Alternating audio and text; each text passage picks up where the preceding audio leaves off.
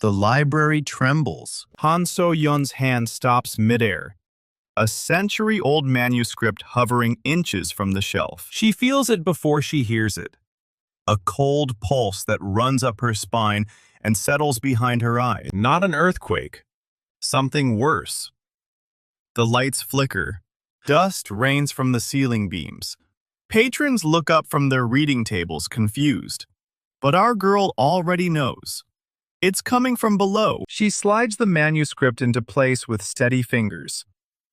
Her face betrays nothing. 28 years old, 5 years into this gig, and she's learned to keep calm when the world tries to crack open beneath her feet. The tremor stops. Conversations resume. No one noticed a thing. No one except the quiet librarian who's already moving toward the basement door. She descends the stone steps one at a time. The air grows colder with each footfall. By the time she reaches the bottom, her breath fogs in front of her face. The basement of the Grand Library of Hwang isn't just storage. It's a prison. Ancient symbols cover the floor, carved 1,000 years ago by the first guardian who gave everything to lock something away. Most days they're invisible, just old scratches in worn stone. Today they're glowing. And right in the center, a fissure. It pulses like a wound that's just started bleeding. Dark energy leaks from the crack, curling upward in tendrils that die before they reach the ceiling. The seal isn't broken yet, but it's close. Too close. She steps toward it. The symbols on the floor brighten under her feet, recognizing her. That part still works.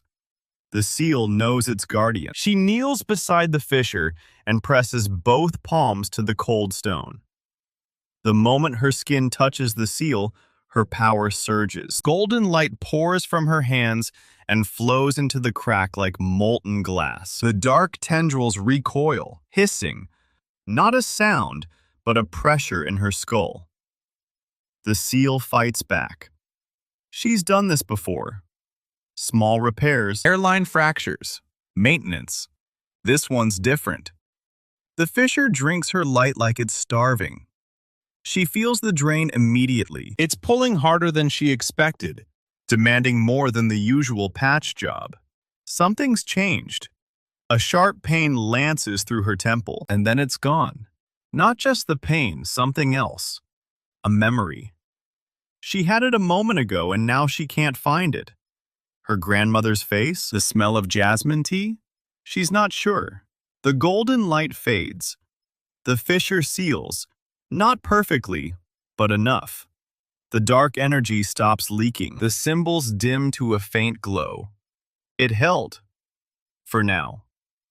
She pulls her hands back and stares at them. Still steady, still hers. But something's missing. And she tries to remember what it cost her this time. The shape of the absence is the only thing left. That's the deal. Reinforce the seal. Lose a piece of yourself. The price is never negotiable. She stands up, wipes the dust from her skirt, turns back toward the stairs. She's halfway up when the basement door creaks open above her. Seo-yeon climbs the last steps and steps into the main hall just as a young man in a school uniform walks through the library's front door. He's got the eager look of someone who's been waiting all week to ask about something obscure. This is Min-jae, student, regular, obsessed with old books in a way that's almost endearing.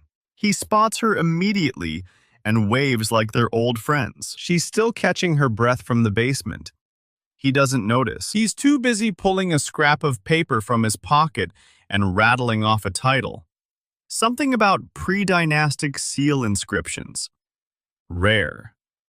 Very rare. The kind of book that isn't supposed to leave the restricted section. She knows the one. It's 4 floors up in the east wing, behind a locked case with a key only she carries. Seo-yeon tells him she'll fetch it. He grins. Min-jae trails behind her toward the reading room, still talking. He's been researching something, he says. Found a reference in a secondary source. Wants to see the original. She doesn't ask why a 19-year-old needs a 1,000-year-old manuscript about sealing rituals. She just climbs the ladder and pulls it down. The book is heavier than it looks.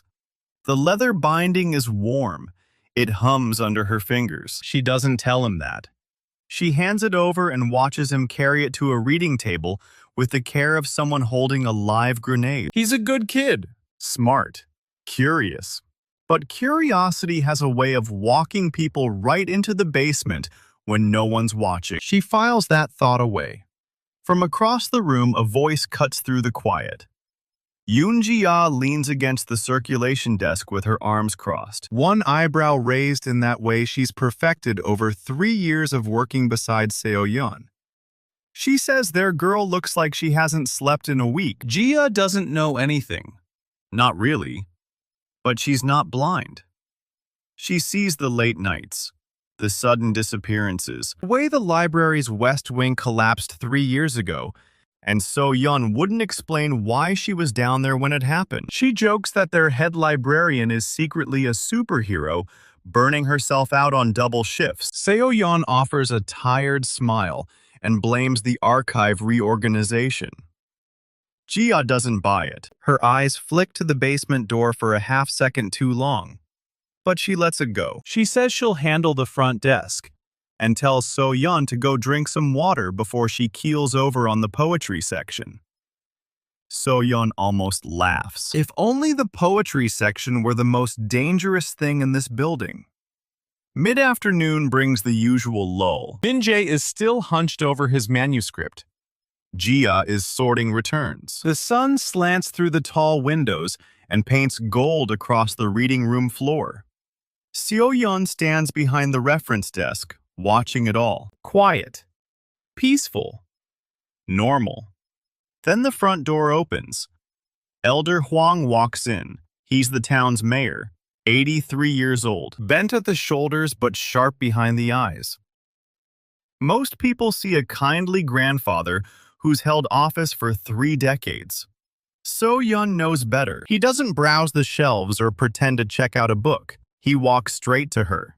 His voice is low. He says the tremors have been getting worse, 3 in the last month, and the villagers are starting to talk. They're calling them earthquakes. He knows they're not. She doesn't confirm anything. He doesn't need her to. He tells her the seal is weakening, not just from the damage she already fixed. Something fundamental. Something accelerating. He says the legend spoke of a time when the Guardian's power alone wouldn't be enough. She asks him how he knows all this. He smiles. It doesn't reach his eyes. He says he knew the previous Guardian.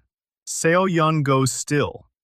No one knew the previous Guardian. She inherited this burden alone 5 years ago when the old librarian died and left her a key and a note that simply read, "It's your turn now." She never found another living soul who understood. Until now. She keeps her voice calm. She asks what happened to the old Guardian. Elder Hwang's face clouds. He says the seal was nearly broken 50 years ago. Stronger than this. Worse. The Guardian at the time did what was necessary. Poured everything into the repair. He doesn't say the words, but she hears them anyway. The old Guardian didn't just lose memories. The old Guardian lost himself. Hwang reaches into his coat and pulls out a small, leather-bound journal. He places it on the counter between them. He tells her it belonged to the first Guardian. Not a copy. The original. Written 1,000 years ago by the one who sealed Nyx with her own 2 hands. She stares at it. He says the answers she needs are inside. But so are the costs. He doesn't open it for her. Doesn't push. He just turns and walks back out the door, his cane clicking against the marble floor, leaving her alone with a 1,000-year-old journal and the weight of a seal that's already cracking. She picks it up. The leather is cold. That night, after Jia locks up and Min-jae finally returns his manuscript, he barely made a dent, but promises to come back tomorrow. Seo-yeon sits alone in the reading room. The journal is open in front of her. The first Guardian's handwriting is small and exact. Not a diary, A manual, instructions, warnings, diagrams of seals she's never seen before, and a single line near the back, written in a different ink, darker, pressed hard into the page. It reads, "The seal cannot hold forever, can only be reforged, and reforging requires everything." She closes the book. The basement is quiet. The fissure she sealed is still holding, but she can feel the next one coming. She doesn't know when. She doesn't know how bad. But she knows one thing with absolute certainty. She's not going to let this library fall. 3 wings already sacrificed. 3 chunks of this building she couldn't save. The West Wing collapsed during her 2nd year. The North Tower crumbled the year after. The East Study Hall went dark 6 months ago, and she's been telling patrons it's a renovation. Only the main hall and the reading room are left. After that, there's nowhere else to lose. She's out of buffer, out of time, but she's not out of options. The journal mentions something. A ritual, a way to strengthen the seal permanently, not just patch it, but reforge the damn thing from the inside. Dangerous. Unpredictable. The first Guardian tried it once and almost didn't survive. But it worked. The instructions are incomplete. Half the pages are missing. She'll need to find the rest. And she'll need to do it without Jia getting suspicious. Without Min-jae asking too many questions. Without Elder Hwang broadcasting the danger to a town that isn't ready to hear it. She stands up. The journal goes into her bag. The basement door stays locked. Tomorrow she starts digging. Tonight she just watches the library breathe. The quiet creak of old wood. The hum of the overhead lights. The steady pulse of the seal beneath her feet. Still there. Still holding. For now. The morning sun hasn't even fully cleared the rooftops when the front door bangs open. Han Seo-yeon looks up from the reference desk. A man stands in the doorway, backlit and breathing hard. He's tall, thin, mid-40s maybe, with graying hair pulled back tight against his skull. His coat is expensive but rumpled, like he's been sleeping in it. Baek Do-hyun. So-yeon recognizes him instantly. The guy used to be a professor at the university 3 towns over. Brilliant, supposedly. Got expelled 3 years ago for sneaking into restricted archives and trying to pry open a 13th century reliquary with a crowbar. Not exactly library patron of the year. Now he's standing in her main hall, eyes darting across the shelves like he's taking inventory of everything he wants to steal. He doesn't bother with pleasantries. He strides straight to the desk. His voice is low and intense. He says he needs access to the restricted section right now. No waiting, no forms, no questions. So-yeon doesn't flinch. She's been dealing with pushy scholars since she took this job. Most of them just want to impress someone at a conference. This one wants something else. She keeps her voice calm. She tells him the restricted section requires a formal request and approval from the head librarian, which is her. And she's not approving anything today. His jaw tightens. He leans forward, both palms flat on the counter. He says this isn't about academic curiosity. This is a matter of survival. The seal is breaking. She knows it. He knows it. And the books in that restricted section contain the only solution. So-yeon's heart stops for half a beat.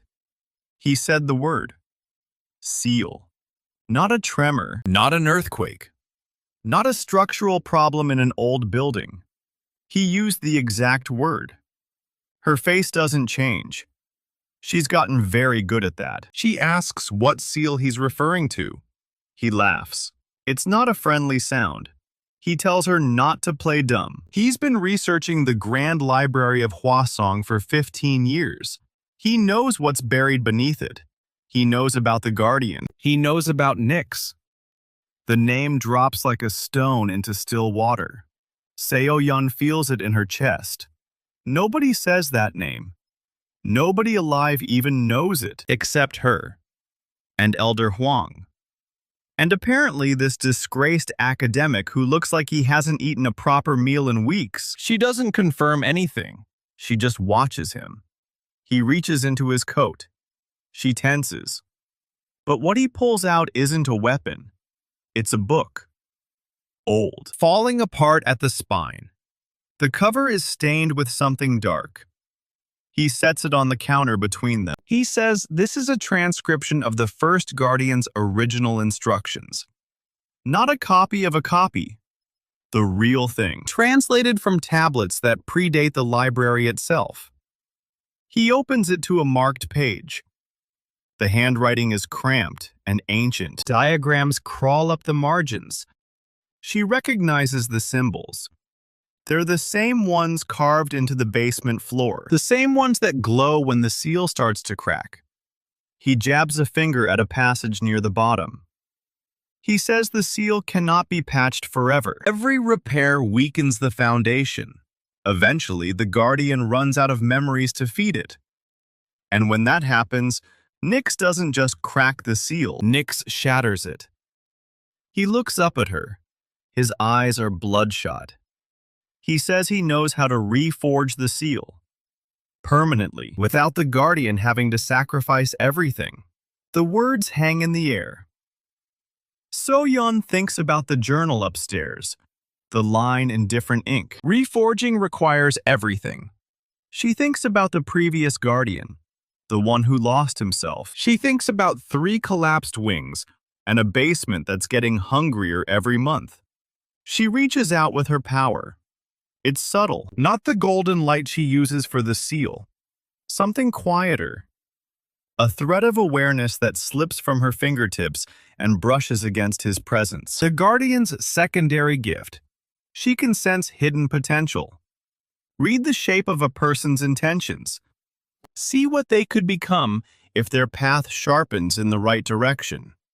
Most people glow faintly. A student shows curiosity. A child shows creativity. An old man shows wisdom earned hard. Baek Do-hyun glows like a furnace. But the light isn't warm. It's obsessive, compulsive.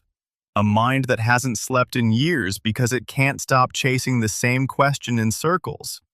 She sees him hunched over forbidden texts. She sees him breaking into sealed vaults. She sees him standing in a dark room, whispering to something that whispers back. Forbidden knowledge. The kind that doesn't just corrupt, it consumes. He's not lying about wanting to reforge the seal. But he doesn't want to save the library. He wants to control what's underneath it. He wants to harness Nyx, study it, bend it, own it. Seo-yeon pulls her awareness back. Her expression doesn't shift. She tells him the restricted section stays closed. His face twists. The controlled intensity cracks into something sharper. He asks if she even understands what she's doing. Every day she waits, the seal gets weaker. Every repair she makes costs her a piece of herself. Eventually, there won't be enough of her left to hold the line. And then what? The town burns? The region collapses? The whole damn country falls into a hole. She listens, doesn't interrupt. When he's finished, she speaks quietly. She tells him the seal was built by someone who understood its cost. The Guardian's path is sacrifice. Not shortcuts, not bargains, not forbidden knowledge that promises salvation and delivers ruin. His hands are shaking. He says she's making a mistake, the biggest mistake of her life and everyone else's. She tells him the library has rules for a reason. The restricted section contains texts that have destroyed minds stronger than his. He doesn't move. For a long moment, they just stare at each other across the counter.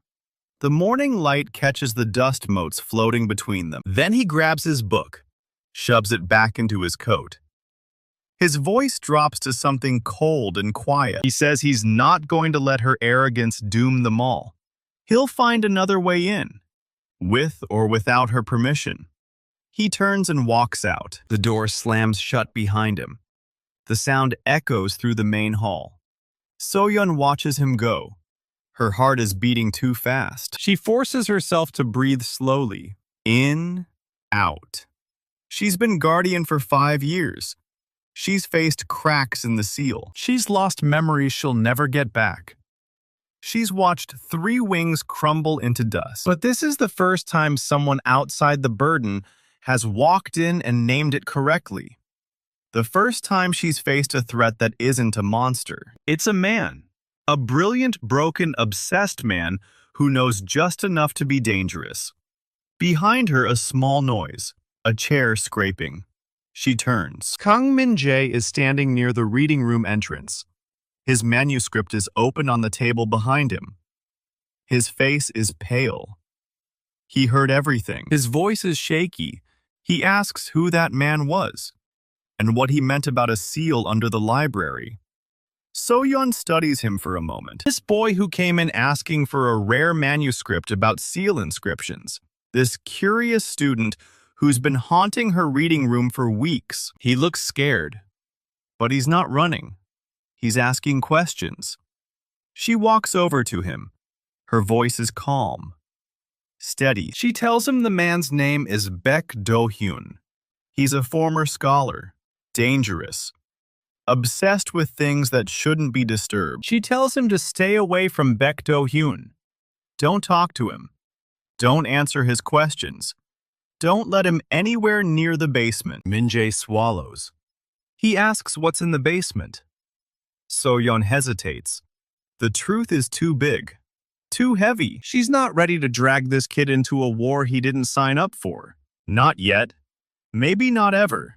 She tells him the basement is structurally unstable. Old foundations. Dangerous cracks.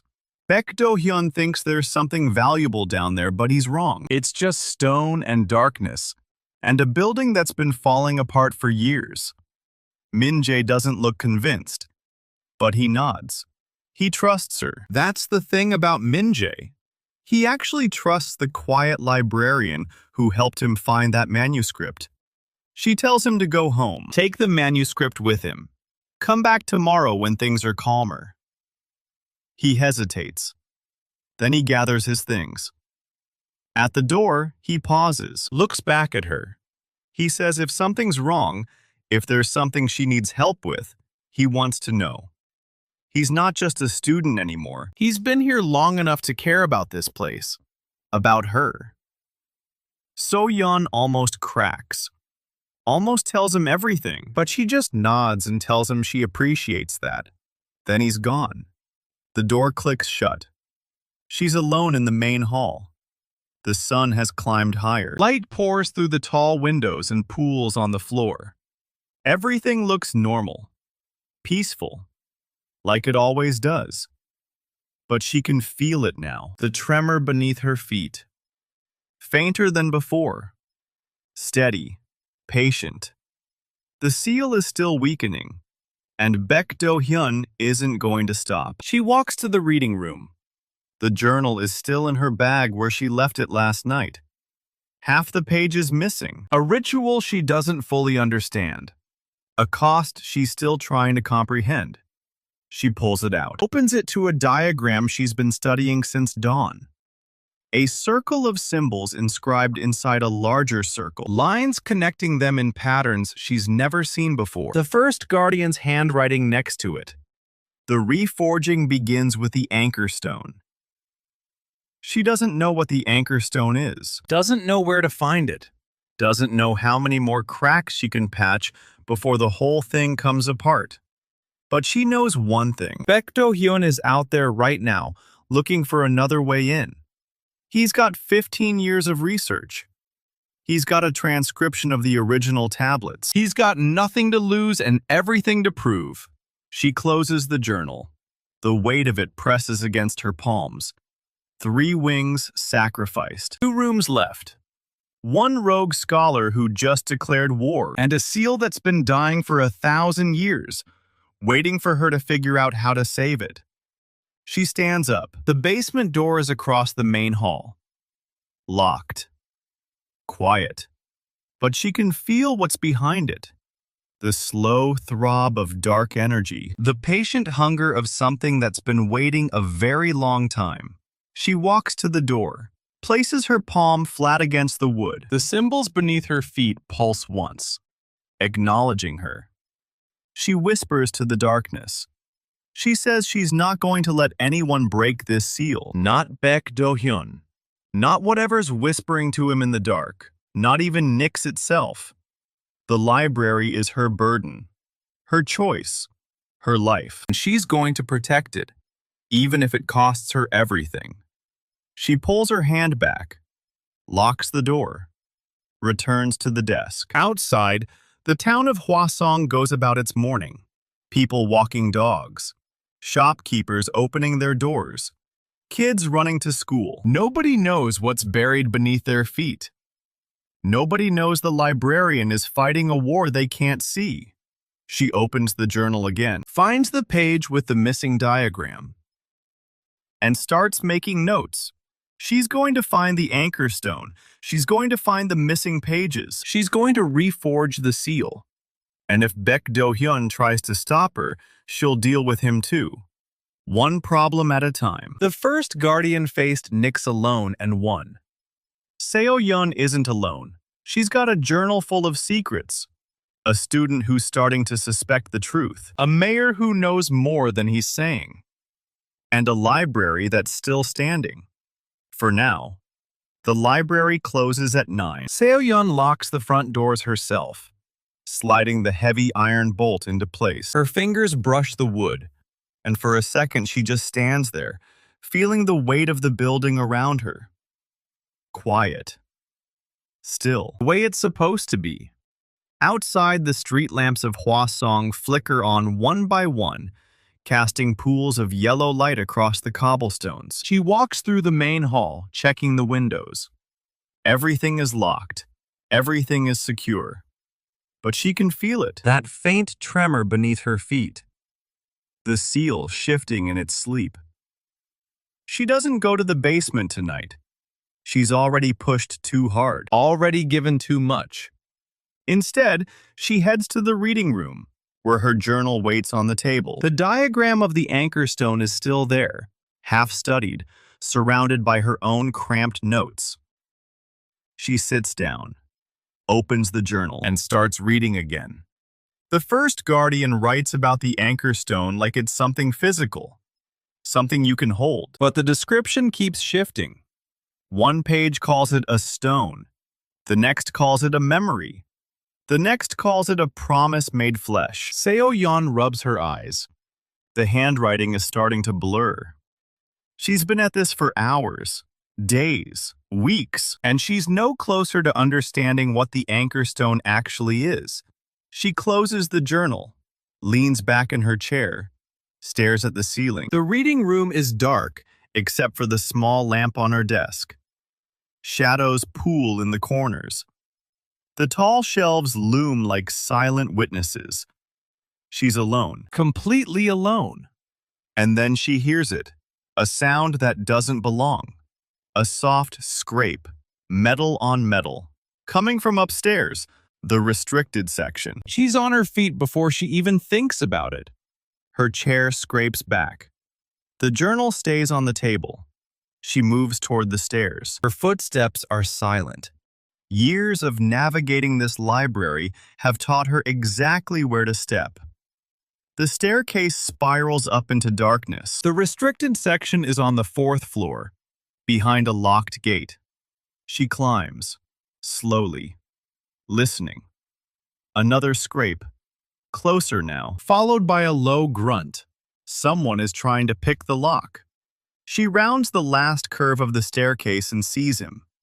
A man in dark clothes, built like a brawler, shoulders wide enough to block a doorway. He's crouched in front of the restricted section gate, working a set of picks into the lock. His hands are steady, professional. This isn't his first break-in. Seo-yeon steps onto the landing. The floorboard creaks under her foot. The man freezes. His head snaps toward her. For one long second, they just stare at each other. Then he moves, fast, too fast for someone his size. He drops the picks and lunges at her, one hand reaching for her throat. She sidesteps, barely. His fingers graze her collar. She's not a fighter. She's a librarian, but she's also the guardian of a 1,000-year-old seal, and she's spent 5 years learning how to survive. She calls up her power. The seal's energy flows through her, letting her see weak points. The world shifts. Colors bleed. The man's body becomes a map of vulnerabilities. His left knee, an old injury, never healed right. His right shoulder, stiff, limited range of motion. His grip, strong but slow. He telegraphs every grab. He lunges again. This time she's ready. She ducks under his arm and drives her elbow into his left knee. He grunts, stumbles. His leg buckles. She doesn't wait. She spins toward the nearest shelf and grabs the first book her fingers touch. A heavy volume, old leather binding, thick enough to stop a blade. She pours her power into it. The Guardian Seal doesn't just bind calamities. It enhances, reinforces, turns ordinary things into shields. The book hardens in her hands. The leather tightens. The pages fuse into a solid block. The mercenary regains his balance and charges her again, this time pulling a short blade from his belt. He swings. The blade slams into the book and stops dead. The impact ripples up her arms, but the book doesn't even dent. His eyes widen. That's not normal. Books don't stop knives. She doesn't give him time to figure it out. She shoves the book forward, slamming it into his chest. He staggers back, trips over his own feet, hits the floor hard. She's on him before he can get up. One knee pins his knife arm, the other presses into his chest. She holds the reinforced book over his face like a hammer about to fall. He goes still, breathing hard, sweat beating on his forehead. He's scared. She can see it in the way his pulse hammers at his throat. She asks him who sent him. Her voice is calm, steady, not a trace of the exhaustion she's been carrying for days. He doesn't answer. His jaw tightens. He's trying to be tough. She presses the book down a little harder, just enough to make his eyes bulge. He breaks. Baek Do-hyun. He says the name like it's poison in his mouth. The scholar hired him, paid good money. He was supposed to break into the restricted section and steal a specific artifact. Something old. Something with inscriptions on it. Baek Do-hyun called it a key. So-yeon's blood goes cold. A key. With inscriptions. Old enough to be in the restricted section. She knows exactly what he's talking about. The transcription tablets. The ones Baek Do-hyun showed her. The ones he claimed held the original instructions for reforging the seal. Baek Do-hyun doesn't just want to read them anymore. He wants to take them. Her grip on the book tightens. The mercenary flinches. She asks him where Baek Do-hyun is now. He says he doesn't know. The scholar paid him up front and told him to deliver the artifact to a warehouse on the edge of town. She asks which warehouse. He gives her an address. His voice is shaking now. She believes him. Her power confirms it. His intentions are simple. Greed, fear, no deep loyalty to Baek Do-hyun. Just a hired hand who's realizing he picked the wrong job. She stands up. Slowly. Keeps the book in her hand. The mercenary scrambles backward until his back hits the wall. He's still on the floor, still breathing hard. She tells him to get out. Leave the library. Leave Hwasong. And if she ever sees him again, she won't stop at pinning him to the floor. He doesn't need to be told twice. He's on his feet and running before she finishes the sentence. His footsteps pound down the stairs. The front door slams. And then, silence. She stands alone on the 4th floor, the reinforced book still clutched in her hands. Her arms are shaking. adrenaline fading, the weight of what just happened settling over her like a cold blanket. Baek Do-hyun isn't just a rogue scholar with a grudge. He's hiring mercenaries. He's planning theft. He's escalating. And he knows about the key. She walks back down to the reading room, slowly. Every step feels heavier than the last. The journal is still on the table. The diagram of the anchor stone. The cryptic notes about reforging. She stares at them, and for the first time since she became guardian, she feels genuinely outmatched. She's been fighting the seal's decay for 5 years, patching cracks, feeding it memories, losing pieces of herself one fragment at a time. But Baek Do-hyun is a different kind of threat. Human, calculating, obsessed. He won't stop. He'll keep coming, keep hiring, keep pushing until he gets what he wants. And she can't fight him alone. Not anymore. She thinks about Kang Min-jae, the student with the curious eyes. The one who asked about the seal. The one who trusted her when she lied and said the basement was just unstable foundations. He's going to figure it out eventually. He's too smart not to. And when he does, he'll be in danger whether she wants it or not. She makes a decision right there, standing in the dark reading room with a book that still hums with guardian energy in her hand. She's going to train him. Not in the secrets of the seal, not yet, but in how to defend himself, how to fight. Because if Baek Do-hyun is willing to hire mercenaries, then anyone connected to the library is a target. She closes the journal, locks it in her desk drawer. The library is silent again. But it's not peaceful anymore. It's waiting, watching, holding its breath for the next attack. She walks to the window and looks out at the quiet streets of Hwasong. Somewhere out there, a rogue scholar is planning his next move. And somewhere beneath her feet, a 1,000-year-old seal is still cracking. One problem at a time. That's what she told herself this morning. But the problems are multiplying faster than she can solve them. The morning after the break-in is brutal. Kang Min-jae is waiting at the library steps before sunrise. He doesn't say hello. He just holds up his phone and asks what happened to her hands. So-yeon looks down.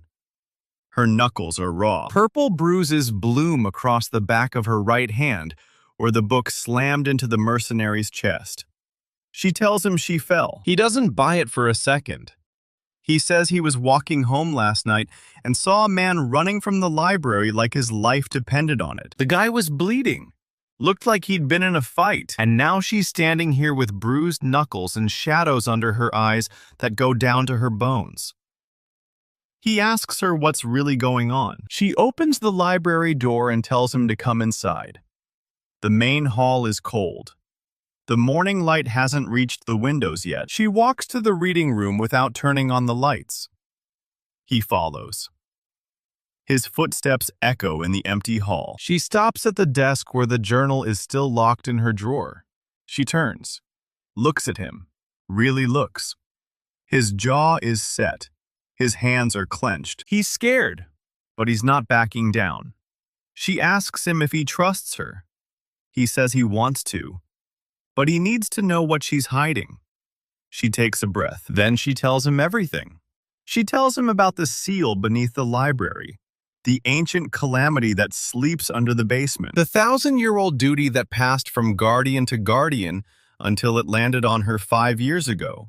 She tells him about the fissure, memory she lost sealing it, the journal from the first guardian with half its pages missing. She tells him about Baek Do-hyun and his obsession with the forbidden knowledge locked in the restricted section. She tells him the library is a fortress built on a prison, and she's the only thing standing between the town and what's buried underneath it. Kang Min-jae doesn't move. He doesn't speak. He just stares at her like she's speaking a different language. Then he asks her to prove it. She nods. She opens her palm. A soft golden light flickers to life above her skin. It's faint, barely brighter than a candle. She's still drained from the fight, but it's enough. The symbols carved into the floorboards beneath her feet pulse once in response. A warm hum fills the room. The books on the nearest shelf shift slightly, spines straightening. Kang Min-jae's eyes go wide. He whispers that it's real, all of it. She closes her hand and the light dies. She tells him it's real, and it's dangerous. The scholar who hired the mercenary is just the beginning. If word gets out about what's under the library, every power-hungry mage and relic hunter in the country will come knocking. She can't protect the seal and fight them all. Not alone. She swears him to secrecy right there, standing in the cold reading room with the sun finally breaking over the windows. He has to promise. No one can know. Not his friends, not his family, not Yoon-jae, especially not Jae. If the truth gets out, people will die. He doesn't hesitate. He says he swears. His voice is steady. She believes him. But then he does something she doesn't expect. He asks her to teach him. Not the guardian stuff, not the seal. He wants to learn how to fight, how to defend himself, how to help. He says if the library is going to be a battlefield, he won't stand on the sidelines. He won't be a liability. She's silent for a long moment. She studies his face. His intentions are clear. She can see them without even using her power. Loyalty, determination, a fierce need to protect something bigger than himself. She sees the potential she sensed in him from the start. She tells him yes. On one condition, he does exactly what she says when she says it. No heroics, no improvisation. If she tells him to run, he runs. He agrees. They start that afternoon. She takes him to the East Study Hall. It's dark and cold.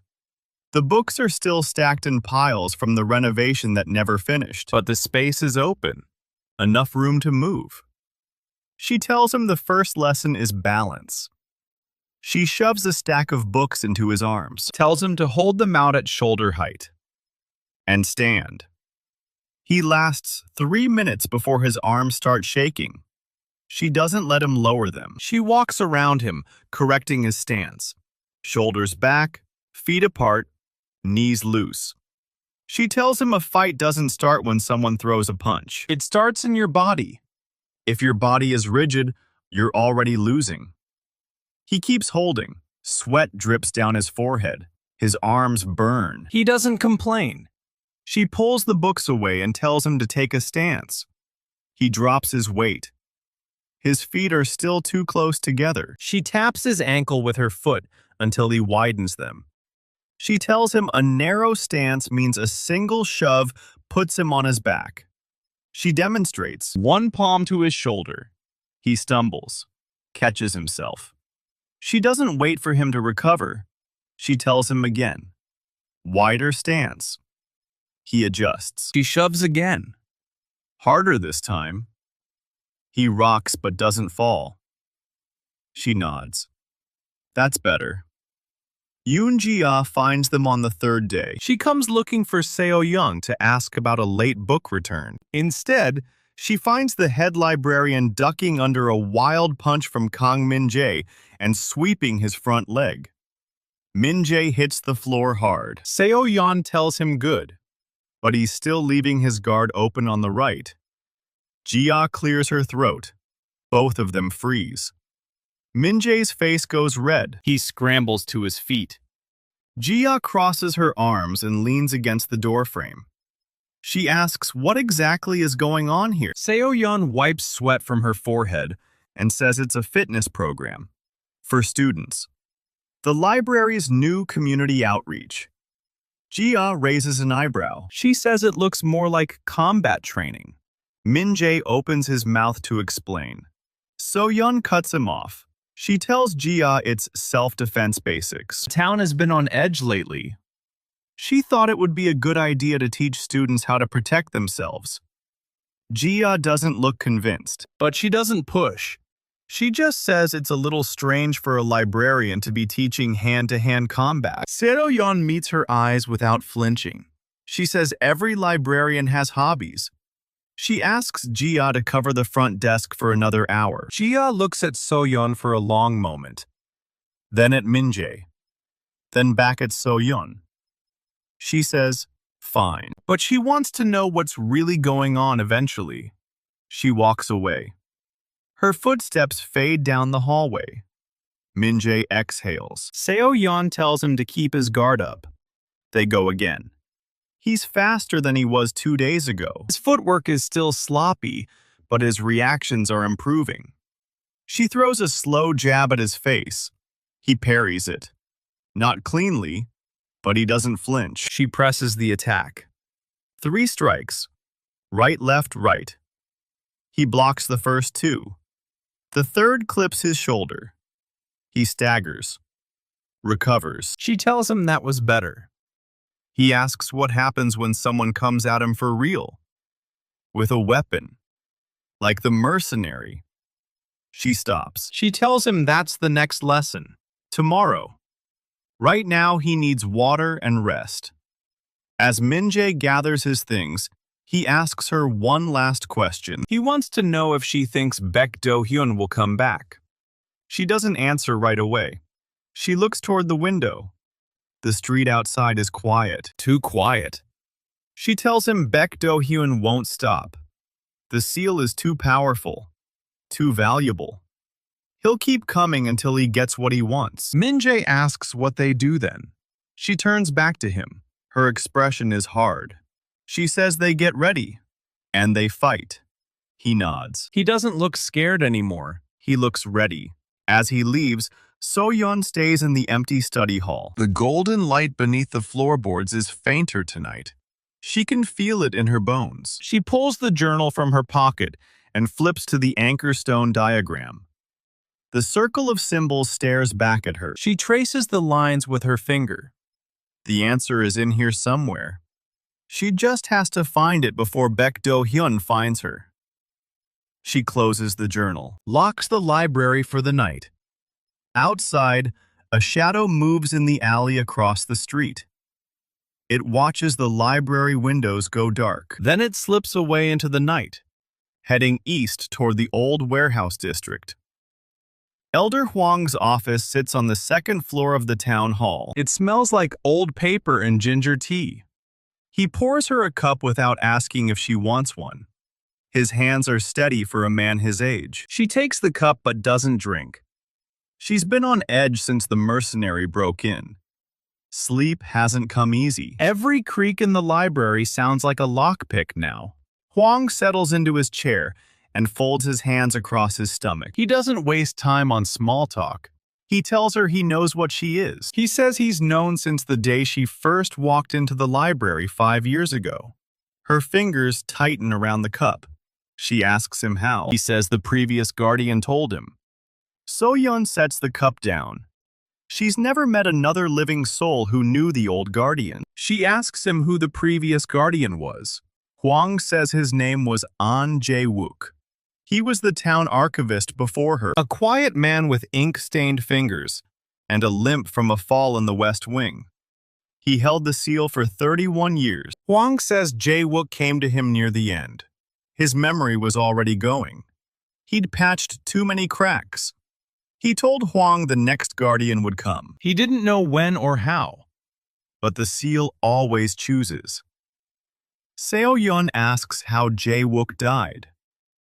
Hwang says he didn't die. He just stopped remembering who he was. One morning he walked out of town and never came back. Seo-yeon stares at the steam rising from her tea. She thinks about the memory she already lost repairing the fissure. She still can't remember what it was. A face, maybe. A place. Something that used to matter. Hwang leans forward. He says the seal is not just cracking, it's unraveling. The tremors are getting worse. He felt one 2 nights ago that rattled the windows in his house. She confirms it. The fissure she sealed bought them time, but not much. He tells her what he's about to say will sound impossible. She says impossible has been her life for 5 years. He nods and begins. There is a ritual, not from her journal, older than the journal. The first guardian didn't just seal the calamity, she bound it into a loop. Same moment repeating, the same sacrifice, over and over. 1,000 years of the same instant folding in on itself. Hwang says the ritual lets a guardian enter that loop. Relive the original sealing. See what the first guardian saw. Learn what she did. But the cost is high. The loop takes something every time you use it. Not a memory, something bigger. Seo-yeon asks what it takes. Hwang doesn't answer right away. He looks at the window. The glass is old and warped. The street outside looks bent through it. He says the ritual consumes the library. 1 wing for each use. She already lost 3 wings. She asks if he's telling her to sacrifice the main hall too. He says no. He's telling her the truth, so she understands what she's choosing. He reaches into his desk drawer and pulls out a small iron key. It's black with age. The head is shaped like a serpent eating its own tail. He slides it across the desk toward her. He says this opens the secret archives beneath the town hall. The records the first guardian left behind. The full ritual is described there. Every step, every cost, everything she'd need to know. Seo-yeon picks up the key. It's cold. Colder than iron should be. She asks why he's giving this to her now. Hwang says because Baek Do-hyun is not the only one looking for the seal. There are others. People who know what slumbers under her library. People who've been waiting a very long time for it to wake. She asks who. He says a name is dangerous. Just knowing it draws attention. But he tells her one thing. The shadow watching her library at night. The one heading east. That's not one of Baek Do-hyun's men. That's something worse. Seo-yeon asks why he waited 5 years to tell her any of this. Hwang meets her eyes. He says 5 years ago she wasn't ready. She was still mourning the life she lost when the seal chose her, still pretending she could be just a librarian. But the mercenary changed things. Baek Do-hyun changed things. She's a guardian now in more than name. She's fighting. She's training a student. She's patching the seal with her own memories. That's the guardian he's been waiting for. Seo-yeon doesn't answer. She stares at the key in her palm. The serpent seems to move in the light. She asks him about the ritual again. The loop. She wants to know if it's reversible. Hwang says the archives will answer that better than he can. But he knows one thing for certain. The first guardian didn't build the seal to last forever. She built it to hold until someone was strong enough to reforge it. That someone is Seo-yeon. Or it's no one. She stands up. The chair legs scrape against the wooden floor. She thanks him for the tea, and the key, and the warning. Hwang tells her to be careful. The archive isn't safe. Nothing is safe anymore. She leaves the office and takes the stairs down to the main hall. The key feels heavier than it looks. She pockets it and walks back toward the library. The afternoon sun is pale and thin. Clouds are gathering over the eastern hills. She keeps glancing at the alleys she passes. Nothing moves, but she feels watched. The same feeling she gets in the basement. Same cold presence pressing just outside the edge of her senses. She reaches the library and unlocks the front door. Gia is at the desk sorting returns.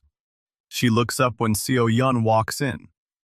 She asks if everything's okay. Seo-yeon says she just had tea with the mayor. Gia raises an eyebrow but doesn't comment. She's learned not to push. Seo-yeon heads straight to the reading room and locks the door behind her. She pulls the journal from her desk drawer and flips to the anchor stone diagram. The circle of symbols stares up at her. The original journal says the reforging begins with the anchor stone. But Hwang's ritual offers a different path. A loop. A way to learn the first guardian's secrets. She traces the serpent on the key with her thumb. She knows she can't make this decision lightly. If the ritual takes the main hall, the library becomes a single room. If it takes the reading room, there's nothing left. But if she does nothing, the seal breaks anyway. and Nyx rises. She puts the journal away and unlocks the door. She finds Min-jae in the East Study Hall doing footwork drills she assigned him yesterday. His movements are sharper now. His guard is tighter. He doesn't notice her at first.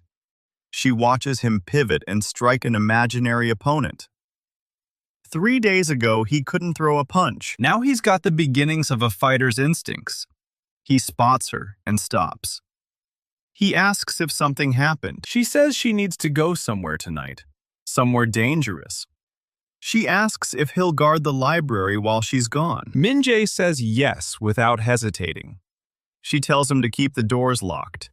No one gets into the basement, not even Gia. Min-jae asks where she's going. She shows him the key, tells him about the archives, the ritual, the loop. He asks if she's going to do it. She says she doesn't know yet. First, she needs to read what's down there. Min-jae says he's coming with her. She shakes her head. She tells him the archives are sealed for a reason. Only a guardian can enter. Anyone else who tries won't come back. He doesn't like it, but he accepts it. That's the deal they made. She gives the orders. He follows them. She makes him run through his defensive combinations one more time before she leaves. He's breathing hard by the end, but his form is solid. She tells him he's ready. Ready for what, he asks. She doesn't answer. She just heads upstairs to prepare. Night falls fast. The clouds from the hills roll in and swallow the moon. Seo-yeon waits until the streets are empty. She locks the library from the outside and pockets the main key. The iron serpent key is in her other pocket. She can feel the cold of it through the fabric. She walks east toward the town hall. The streets are dark. The wind has teeth. She passes the alley where the shadow watched her the night before. It's empty now, but she quickens her pace anyway. The town hall is dark. All the windows are black. She lets herself in with the key Hwang gave her. The lock turns silently. The door swings open on well-oiled hinges. She steps inside and closes it behind her. The main hall is empty. Her footsteps echo on the marble floor. She walks past the council chambers toward a door she's never noticed before. It's small, tucked behind a tapestry of the town's founding. The key fits the lock perfectly. She turns it, and the door opens onto a stairway.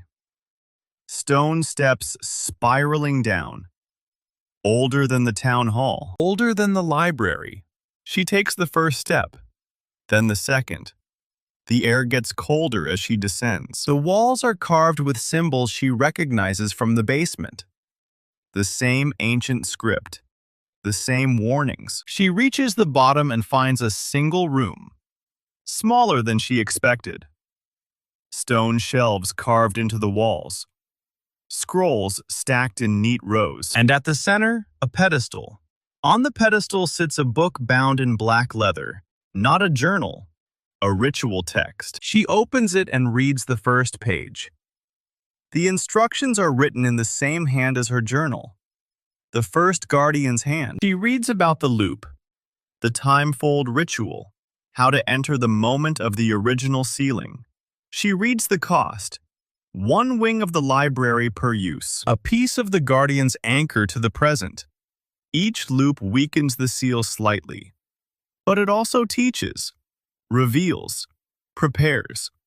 She keeps reading. She finds a passage near the end that stops her cold. It says the ritual isn't just a memory, it's a trial. The first guardian didn't leave instructions, she left a test.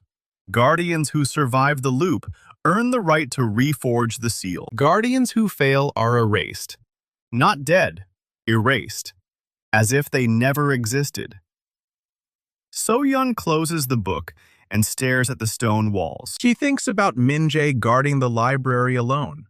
About Gia, who still doesn't know the truth. About Hwang, who's been carrying this secret for decades. About the shadow watching from the alley. She thinks about the calcified Nyx sleeping beneath the basement, waiting, cracking the seal one tremor at a time. She knows what she has to do. She's always known. She just needed the instructions. She tucks the ritual text under her arm and climbs back up the stairs. The library is waiting. The seal is waiting. And somewhere in the dark, the loop is waiting too. She walks home through the empty streets. The serpent key feels less cold now, almost warm, almost alive. She reaches the library and finds Min-jae standing guard at the front steps, exactly where she told him to be. He asks if she found what she needed. She says she did. She tells him to go home and rest. Tomorrow they train harder. He hesitates. He asks if she's going to do the ritual. She looks at the library. At the light still burning in the reading room window, she tells him she's going to try. But first she needs to understand what she's walking into. She goes inside and locks the door behind her. The reading room is quiet. The books are silent. She sits at her desk and opens the black-bound book. And she begins to read. Really read. Every symbol, every warning, every detail of the trial waiting for her inside the loop.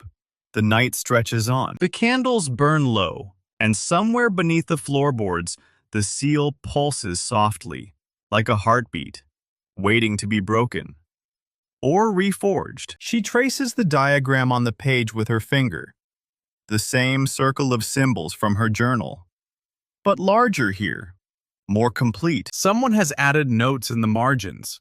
Different ink, different hand. She realizes it's the previous guardian's handwriting. Dae-wook studied this book too. He left her clues. Pointers. Warnings that the first guardian didn't include.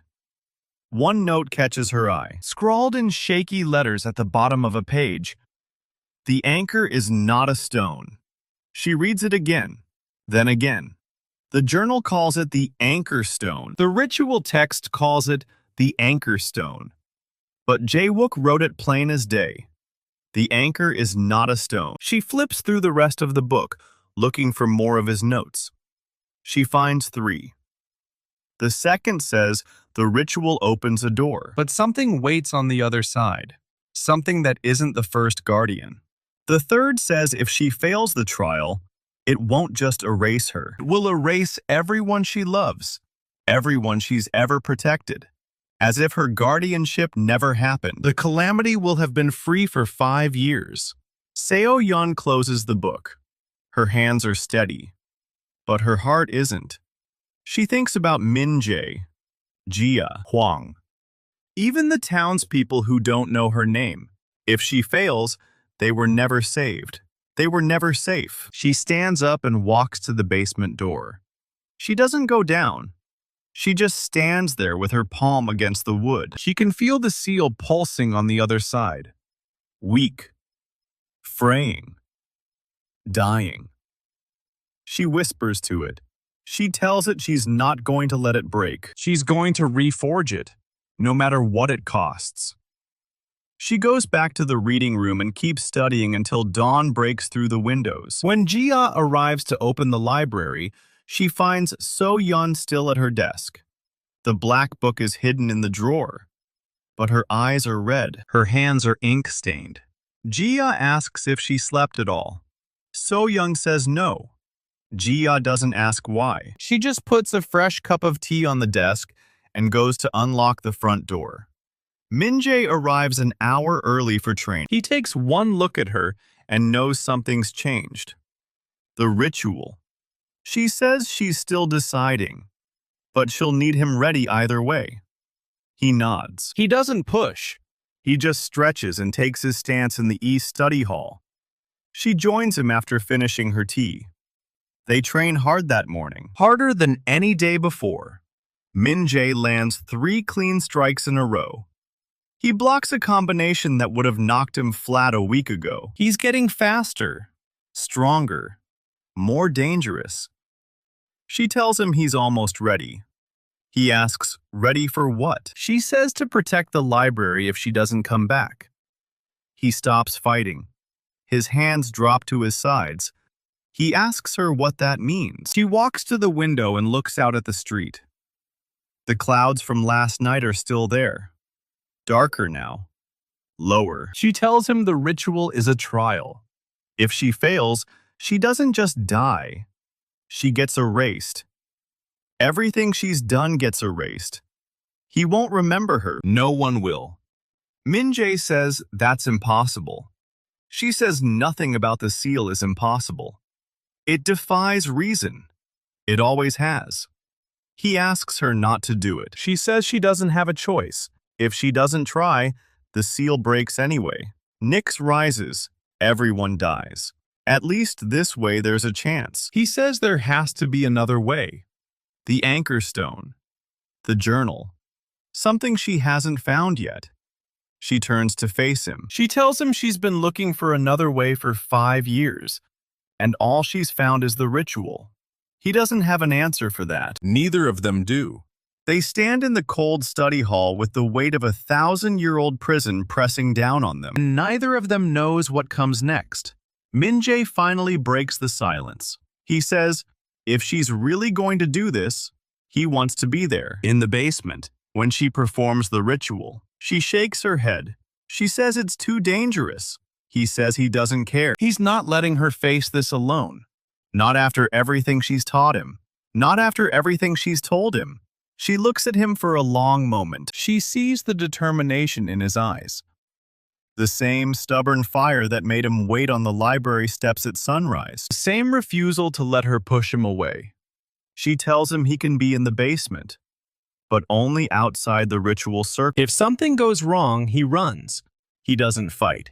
He doesn't try to save her. He runs. He agrees. But they both know he's lying. She can see it in the way he sets his jaw. He won't run. Not now. Not ever. She tells him they have 3 days before the next tremor is due. The book says the ritual works best when the seal is weakest. Just before a new crack forms. That's their window. 3 days to prepare. 3 days to get ready. 3 days to accept what might happen. Min-jae says they should train harder. She agrees. They start again. Left jab. Right cross. Low kick.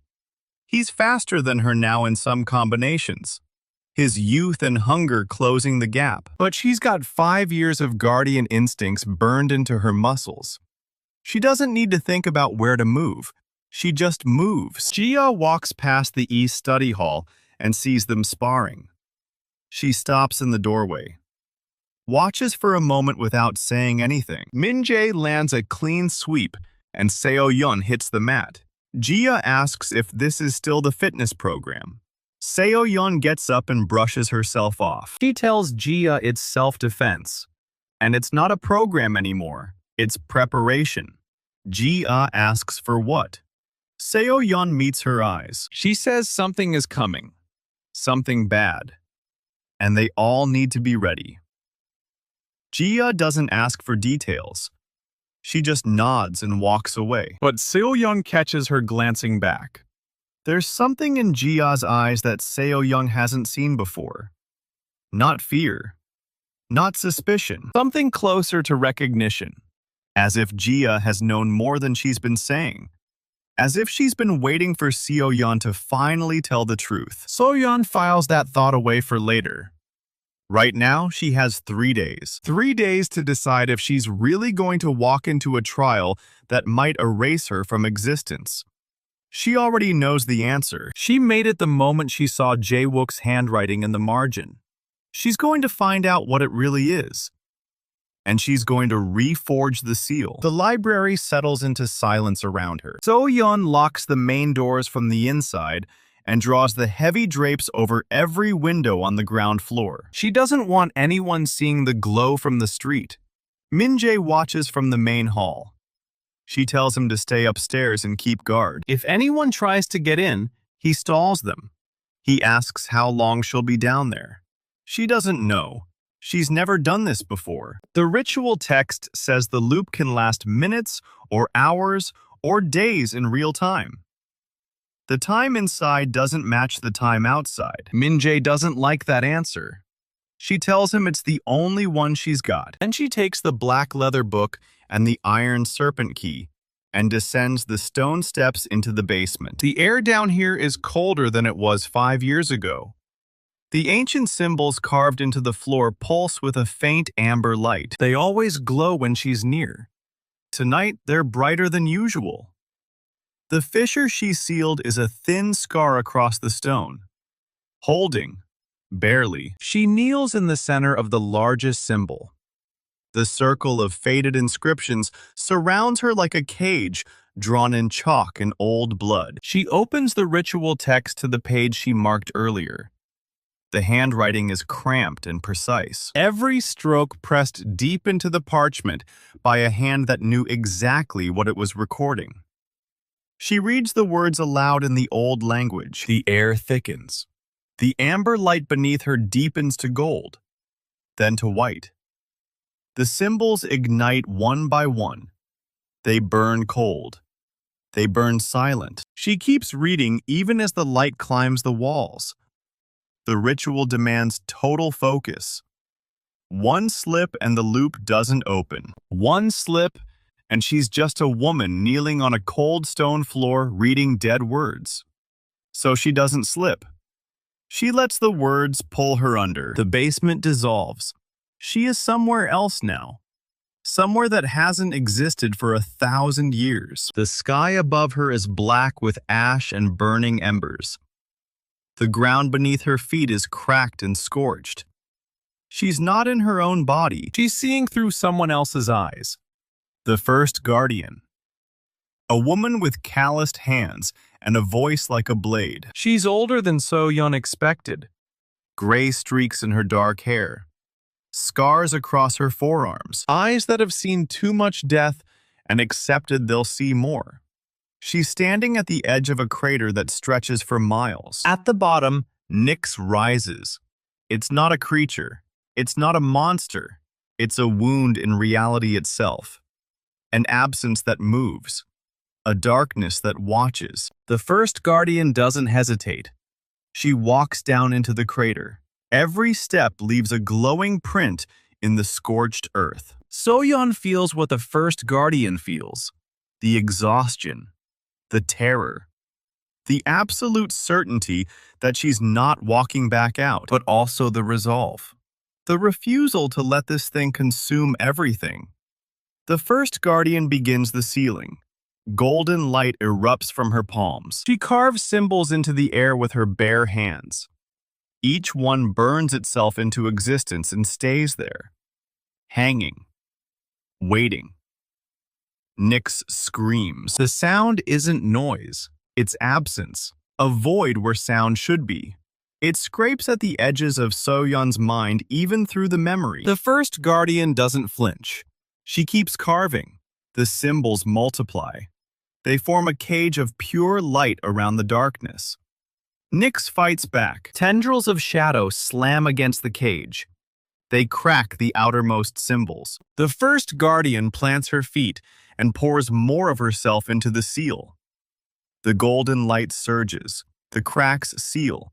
The cage tightens. It's not enough. She knows it's not enough. The seal needs an anchor.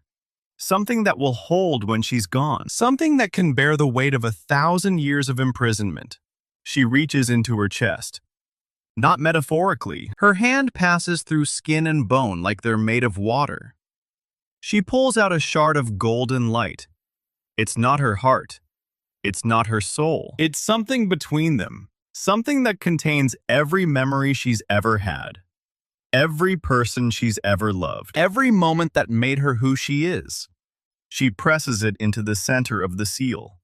The cage solidifies. Nyx screams one last time and collapses inward. The darkness folds into itself and vanishes. The crater is empty. The first guardian falls to her knees. She's still alive. Barely. But she's empty now. Hollow. She looks at her hands and doesn't recognize them. The seal took everything. Not just her strength. Not just her power. Her entire history. She doesn't remember her own name. She doesn't remember why she's kneeling in a crater. She doesn't remember the battle, or the sacrifice, or the face of anyone she saved. The memory ends. Seo-yeon gasps and opens her eyes. She's back in the basement. The symbols are still glowing but fading now. Her face is wet. She doesn't remember starting to cry. Her hands are pressed flat against the cold stone. She pushes herself upright. Her arms shake. Her head pounds like something is trying to split her skull open from the inside. The ritual text lies open beside her. The page she was reading is blank now. The words are in her head instead. She knows what the anchor stone is now. Or at least what it was. First Guardian's memories compressed into a single object. A shard of her very being used to lock the seal in place. But the seal has been weakening for 1,000 years. The anchor stone isn't just a stone. It's a storage vessel. And it's been leaking. Every crack in the seal, every tremor, every fissure, it's all the same thing. The anchor is running out of juice. That's why the ritual she just did worked. She relived the first Guardian's memories because she tapped into what's left of the anchor. She's not just the current Guardian. She's the receptacle. The seal is tied to her now. Her memories are the new fuel. The noise comes from upstairs. Crash. Then another. Seo-yeon scrambles to her feet. Her vision swims. She steadies herself against the wall. The ritual isn't supposed to be interrupted. The book was clear about that. Breaking the loop early can fracture the connection. She doesn't know what happens if the connection fractures. The book didn't say. She takes the stairs 2 at a time. Her legs barely cooperate. When she reaches the main hall, Min-jae is standing over a shattered vase. His face is pale. He says something ran at the window, something with too many limbs. She pushes past him and yanks the drapes open. The street outside is empty, just fog and the orange glow of the street lamps. She scans the pavement. There's a smear of something dark on the stone. It's already evaporating. Min-jae asks if it was echo. She tells him no. Not echo. Something smaller. A fragment, maybe. A piece of Nyx that leaked through while the seal was open for the loop. He asks if she closed it. She says she did, but they both know it's not going to stay closed. She helps him clean up the broken vase. Her hands are steadier now. The headache has faded to a dull throb behind her eyes. But something else is different. She has a new memory. Not hers. The first Guardian's. It sits in her mind like a splinter. Sharp. Foreign. She remembers the exact sensation of pulling that shard out of her own chest, the coldness that followed, the emptiness. She knows what the cost of the ritual is now. Each loop takes a piece of her. Not just the time, not just the exhaustion, a memory, a real one. Her memory. The one she lost 5 years ago when she sealed the fissure. She hasn't been able to remember what it was. Now she knows. It was her mother's face. She can't picture it anymore. She can remember remembering it. She knows she used to be able to see it clearly. The shape of her mother's nose. The way her eyes crinkled when she laughed. But the image itself is gone. Just a blank space where something precious used to be. She doesn't tell Min-jae. She just finishes sweeping up the porcelain shards and tells him to go home. He argues. She says she needs to think. He says he promised to protect the library. She says the library will still be here tomorrow. The thing he needs to protect is his sleep. He's no use to her exhausted. Min-jae doesn't like it, but he goes. She locks the door behind him and leans her forehead against the wood. Her breath fogs the varnish. She has 3 more loops to complete. 3 more pieces of herself to lose. And she still doesn't know what the anchor is now. The first Guardian's shard is almost spent. That's why the seal is breaking. She needs a new anchor. Something to replace the original. She pushes off the door and walks to her desk. The journal is still there. She flips it open to the page with the diagram. The circle of symbols inside a larger circle.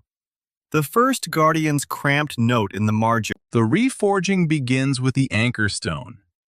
She reads it again and again. Then she picks up a pen and writes beneath it in her own hand. The anchor is a memory. The anchor is a promise. The anchor is a guardian.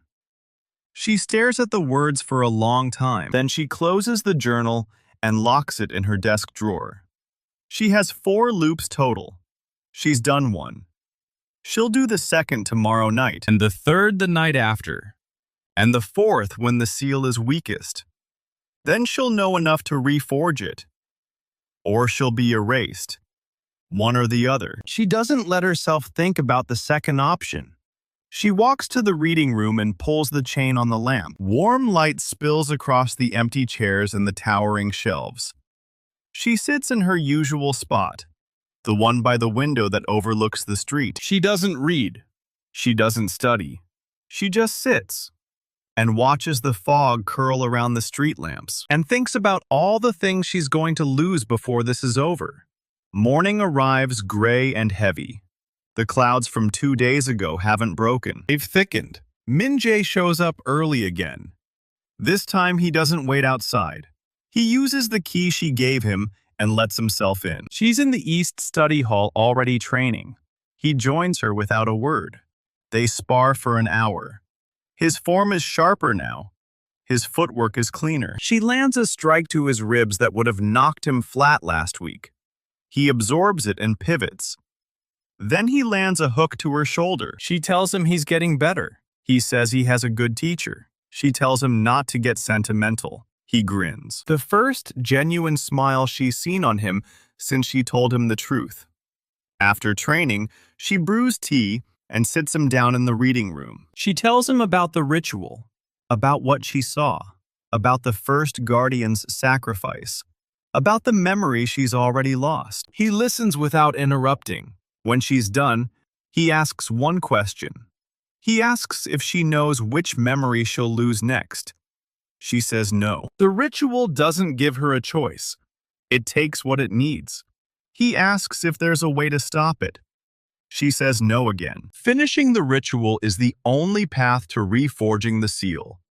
And reforging the seal is the only way to keep Nyx contained. There's no third option, no clever workaround, no secret loophole hidden in the margins of the journal. She's looked. She's looked for 5 years. Min-jae sets his teacup down. The porcelain clicks against the saucer. He says he doesn't want her to forget him. She tells him she doesn't want to forget anyone. But wanting doesn't matter.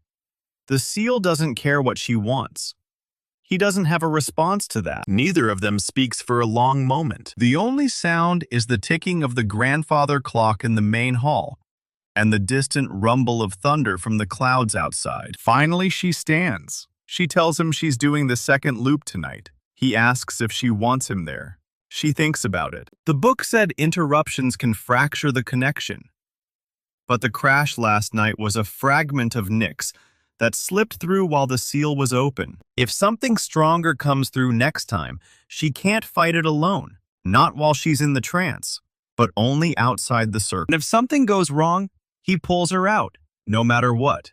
Even if she tells him not to, he agrees. She doesn't know if she believes him, but she doesn't have a better option. They spend the rest of the day preparing. She draws a new circle in the basement, larger than the first, more precise. She uses chalk infused with powdered silver. Min-jae asks where she got powdered silver. She tells him the archives under the town hall have more than just books. He doesn't ask for details. He just helps her lay out the symbols exactly as they appear in the ritual text. When the sun sets and the library closes, they descend together. The basement is colder tonight. The amber light from the symbols is dimmer than before. The scar from the old fissure looks wider. Seo-yeon kneels in the center of the circle. Min-jae stands with his back against the far wall. His hands are clenched at his sides. He's scared. She can see it in the tightness of his jaw. But he doesn't say anything. He doesn't try to talk her out of it. He just watches. He opens the ritual text. The page is still blank, but the words are still in her head. She closes her eyes. She recites them from memory. The light beneath her ignites. white and blinding. It climbs the walls faster this time, more aggressive. It pulls at her, drags her down. The basement dissolves. Somewhere earlier, before the ceiling, before the crater, before the sacrifice. She is not in the basement anymore. She stands in a crater at the bottom of the world. The first guardian kneels 20 feet ahead. Her hands are buried in the earth up to the wrists. Golden light pours out of her like liquid sun. She screams, not in pain, in defiance. This is the moment before the ceiling, the moment everything was decided.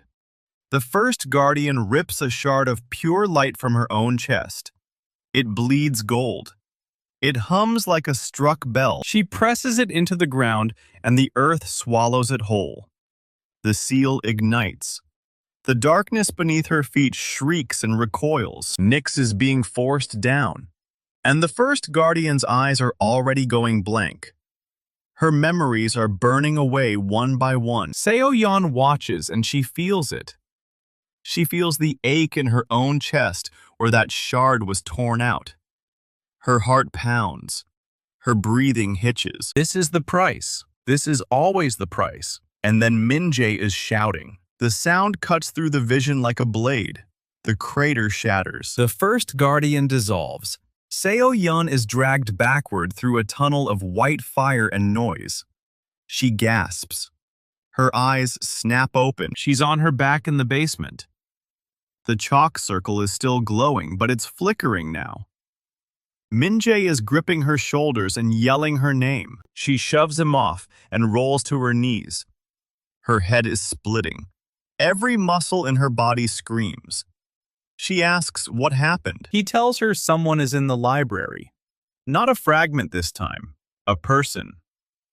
He heard footsteps on the main floor. Heavy ones. Moving fast toward the basement door, So-yeon forces herself to stand. The ritual wasn't finished. The loop was ripped open mid-trance. She can feel the gap inside her head like a wound. A memory half taken and left jagged. She doesn't know what she lost yet. She doesn't have time to find out. The basement door slams open. Baek Do-hyun stands at the top of the stone steps. He's holding something in his right hand. A short rod of black iron. The same black iron as the serpent key, but this one is thicker. Older. The head is shaped like a serpent's jaw unhinging. He stares down at the glowing circle in the powdered silver and Seo-yeon on her knees. And he smiles. Not a happy smile. The smile of a man who just found exactly what he was looking for. He says he knew she would lead him here. That the ritual would open the seal just enough for him to slip inside. He's been waiting. Watching, biding his time while she did the hard work for him. He thanks her for her service. So-yeon tells him to get out. He walks down the steps instead. Min-jae moves to intercept him. So-yeon grabs his arm and shoves him back. She tells him to stay behind her. He argues. She doesn't let him finish. This isn't a fight he can win. Baek Do-hyun isn't a mercenary with a stiff shoulder and a short blade. He's a scholar who spent 20 years studying the seal. He knows things, dangerous things, the kind of things that get people erased. Baek Do-hyun reaches the bottom of the steps and stops. He's wearing black. His gray hair is pulled back tight. His eyes are too bright, too focused. He looks at the chalk circle and the flickering symbols, and the scar on the floor where the old fissure cracked open. He says the seal is bleeding. He can feel it from the surface. Every loop she performs weakens the walls between this world and Nyx just a little more. She's not saving anyone. She's digging the grave. She tells him he doesn't understand what he's doing. He laughs. It's a dry sound, a dead leaf sound. He says he understands better than she does. The seal was never meant to last forever. The first guardian knew that. She built a cage, not a prison. A cage. And every cage has a door. He holds up the black iron rod. The jaw glints in the amber light. He says this is the key to that door, not the serpent key she found in the archives. That was a decoy. A trick to keep curious guardians busy while the real key stayed hidden. It took him 15 years to find it. He had to dig through temple ruins and bribe tomb raiders and read texts that had been burned by guardians who didn't want anyone to know the truth. But he found it, and now he's going to use it. Seo-yeon summons her power. Golden light erupts from her palms. It floods the basement. It climbs the walls. The ancient symbols carved into the stone flare to life. The circle beneath her feet pulses like a heartbeat. She tells him to drop the key. He doesn't drop it. He raises it instead. The serpent jaw opens. A thin line of absolute darkness extends from the tip. It's not smoke. It's not a flame. It's the absence of everything. The same dark energy that leaked from the fissure, but concentrated, focused, weaponized. He says the key doesn't just open doors, it draws power through them. He's been practicing. He points the darkness at the scar on the floor, and the seal screams. The sound is not a sound. It's a vibration that bypasses her ears and drills straight into her bones. The floor splits. Not a crack this time. A wound. The dark energy inside the seal surges upward toward the key like iron filings to a magnet. Baek Do-hyun's eyes go wide. Ecstatic. Hungry. He says Nyx is already reaching back. They want to be free. They've been waiting 1,000 years for someone smart enough to let them out. Seo-yeon lunges.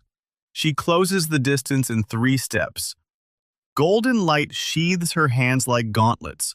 She swings at his head. He parries with the dark tendril. The impact sends a shockwave through the basement. Books tumble off shelves in the main hall above. Min-jae hits the wall and drops to his knees. Baek Do-hyun is faster than he should be. The dark energy is boosting him, feeding him. He moves like a man half his age. He strikes, and Seo-yeon barely deflects.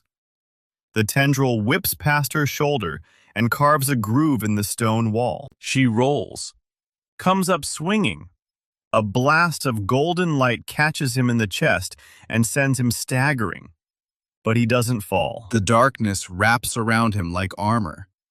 He laughs again, harder this time. He says she's weak. The ritual drained her. The loop took another piece of her mind. She can barely stand. She can barely think. She doesn't even know what memory she lost this time. He's right. The gap in her head is a raw nerve.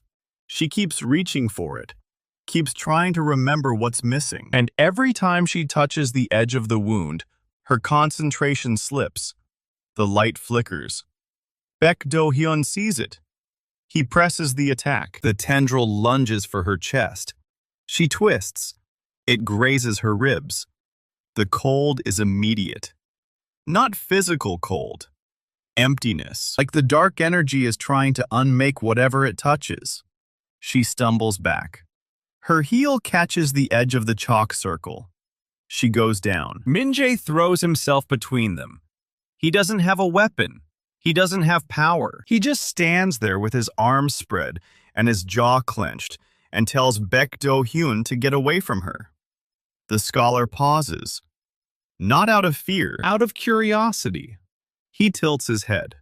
He asks if this is her apprentice, her little guardian in training. He says Min-jae has no idea what he's protecting. He asks if the boy knows what happens when the seal finally breaks.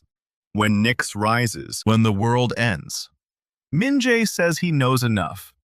He knows Seo-yeon is the only thing standing between that thing and everyone he cares about. So if Baek Do-hyun wants to hurt her, he'll have to go through him first. Baek Do-hyun sighs. He says youth is wasted on the young. A tendril lashes out. It catches Min-jae across the chest and throws him into the wall. He crumples. Doesn't get up. Seo-yeon screams his name. The light in her hands erupts. Not controlled this time. Not measured. Raw. The seal is already open. The ritual already has its hooks in her. She doesn't have to summon the power.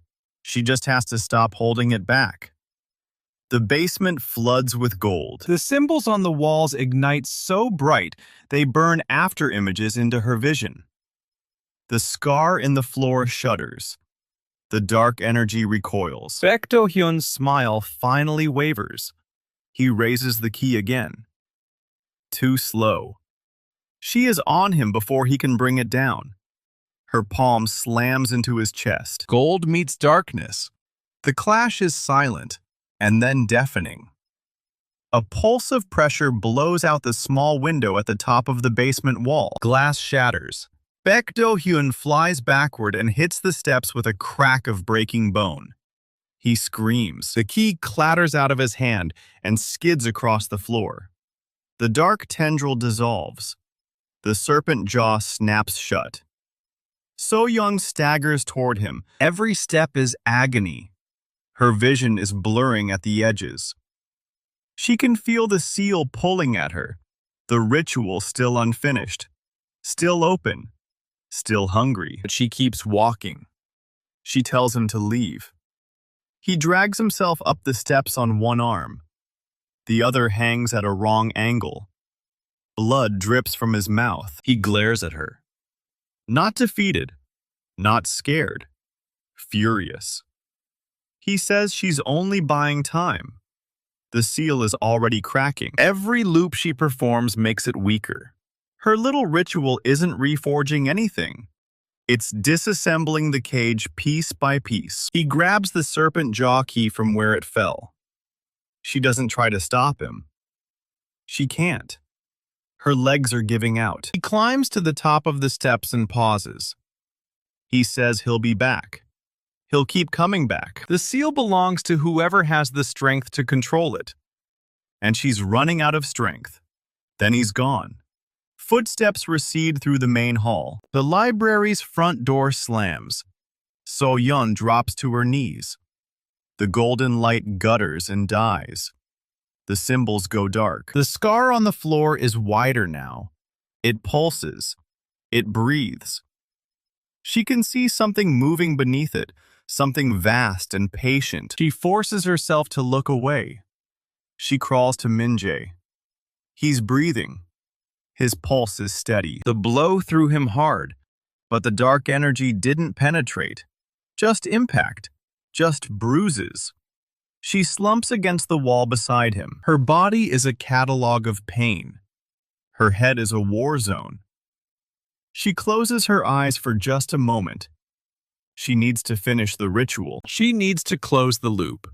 She needs to check the seal and sweep the library and make sure Baek Do-hyun didn't leave any surprises behind. She tells herself she'll get up in 5 seconds. She doesn't get up. She doesn't move for a long time. The next thing she knows, someone is shaking her shoulder.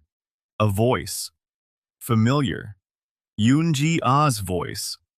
She opens her eyes. Ji-ah is crouched in front of her. Her face is pale. Her hands are trembling. She says she found the door open. She found the basement door open. She found So-yeon on the floor next to an unconscious student in a smashed room full of glowing symbols and broken glass and a crack in the floor. That looks like something tried to claw its way out of hell. She asks what the hell is going on. So-yeon looks at her. She's too exhausted to lie, too broken to deflect. She tells Ji-ah to sit down. Ji-ah doesn't sit. She demands answers. Her voice shakes. She's been suspicious for months. She's seen the bruises. She's seen the exhaustion. She's watched Seo-yeon lock herself in the basement and come back looking like she hasn't slept in a week. She says she deserves to know what's happening in her own library. Seo-yeon nods. She says Ji-ah deserves that. She deserves more than that. She looks at Min-jae. Still breathing. Still unconscious. She looks at the scar on the floor. Still pulsing. Still hungry. She looks at the chalk circles smeared and broken from the fight. The ritual still incomplete. The loop still open inside her head. She tells Ji-ah everything. Not the short version she gave Min-jae. The full version. The 1,000-year-old seal in the basement. The ancient Calamity called Nyx. The line of guardians who have held the door shut for centuries. The memory she lost 5 years ago. The memories she's losing now. The fact that every time she performs the ritual, another piece of who she is gets erased. The fact that Baek Do-hyun has the key that can open the seal from the outside. The fact that she might not be able to stop him. The fact that she might not even be able to finish the ritual before the seal breaks on its own. Jia listens without interrupting. When Seo-yeon finishes, the silence is absolute. Then Jia does something unexpected. She doesn't run. She doesn't call her crazy. She doesn't demand that Seo-yeon quit and hand the problem over to someone else. She squares her shoulders. She sets her jaw. She says she's worked in this library for 8 years. She's organized every shelf in the East Study Hall before it went dark. She's cataloged half the restricted section by hand. She says this is her library too, and if something is trying to destroy it, she's going to help stop it, whether Seo-yeon likes it or not. Seo-yeon stares at her. She tells Jia she doesn't have any power. She can't fight. She can't seal.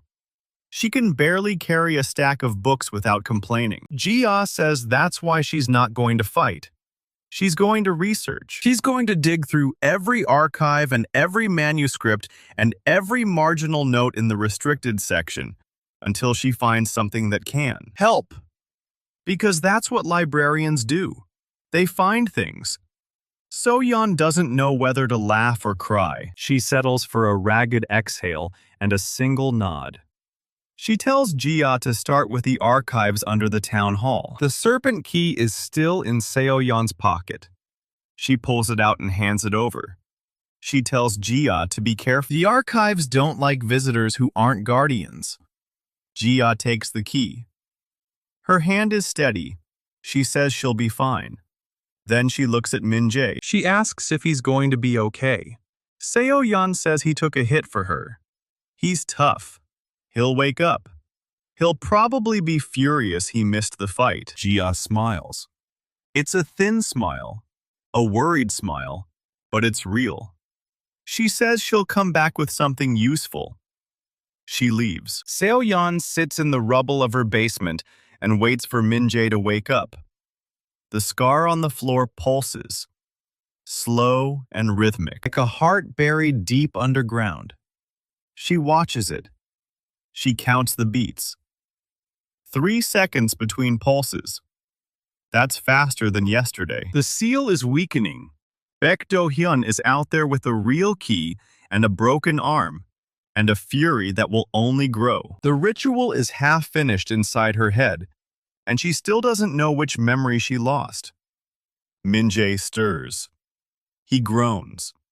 His eyes flutter open. He looks at her. He asks if the bad guy is gone. She says for now.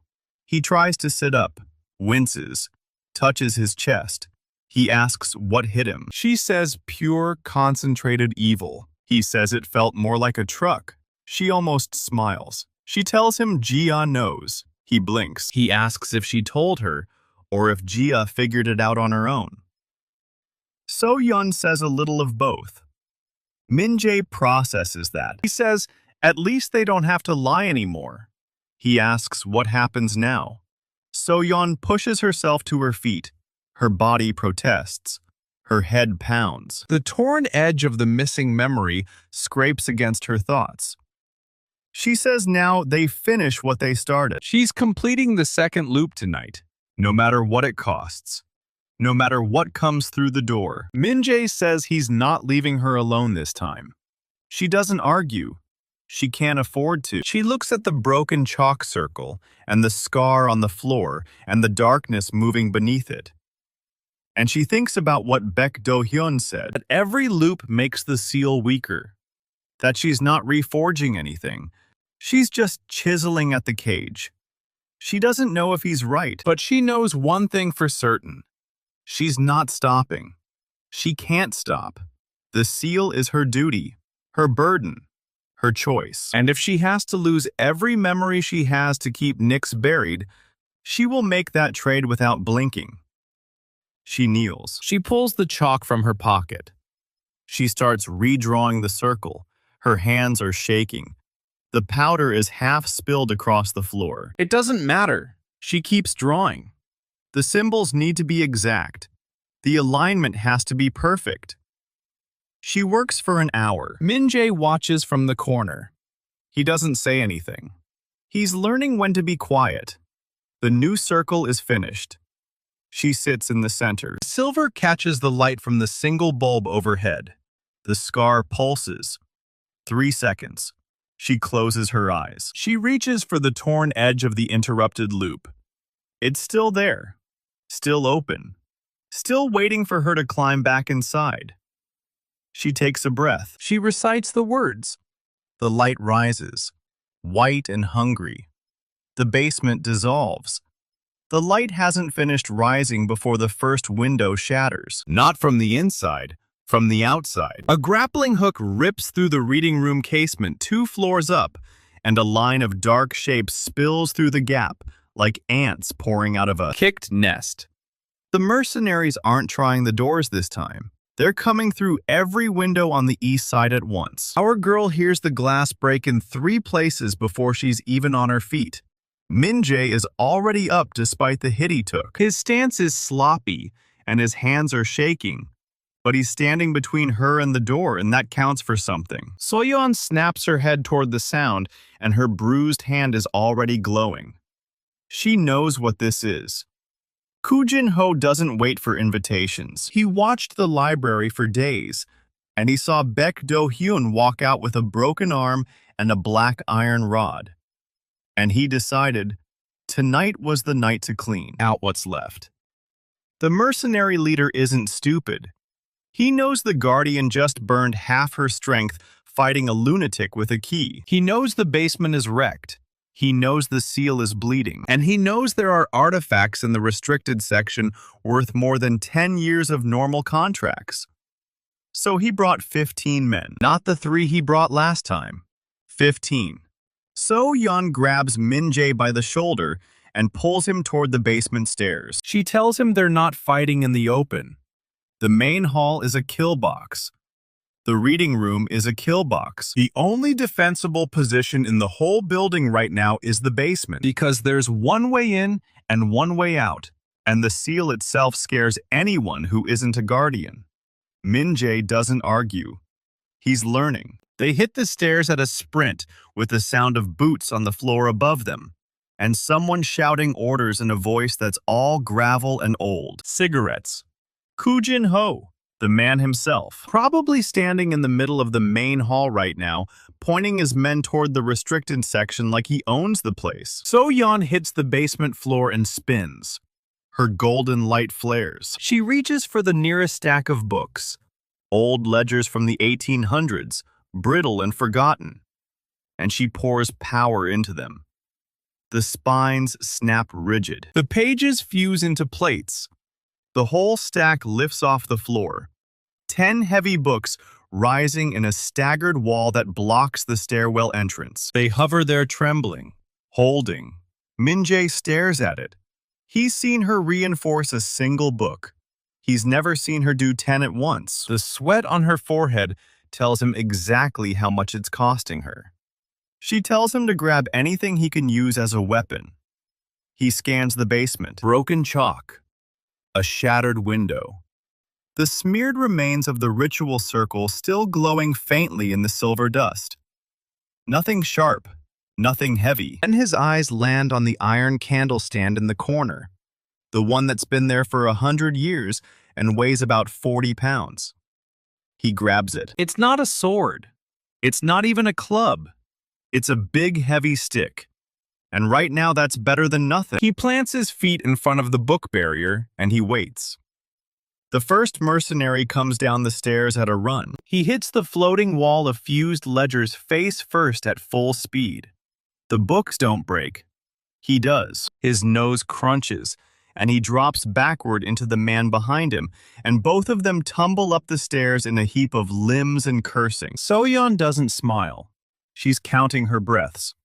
She can hold this barrier for maybe 3 minutes before her focus cracks.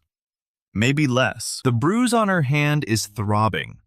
The torn edge of her missing memory keeps scraping against the inside of her skull. She's running on fumes and spite, and the absolute refusal to let these trash-tier mercenaries walk out of her library with anything. Woo Jin-ho's voice echoes down the stairwell.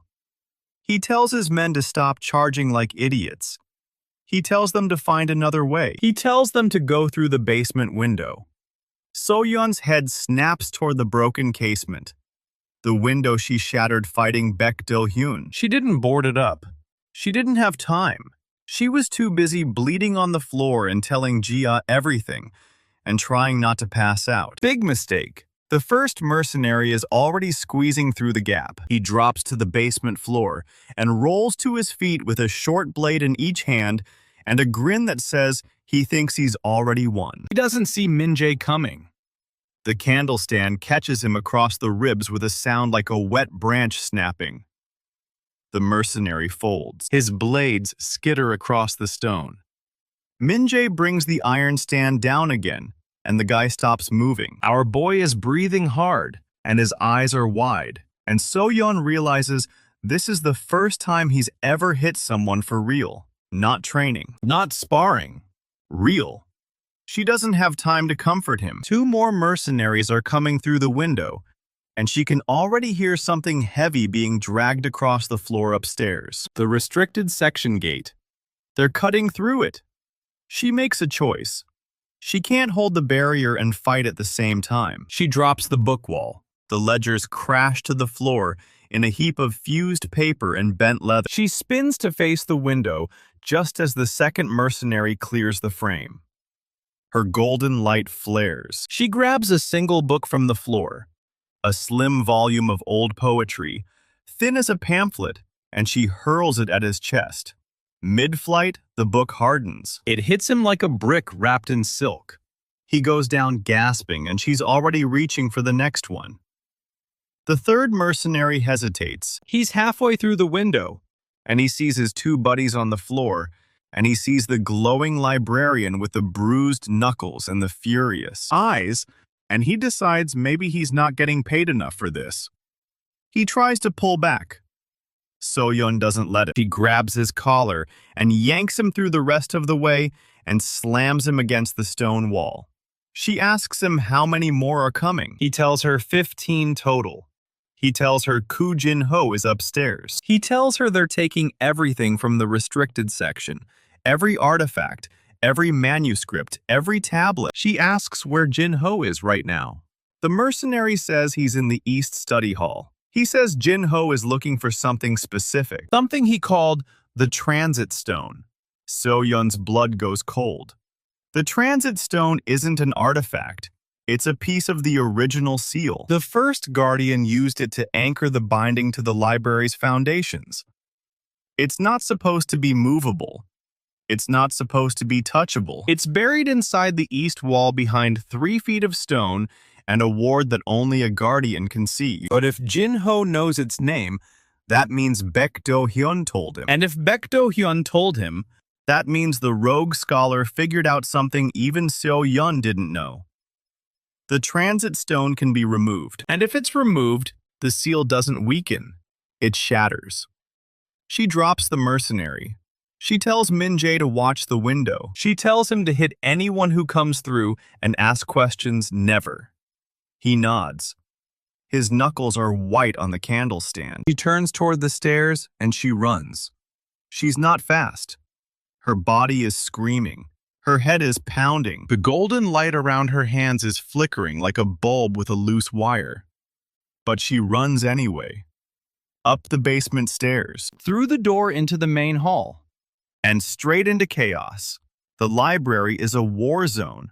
Mercenaries are everywhere. They've already cracked 3 display cases, and they're stuffing scrolls into canvas bags. One of them has a crowbar jammed into the restricted section gate, and he's levering it open, while 2 others shine flashlights into the darkness beyond. The floor is covered in broken glass. The air smells like sweat and old paper, and the faint electric tang of something wrong. Koo Jin-ho is standing in the middle of it all, with his arms crossed and his eyes cold. He's a big man, built like a dock worker. A scar runs from his left ear down to his jaw, and his hands are wrapped in tape. He sees Seo-yeon the moment she clears the basement door. He doesn't look surprised. He looks like a man who planned for this. He tells her she looks terrible. He tells her Baek Do-hyun said she'd be weak. He tells her he's going to take the transit stone, and there's nothing she can do to stop him. Seo-yeon doesn't waste breath on a reply. She reaches for the nearest shelf, a tall oak case full of reference encyclopedias, and she shoves her power into it. The whole case groans. The shelves splinter. 20 encyclopedias tear free of their bindings and spiral into the air around her like a hurricane of paper and leather and ink. They fuse mid-spin. Each book becomes a solid rectangular block, edges sharp, weight dense, glowing faintly gold. She holds them in orbit for 1 heartbeat. 2. Then she sends them flying. The mercenaries dive. The encyclopedia bricks smash into the walls and the floor, and one of them catches the guy with the crowbar square in the back, and he goes through. The restricted section gate in a shower of splinters and broken hinges.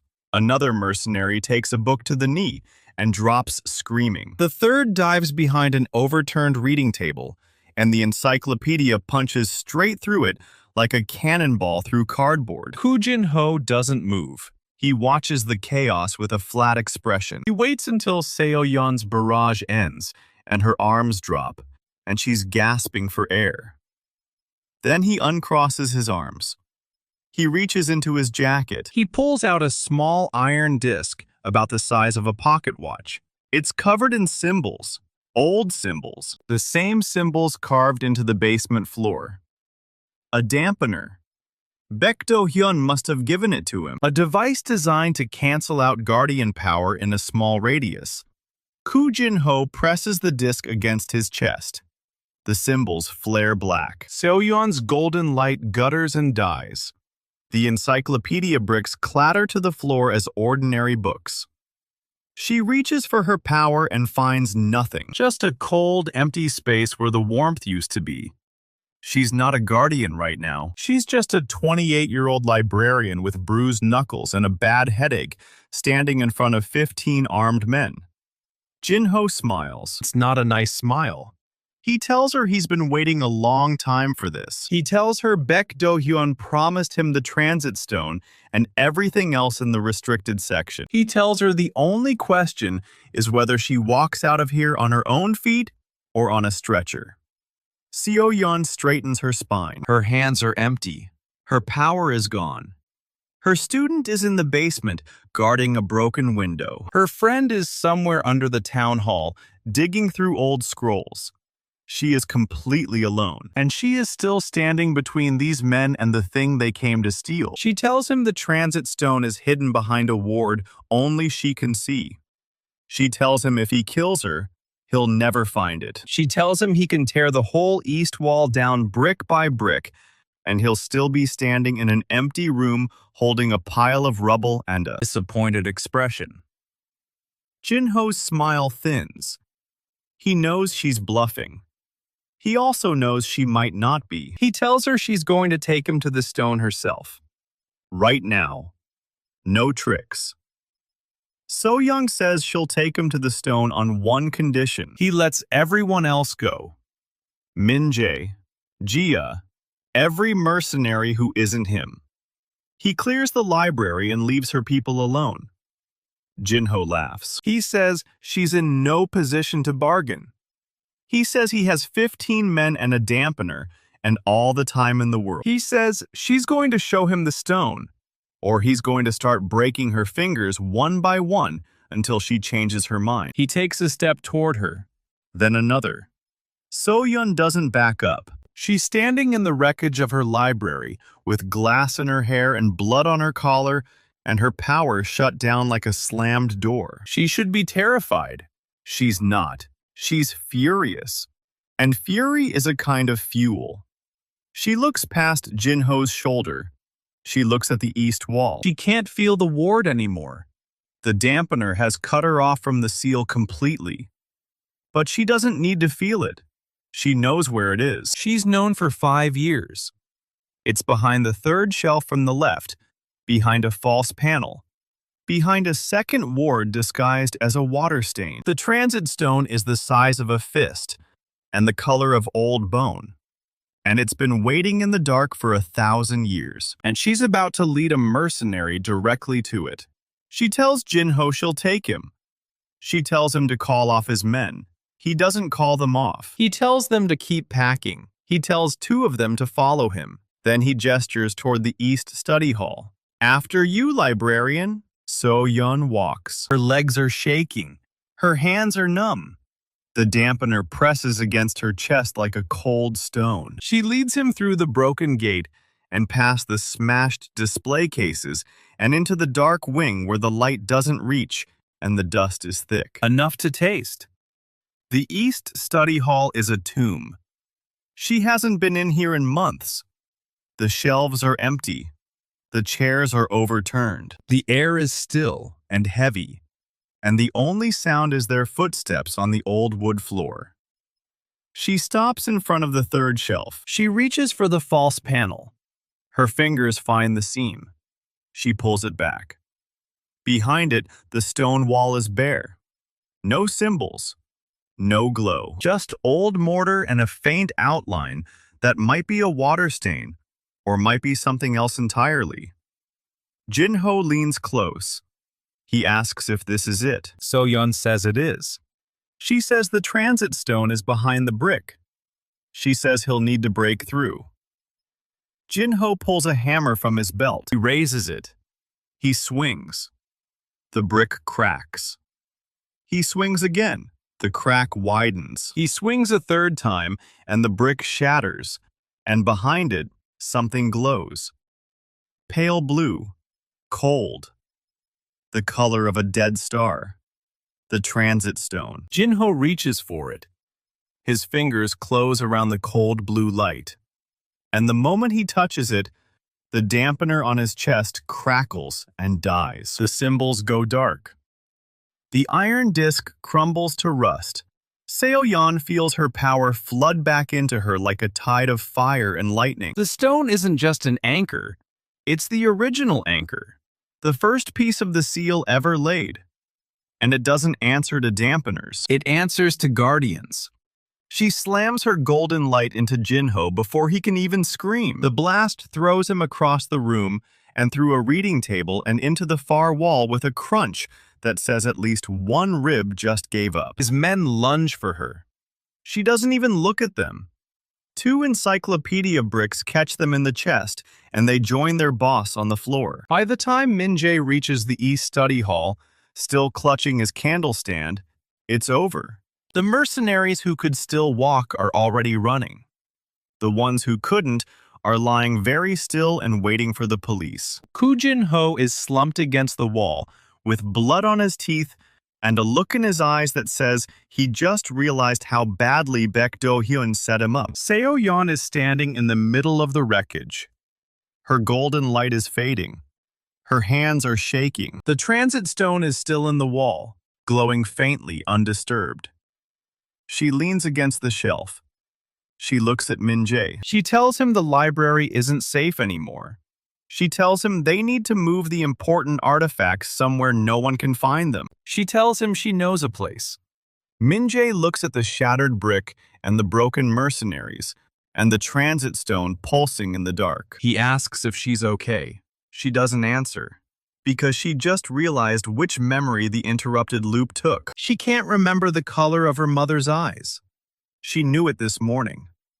She's sure she knew it this morning. Now there's just a blank space where that knowledge used to be. A cold, empty hole shaped like a pair of eyes she's looked at her whole life. She closes her eyes. She takes a breath. She pushes the grief down into the same dark place where she keeps everything else she can't afford to feel right now. She opens her eyes. She tells Min-jae to help her gather the artifacts. To start with the transit stone. To be careful. They're not staying here tonight. any of them. The library is compromised. Baek Do-hyun is still out there with the real key. And somewhere east of town, a shadow is moving toward Hwasong. And Seo-yeon is starting to suspect it's not coming alone. Koo Jin-ho's men take Kang Min-jae during the chaos of the raid. Seo-yeon doesn't even know he's gone until the dust settles. She's standing in the wreckage of the East Study Hall, the transit stone still glowing faintly in its broken alcove. When she calls his name and gets nothing back, she calls again. The silence that comes back is the wrong kind of silence. She finds his candle stand on the floor near the shattered window. There's blood on the iron. Not much, but enough. She knows whose it is before she even touches it. Yoon-ji-ah finds her there 10 minutes later, still holding the candle stand, still staring at the blood. Ji-ah asks where Min-jae is. Seo-yeon says they took him. Her voice is flat. It's the voice of someone who's pushed everything down so deep it might never come back up. Ji-ah's face goes pale. She asks what they're going to do. So-yeon doesn't answer right away. She's thinking about the transit stone and the dampener, and the way Jin-ho looked at her when he realized Baek Do-hyun had set him up. She's thinking about the fact that Jin-ho now knows exactly what the library is hiding. And she's thinking about Min-jae, who is 17 years old and brave and stupid, and who trusted her to keep him safe. She puts the candle stand down. She tells Ji-ah to lock every door and window that's still intact. She tells her to call Elder Hwang and tell him the library is on lockdown until further notice. Then she goes to her desk and opens the locked drawer and takes out the journal. She doesn't read it. She presses her palm flat against the cover and closes her eyes and reaches. Not with her hands, with the part of her that feels the seal pulsing beneath the floorboards. The part that can sense the shape of a threat, the way a spider feels a fly hit its web. She's looking for Min-jae. She's looking for the specific vibration of his presence, the particular warmth of his energy, the thing she's learned to recognize during weeks of training in the East Study Hall. It takes her 3 minutes to find him. He's alive. He's scared. He's moving east, fast, in a vehicle. And there's something else. Something cold and dark wrapped around him like a second skin. The dampener, or another one just like it. Jin-ho came prepared. She opens her eyes. Ji-ah is standing in the doorway with her arms crossed and her jaw set and a look that says she's not going anywhere. So-yeon tells her Min-jae is alive. She tells her they're taking him east, probably to some kind of safe house, probably to use him as leverage. Ji-ah asks, leverage for what? So-yeon says the transit stone. She says, the anchor. She says Baek Do-hyun wants the seal broken, and he's willing to use a 17-year-old kid to make it happen. Ji-ah's face goes through about 6 emotions in 2 seconds. Then it settles on something hard. She asks how they find him. So-yeon looks at her. She asks if Ji-ah still has the serpent key. Ji-ah pulls it out of her pocket. The iron is dark with age, the head shaped like a snake eating its own tail, and it's warm to the touch. Seo-yeon says the key is a decoy, but it's still connected to the seal. She says she can use that connection to track the dampener. Because the dampener and the seal are opposites, 2 poles of the same magnet, and if she pushes enough power through the key, she can feel the resistance. Ji-ah asks if that's safe. So-yeon says no. She does it anyway. She takes the key and holds it in both hands and pushes a thread of golden light into the iron. The serpent's eye glows. The key heats up until Ji-ah can feel it from 3 feet away, and So-yeon's mind goes spiraling outward, riding the current of the seal like a leaf on a river, searching for the cold spot, the dead zone, the place where her power stops.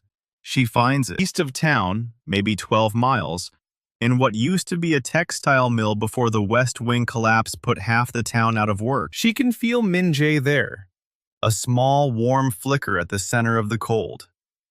She can feel Jin-ho too, and at least 8 other men. And she can feel something else, something ancient and patient, and very, very interested in what's happening. The seal pulses beneath her feet. The scar on the basement floor widens another fraction of an inch. She pulls back. The key goes dark. She drops it on the desk, and her hands are shaking, and there's blood on her lip from where she bit down too hard. Jia asks if she found him. So-yeon says yes. She tells her the location. She tells her the number of men. She tells her to give the information to Elder Hwang, and then to stay in the library no matter what happens. Jia asks where she's going. Seo-yeon says she's going to get her student back. The old textile mill is a skeleton. Its windows are boarded over, and its roof is half caved in, and the whole place smells like rust and pigeon droppings and something else. Something that wasn't here before the mercenaries arrived. A cold pressure in the air like the moment before a thunderstorm. Seo-yeon approaches from the south, through a field of dead grass and broken machinery. She's wearing dark clothes and soft shoes, and she's moving like a shadow. She's also moving like someone who hasn't slept in 2 days and has pushed her power past its limits twice in the last 12 hours. She doesn't care. She reaches the side door without being spotted. It's locked. She places her palm flat against the wood and pushes a whisper of golden light through the grain. The lock clicks open. She slips inside. The mill is dark. The only light comes from a few battery-powered lanterns scattered around the main floor, casting long shadows across the rusted looms and shattered conveyor belts. She can hear voices. Jin-ho's mostly, giving orders in a low growl. She can hear Min-jae too. He's not talking, but she can hear him breathing, short and fast and painful, like every inhale costs him something. She moves through the darkness. The dampener is somewhere on the main floor, probably close to Min-jae, probably right next to Jin-ho. She can feel its cold pressure pushing against her senses. It's stronger than the one Jin-ho used in the library. Bigger, designed to cover a wide area. She can't get within 50 feet of it without her power shorting out. So she doesn't get within 50 feet. She stays on the perimeter and uses her eyes and her ears and the training she's had since she was younger than Min-jae is now. She counts the mercenaries. 9 total, including Jin-ho. 4 on the ground floor, 3 on the catwalk above, 2 guarding the door. Min-jae is in the center of the main floor, tied to a chair with iron chains that glint faintly blue in the lantern light. Dampener chains. Jin-ho came very, very prepared. His face is bruised and his lip is split, and there's dried blood on his throat. But his eyes are open, and he's watching everything. She taught him to do that. Keep your eyes open.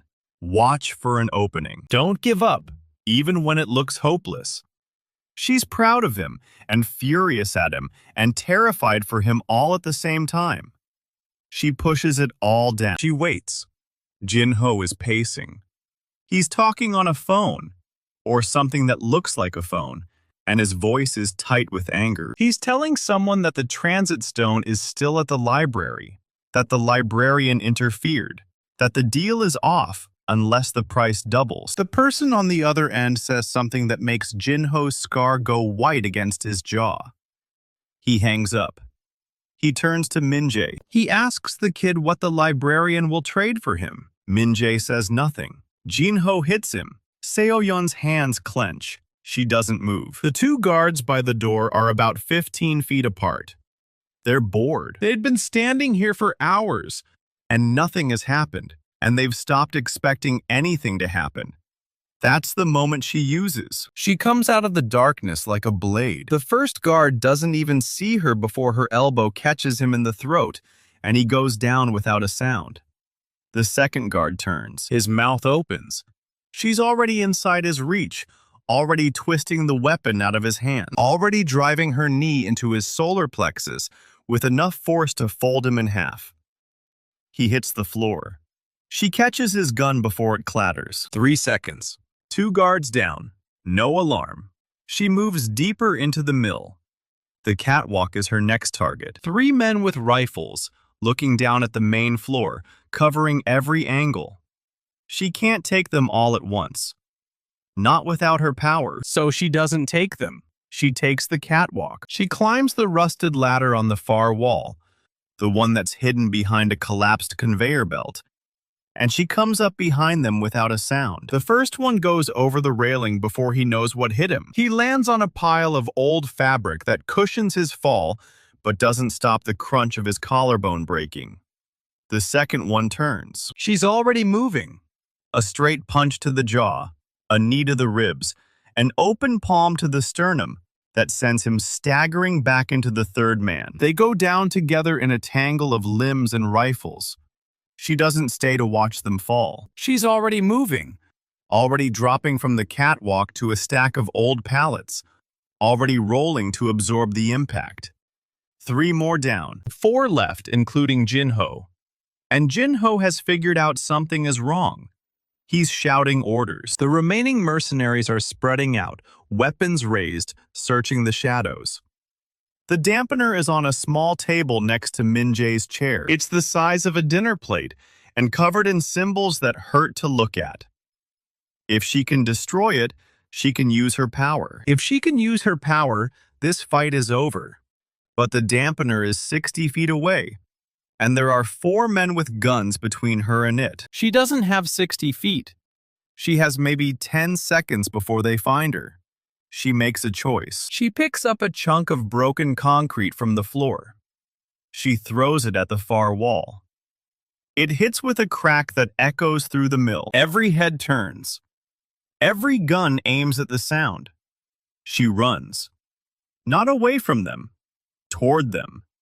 Toward the dampener. Toward Min-jae, who sees her coming and does exactly the right thing. He throws himself sideways in his chair, chains and all, and crashes into the table. The dampener wobbles. Jin-ho shouts. Seo-yeon is 30 feet away. She can feel the dampener's cold pressure trying to smother her power. She pushes harder. Her golden light flickers. It's weak. Barely a spark, but it's enough. She reaches the table and slams her palm down on the dampener and pushes every scrap of power she has left into the iron disc. Symbols flare white. The metal cracks. The dampener shatters into a dozen pieces, and Seo-yeon's power comes roaring back like a wave of fire and lightning. The mercenaries don't stand a chance. She doesn't even need to touch them. A wall of golden light explodes outward from her body, catching all 4 remaining men and throwing them across the mill floor. They hit walls and looms and each other, and they don't get up. Jin-ho is the last one standing. He's on his knees, bleeding from a cut on his forehead, staring at her with a look that's half fury and half fear. He asks what she is. Seo-yeon doesn't answer. She walks past him to Min-jae, who's still on the floor, still tangled in chains, grinning through the blood on his lips. He says he knew she'd come. She tells him to shut up. She breaks the chains with a pulse of golden light and pulls him to his feet. His wrists are raw and bruised. His eye is swelling shut. He's favoring his left leg. But he's standing. He's alive. She asks if he can walk. He says yes. She says good. She says they're leaving. Jin-ho is still on his knees. He laughs. It's not a nice laugh. He says she can't just leave. He says Baek Do-hyun has already won. He says the transit stone isn't the only anchor. He says there are 3 more, scattered across the province, and Baek Do-hyun has been tracking them for 15 years. He says the library is just the first piece. Seo-yeon stops walking. She turns around. She asks where the other anchors are. Jin-ho smiles. There's blood on his teeth. He says he doesn't know. He says Baek Do-hyun doesn't tell him everything. He says he's just the hired help. But there's something in his eyes that tells her he's lying. She could push. She could use her power to reach into his mind, the way she reached into Baek Do-hyun's back in the library. She could find the truth. She looks at Min-jae, who's swaying on his feet. She looks at the shattered dampener and the broken mercenaries, and the darkness pressing in from every corner of the old mill. She makes a choice. She leaves Jin-ho on his knees in the wreckage. She puts Min-jae's arm over her shoulder, and she walks him out through the side door and into the cold night air. The trip back to the library takes 2 hours. Min-jae passes out in the back of the borrowed car that Jia arranged with one of Hwang's contacts. Seo-yeon drives with one hand and keeps the other pressed against his chest, feeding him thin threads of golden light. Not healing. She can't heal, but she can stabilize. She can keep the bleeding slow and the shock at bay and the worst of the pain at arm's reach. It's the longest 2 hours of her life. When they finally pull up behind the library, Jia is waiting at the back door with a first aid kit and a blanket, and a face like she's aged 5 years since sunset. She helps Seo-yeon carry Min-jae inside. They lay him on a cot in the reading room, the only space that's still warm and intact, and Seo-yeon goes to work. She cleans the cuts on his face. She wraps his ribs. She sets a splint on 2 fingers that are definitely broken. She checks his pupils for signs of concussion. She does everything you're supposed to do when a teenager gets beaten by mercenaries in an abandoned textile mill. Min-jae wakes up halfway through the splinting. He asks if they won. Seo-yeon says they got out. He asks if that's the same thing. She doesn't answer. Jia brings tea and a bowl of rice porridge and a bottle of painkillers that she found in Elder Hwang's office. She asks what happened at the mill. Seo-yeon tells her all of it. The dampener, the fight, Jin-ho's laugh, the other anchors. Jia sits down hard in the nearest chair. She asks if it's true. Seo-yeon says she doesn't know, but she's been thinking about it the whole drive back, and it makes a terrible kind of sense. Baek Do-hyun didn't just want the library's transit stone. He wants all of them. He wants to break the seal from every direction at once. He wants to shatter it so completely that Nyx doesn't just escape, it explodes. Jia asks what they do now. Seo-yeon looks at Min-jae, who's fallen back asleep with his bandaged hands folded on his chest. He looks at Jia, who's running on caffeine and terror, and a loyalty that Seo-yeon still doesn't feel like she's earned. She looks at the library, her library, with its shattered windows and its broken gate and its scarred basement floor. She says they fight. She says they find the other anchors before Baek Do-hyun does. She says they finish the loops, all 4 of them, no matter what it costs her. She says they don't let anyone else get taken. Jia nods.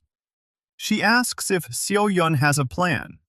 Seo-yeon says she's working on it. What she doesn't say is that she's exhausted. She doesn't say that her power is a flicker instead of a flame, that she's pushed it too hard too many times, that she can feel the seal straining beneath her feet like a dam about to break. She doesn't say that Jin-ho's words are still echoing in her head. 3 more anchors. 15 years of planning.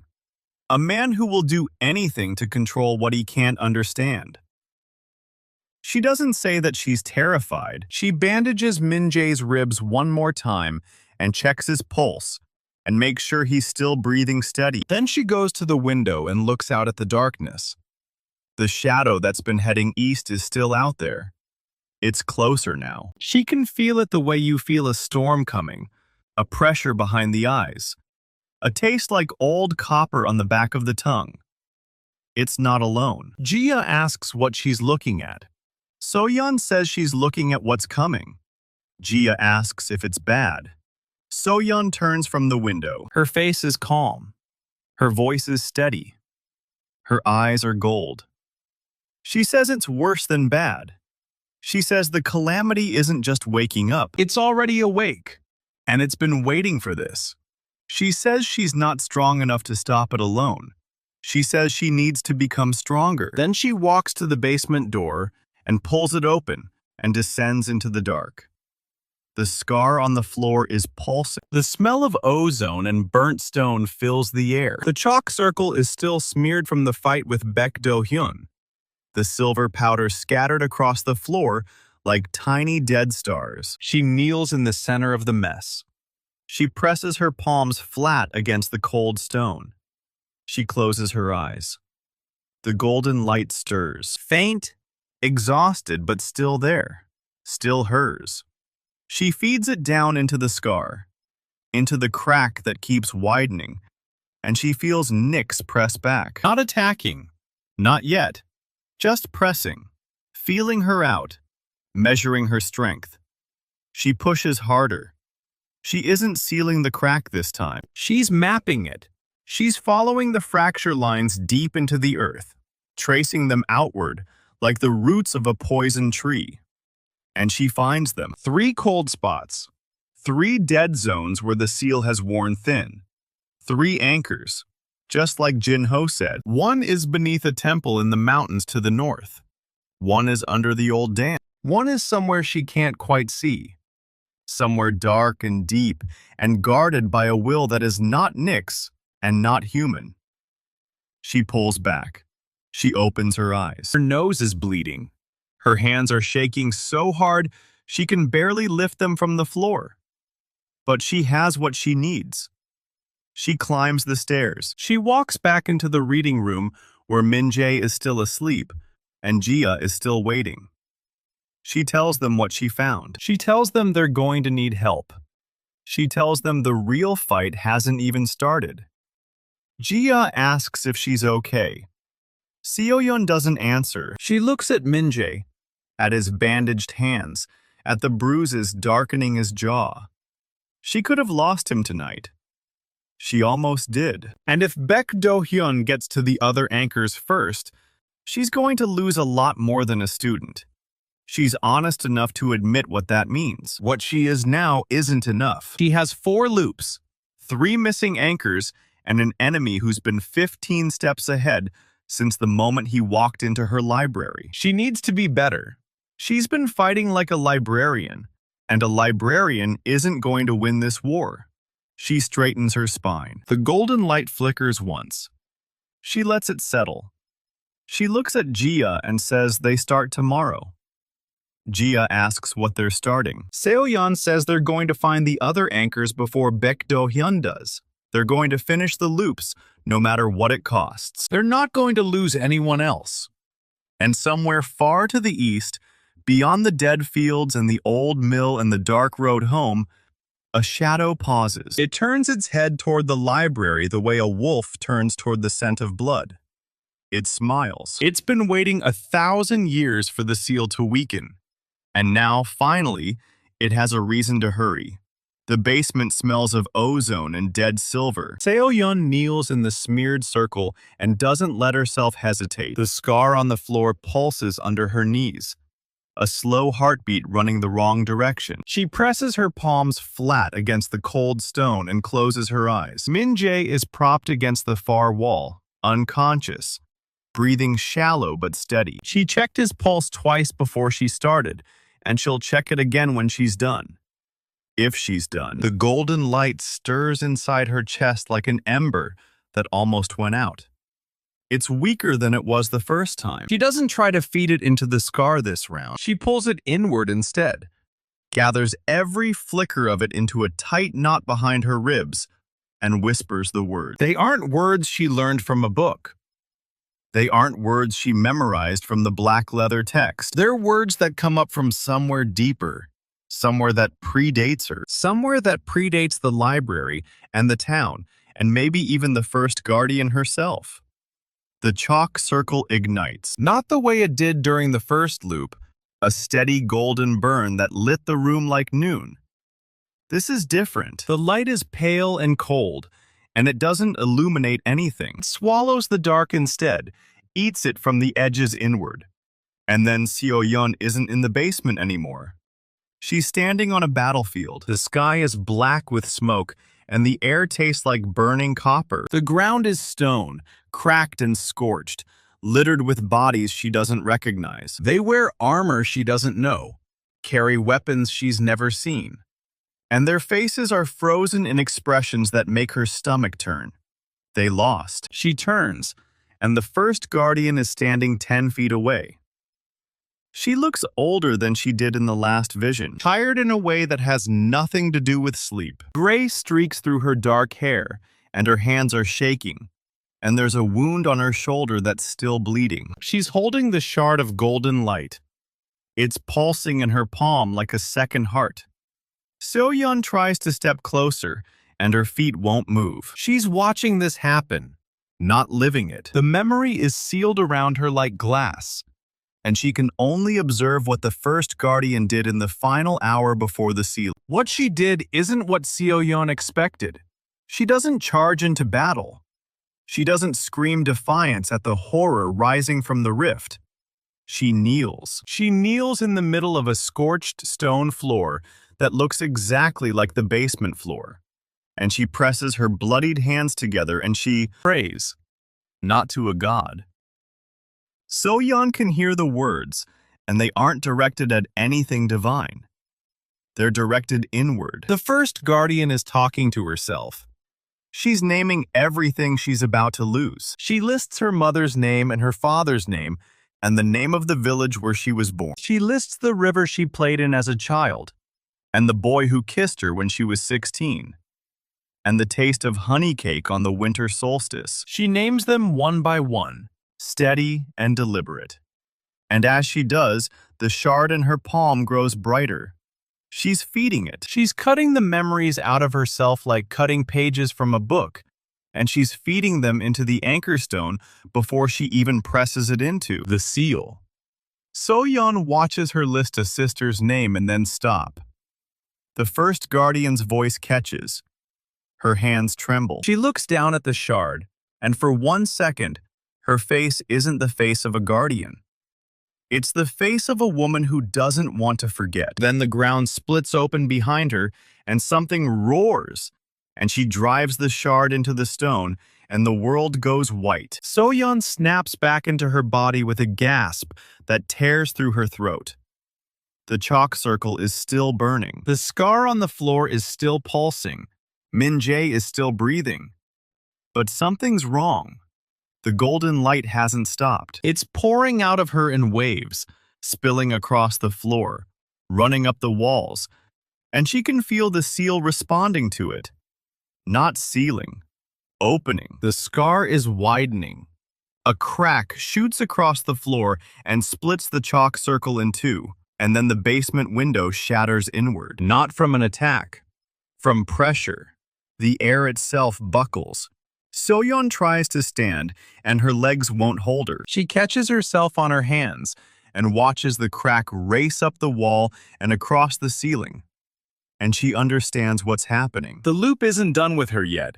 She's still in it. The memory is bleeding into the present, and the present is bleeding back, and the barrier between the two is thinning. The first guardian's ritual and her ritual are overlapping. She sees both at once now. The scorched battlefield and the cold basement, the black smoke and the shattered window. The first guardian driving the shard into the seal, and Seo-yeon kneeling in a circle of dying light. Both of them giving up pieces of themselves to hold back a darkness that never stops coming.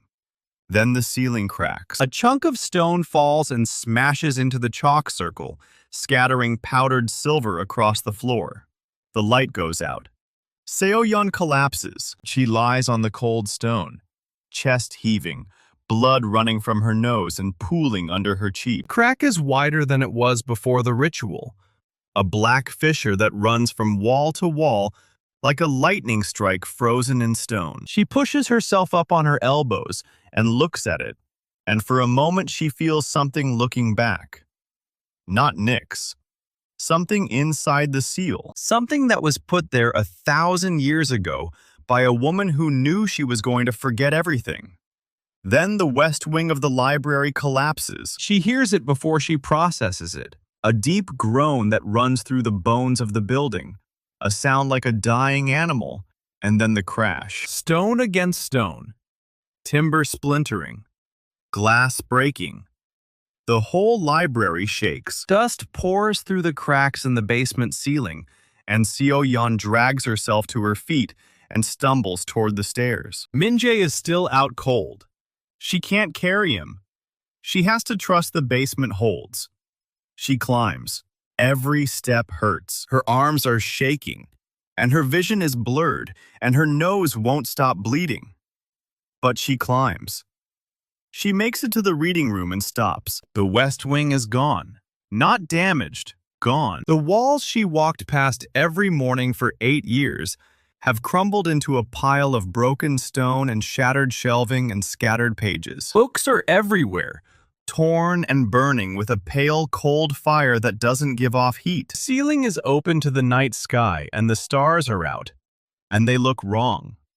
They're the wrong stars. They're stars that haven't hung over this world in 1,000 years. Seo-yeon stands in the doorway of what used to be the West reading room and stares at the sky that shouldn't exist, and she feels something shift inside her skull. A memory surfaces, not one she lost, one she didn't have before. It's sharp and clear, and it hits like a punch to the sternum. She's standing in a chamber she's never seen, carved from black stone, lit by torches that burn with the same cold fire consuming the books. A pedestal stands in the center of the room. On the pedestal is a box. The box is made of the same black iron as the key Baek Do-hyun stole. She knows what's inside it. The true key. The one the first guardian hid after she realized someone would eventually come looking. The serpent key was a decoy. The black iron rod was another decoy. The real key was never a key at all.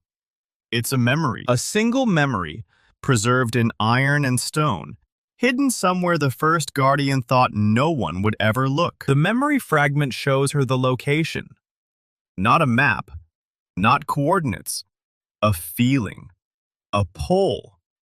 She knows where the chamber is. It's beneath the old dam.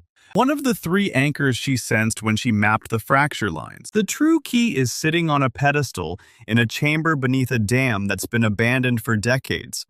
And Baek Do-hyun has no idea it exists. Seo-yeon opens her eyes, and she's still standing in the wreckage of the West Wing, still bleeding, still shaking. But she's smiling. The ritual took a wing of her library. It took another memory she hasn't identified yet. It nearly killed her. But it also gave her something. She turns away from the impossible sky and walks back to the basement stairs. She has to tell Min-jae what she found. She has to tell Gia. She has to figure out how to get to the dam before Baek Do-hyun figures out what he's missing. She descends. Min-jae is stirring when she reaches the bottom step. He's propped against the wall, one hand pressed to his head, squinting through the dust. He asks what happened. His voice is raw. She tells him the West Wing collapsed. She tells him the ritual worked, mostly. She tells him she knows where the true key is. He blinks at her. He asks if she's okay. She looks down at herself, blood on her shirt, dust in her hair. Her hands are still shaking. She says she's fine. He doesn't believe her, and she can see it in his face. He doesn't say anything. He just pushes himself up the wall and stands on unsteady legs and asks what the plan is. She tells him they need to move fast. She tells him Baek Do-hyun has the iron rod, but the rod isn't the real key. The real key is a memory the first guardian hid inside a chamber beneath the old dam. Min-jae asks if she's sure. She says she's never been more sure of anything in her life. Outside the shattered window, the stars are wrong, and the West Wing is rubble. And somewhere in the darkness, a shadow that's been heading east stops and turns. The Calamity felt the ritual. It felt the seal weaken. It felt the guardian stumble. And it knows, the way a wolf knows when prey is wounded, that the next loop will be the one that breaks it. But Seo-yeon is already thinking past the next loop. She's thinking about the dam and the chamber and the true key, and what happens when she finds it. She's thinking about what the first guardian sacrificed to hide it. She's thinking about what she's going to sacrifice to use it. She helps Min-jae up the stairs and into the reading room, where the impossible sky is still burning cold above the ruins. And she tells him to get some sleep. He says he's not tired. She says sleeping isn't optional when you've been knocked unconscious twice in 3 days? He doesn't argue with that. Jia is waiting in the main hall when they emerge. She's pale, and her hands are full of broken glass she was trying to sweep up, and she's staring at the hole where the West Wing used to be. She asks if they're okay. Seo-yeon says they're alive. She says that's enough for now. Jia looks at Min-jae's bruised face and Seo-yeon's blood-soaked shirt, and the golden light still flickering faintly behind Seo-yeon's eyes, and she asks if this is the cost. The ritual, the loops, the memories. Seo-yeon says it is. She says the second loop took the West Wing and another piece of her past, and she doesn't know which piece yet, and she won't know until she reaches for it and finds it gone. Jia asks if it's worth it. Seo-yeon looks at the ruins of her library and the impossible sky above it, and the student who almost died for her twice in 1 week. She says it has to be. Then she walks to her desk, pulls out the journal, and writes down everything she learned. The true key is a memory, hidden inside a chamber beneath the old dam. The first guardian didn't just hide the key. She split it into pieces and scattered them across the province.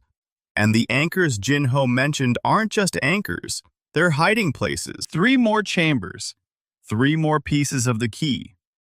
And Baek Do-hyun has spent 15 years thinking the black iron rod was the answer. He's wrong. Seo-yeon closes the journal. She looks at Min-jae, asleep in a chair by the fire, and Jia, sweeping glass with shaking hands, and the hole in her library where the West Wing used to stand. She says tomorrow they go to the dam.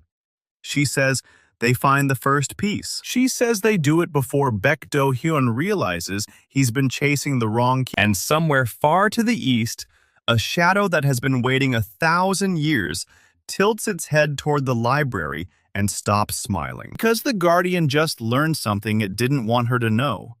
And the game, finally, has changed. The sun isn't even up yet, and Seo-yeon is already in the basement. She didn't sleep. Not a minute. She's still wearing the blood-stained shirt from the ritual. Her hands are steady now. That's new. They haven't been steady in days. But something changed when the West Wing collapsed, and she saw that impossible sky. She stopped being afraid of what the ritual costs. She started being afraid of what happens if she stops. So she's here. Before dawn. Before Min-jae wakes up. Before Jia arrives with her broom and her worried looks. The basement is a disaster. The chalk circle is smeared across half the floor from when Baek Do-hyun stormed in. The window is still shattered from Jinho's mercenaries. The seal scar pulses slow and weak, like a heartbeat running out of time. But she's not looking at any of that. She's looking at the wall behind the seal. The journal said the first guardian hid pieces of the true key across the province. 3 more chambers. 3 more anchors. She spent half the night thinking about where to start looking. The dam is the obvious first target, the one the vision showed her. But the dam is hours away, and Baek Do-hyun is still out there. And she can't leave the library unprotected for that long without knowing what she's walking into. So she starts here. The basement has been the heart of the seal for 1,000 years. If the first guardian hid something in this building, it's here. She starts with the walls. Every stone, every crack, every place where the mortar looks even slightly different from the rest. It's slow work. The basement isn't large, maybe 20 feet by 20 feet, but the walls are old stone, and centuries of dust and grime have filled every seam. She runs her fingers along the mortar, feeling for anything that gives, anything hollow, anything that doesn't belong.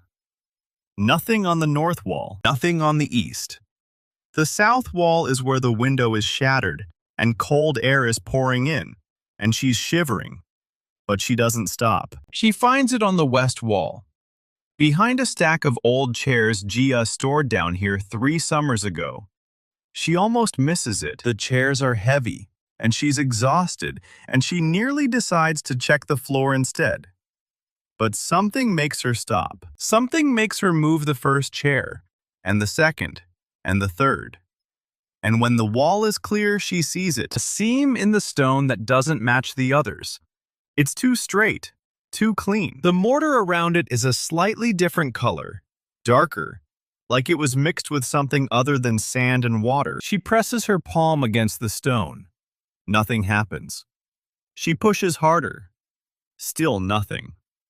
She tries her power. Just a thread of golden light, the smallest she can manage. The stone doesn't react. It doesn't glow. It doesn't move. It just sits there being a wall. She almost laughs.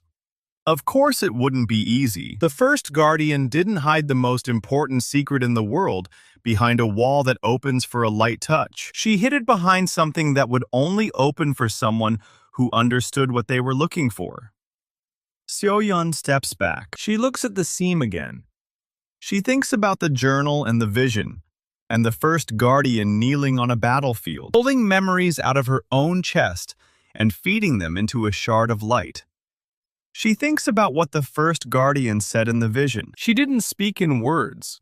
She spoke in something older, something that bypassed language entirely and went straight to meaning. Seo-yeon closes her eyes. She presses her palm against the seam again. She doesn't push golden light into it.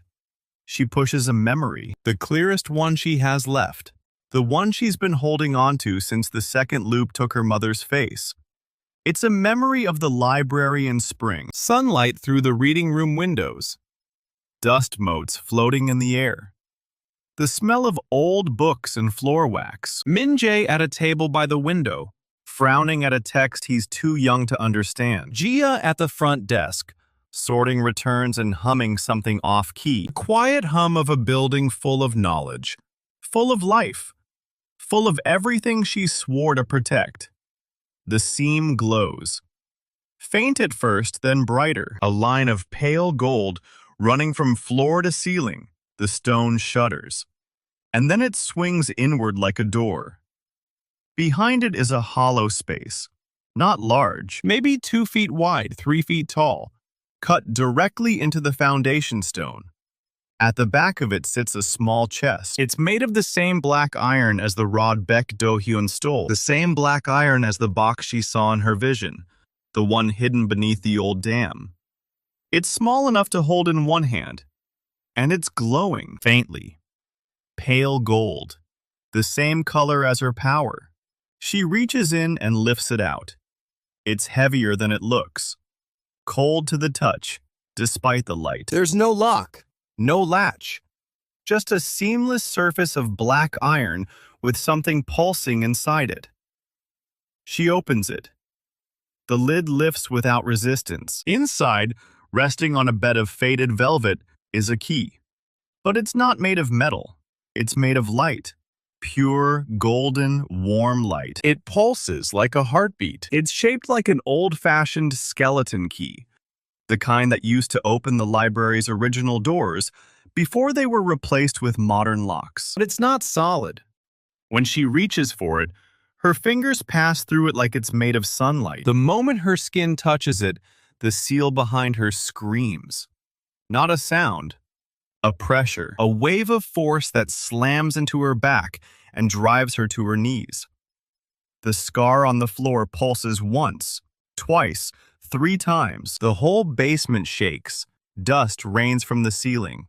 The shattered window rattles in its frame. And something vast and dark and hungry shifts beneath the stone, pressing against the seal like a hand against a door. She gasps. The key pulses brighter. She can feel it pulling at her. Not her power. Her memories. The same way the ritual pulls. The same way the first guardian's shard pulled. This key isn't a key. It's a storage vessel. Just like the anchor stone. Just like the shard. It's a piece of the first guardian's past, cut out and locked away, waiting for someone to find it and use it. She closes the lid. The pressure stops. The seal settles. The darkness beneath the floor goes still. The key is still glowing inside the box, faint but steady, and she can feel it waiting. She knows what it is now. The true key isn't a physical object. It never was. The serpent key was a decoy. The black iron rod was a decoy. Even the transit stone was a decoy, a piece of the seal designed to look important so no one would go looking for the real thing. The real key is a memory, a specific memory, something the first guardian cut out of herself 1,000 years ago and hid in pieces across the province. 3 pieces, 3 chambers, 3 anchors, and this is the first one.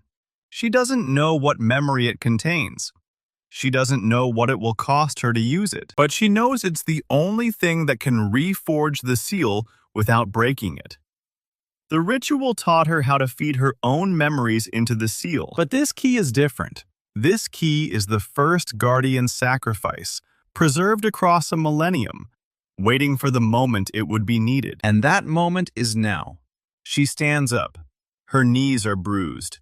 Her hands are shaking again. The seal scar is still pulsing, slower now, but wider than it was before she opened the box. Opening the chest did something, woke something up. The Calamity felt the key. It knows what she found. It knows what she's planning to do. She doesn't care. She has the first piece. She knows where the second one is. The chamber beneath the old dam. The box she saw in her vision. And if the pattern holds, the third piece is hidden in another anchor, another chamber, another place the first guardian marked with black iron and sealed with a memory. She still has to find the other 2 locations. She still has to figure out how to assemble the pieces without breaking the seal in the process. She still has to stay ahead of Baek Do-hyun, who's out there somewhere with a decoy key and 15 years of obsession and a shattered arm that's going to make him even more dangerous. But she has a path now, a real one, not just hope and sacrifice, and hoping the seal holds long enough for her to lose enough memories to fix it. Min-jae is awake when she climbs the stairs. He's sitting in the reading room with a blanket around his shoulders and a cup of cold tea in front of him. He looks up when she enters. He sees the box in her hands. His eyes go wide. He asks what she found. She sets the box on the table and opens it. The key pulses inside, golden and warm and impossibly bright. Min-jae stares at it. He reaches out, stops, pulls his hand back. He asks if it's safe to touch. She doesn't know. She touched it and the seal nearly broke. But the seal didn't break. It held. Barely. She thinks the key isn't dangerous to anyone except her. It's attuned to the Guardian's power, to the Guardian's memories. Anyone else who touches it probably just feels warmth. She touches it and it pulls at the fabric of who she is. Min-jae doesn't touch it. He just looks at it. Then he looks at her. He asks if this is the true key. She says it's a piece of it. One of 3. The first Guardian split it apart and hid the pieces across the province. The dam has the second piece. She doesn't know where the third one is yet. He asks how she found it. She tells him about the seam in the basement wall, about the memory she pushed into it, about the way the stone swung open like it had been waiting for her for 1,000 years. He listens without interrupting. When she's done, he just nods. He says he's coming with her to the dam. She starts to argue. He cuts her off. He says he's not asking permission. He says the last time she went somewhere alone, she came back with a shattered dampener and 8 unconscious mercenaries and a wound that could have killed her. He says he's not letting her do that again. He says he's been training. He says he can help. She looks at him. He's 18 years old. He's been knocked unconscious twice in 3 days. He's got bruises on his face and a cut on his forehead, and he's still holding the blanket like he's cold. But his eyes are steady. His voice doesn't shake. He's not the scared student who asked her for a rare book 2 weeks ago. He's something else now. Something harder. Something she helped create. She says he can come. But he follows her orders. No arguments. No heroics. If she tells him to run, he runs. If she tells him to hide, he hides. He agrees without hesitating. She tells him to get some real sleep. They leave for the dam in 4 hours. Gia arrives just after sunrise. She's carrying a bag of pastries from the bakery on Oak Street and a thermos of coffee. And she looks like she didn't sleep either. Seo-yeon shows her the box, shows her the key, explains what it is and what it means. Gia listens. She doesn't ask questions. She doesn't panic. She just nods and says she'll watch the library while they're gone. She asks if Seo-yeon is scared. Seo-yeon looks at the key, pulsing gently in its black iron box. She looks at the hole in the library where the West Wing used to be. She looks at Min-jae, asleep in the chair by the fire. She says she's terrified, but she's also done waiting for other people to try to destroy the seal. Baek Do-hyun, Jin Ho, the Calamity. They've all been making moves while she's been reacting. That stops now. She has the first piece of the true key. She's going to find the second. She's going to find the third. And then she's going to reforge the seal before anyone can stop her. The plan is simple. Get to the dam. Find the chamber. Retrieve the box. Come back. Do it all before Baek Do-hyun figures out he's been chasing the wrong key. Gia says that doesn't sound simple. Seo-yeon says it's simple. Not easy. Simple. The key pulses in its box. The seal trembles beneath the floor. Somewhere far to the east, a shadow that has been waiting 1,000 years stops smiling. Because the Guardian just stopped being prey. And the hunt, finally, is about to go both ways. The sun isn't even fully up when the ground starts screaming. Not metaphorically. The cobblestones on Oak Street split open, and a sound comes out of them like a wounded animal the size of a mountain. Seo-yeon is halfway through a cup of cold coffee when she feels it. The seal under the library convulses. Not the slow, rhythmic pulse she's used to. This is a seizure. A rupture. Something is forcing its way through the cracks, and it isn't asking permission. She's on her feet before the coffee hits the floor. Min-jae jerks awake in his chair, blanket falling, eyes wild. He opens his mouth to ask what's happening, and she doesn't let him finish. She tells him to get to the basement and stay there. Now. He starts to argue, and she doesn't have time for it. She grabs his shoulder, and her voice comes out harder than she meant it to. Something is coming through the seal.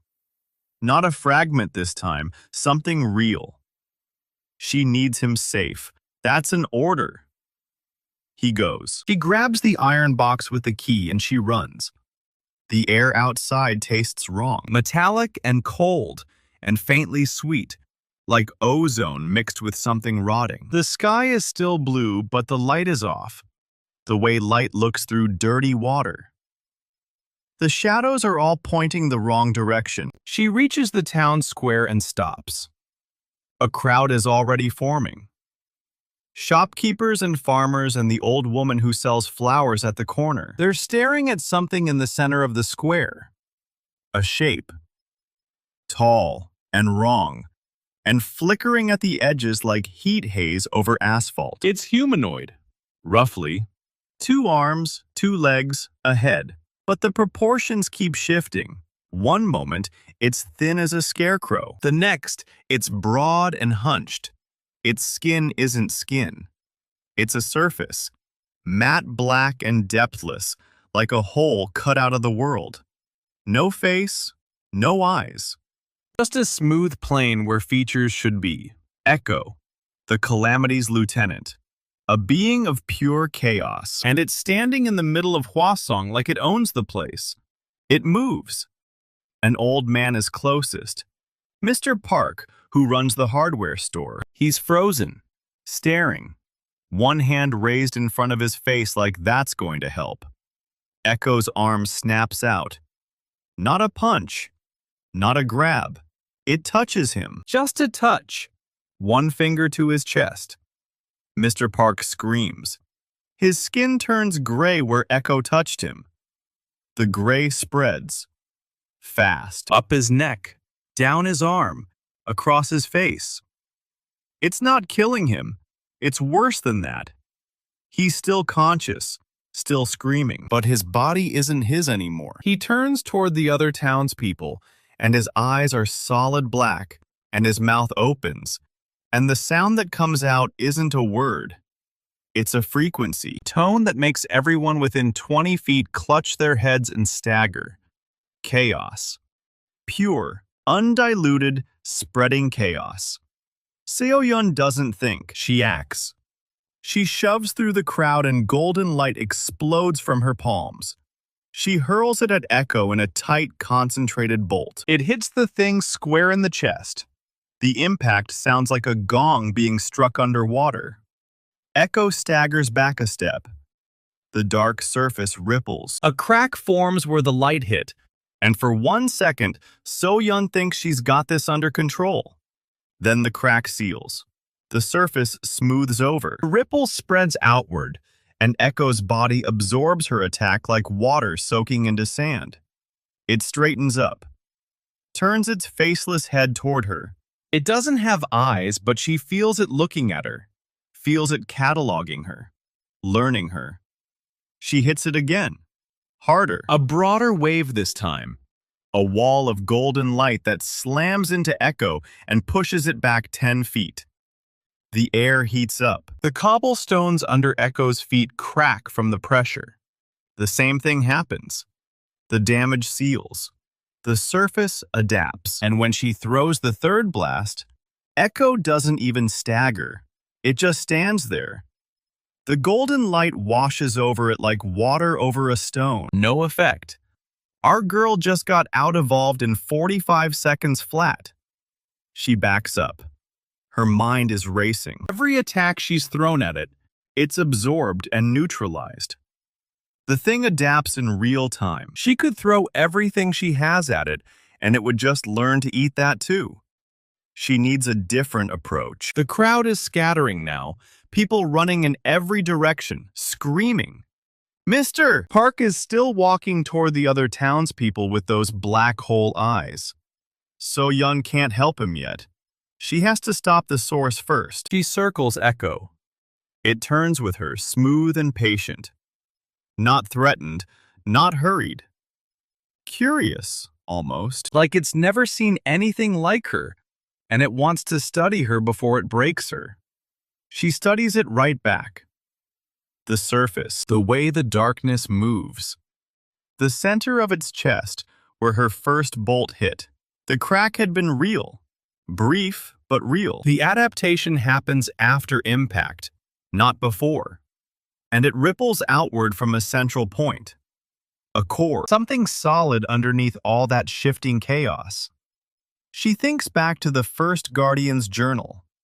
The notes in the margins. The sketches of Nyx and its lieutenants. Every entity has an anchor. A fixed point. A thing that holds its shape together no matter how much the rest of it shifts. Echo's job is to adapt, to learn, to become immune. But immunity is a defense, and every defense has a weak spot. You just have to hit it fast enough that the adaptation can't keep up. Or you hit it somewhere the adaptation isn't looking.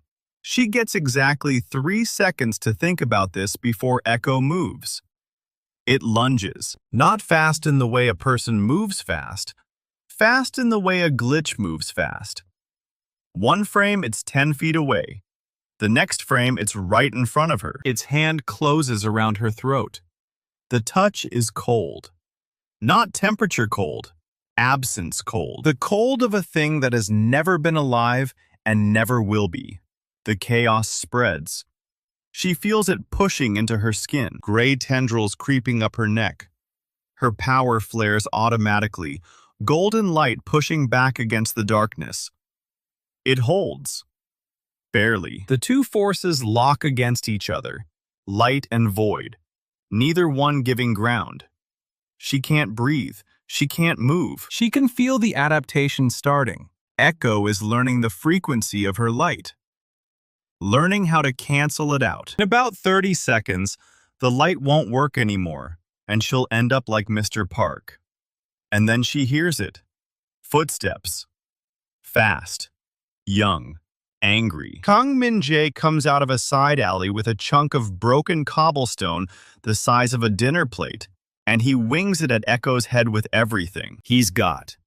The rock hits Echo in the side of the skull. It doesn't do damage, but it does something better. It distracts. Echo's head snaps toward the impact, its grip loosening for just a fraction of a second. Seo-yeon gasps. Light surges through her. She wrenches free and stumbles backward.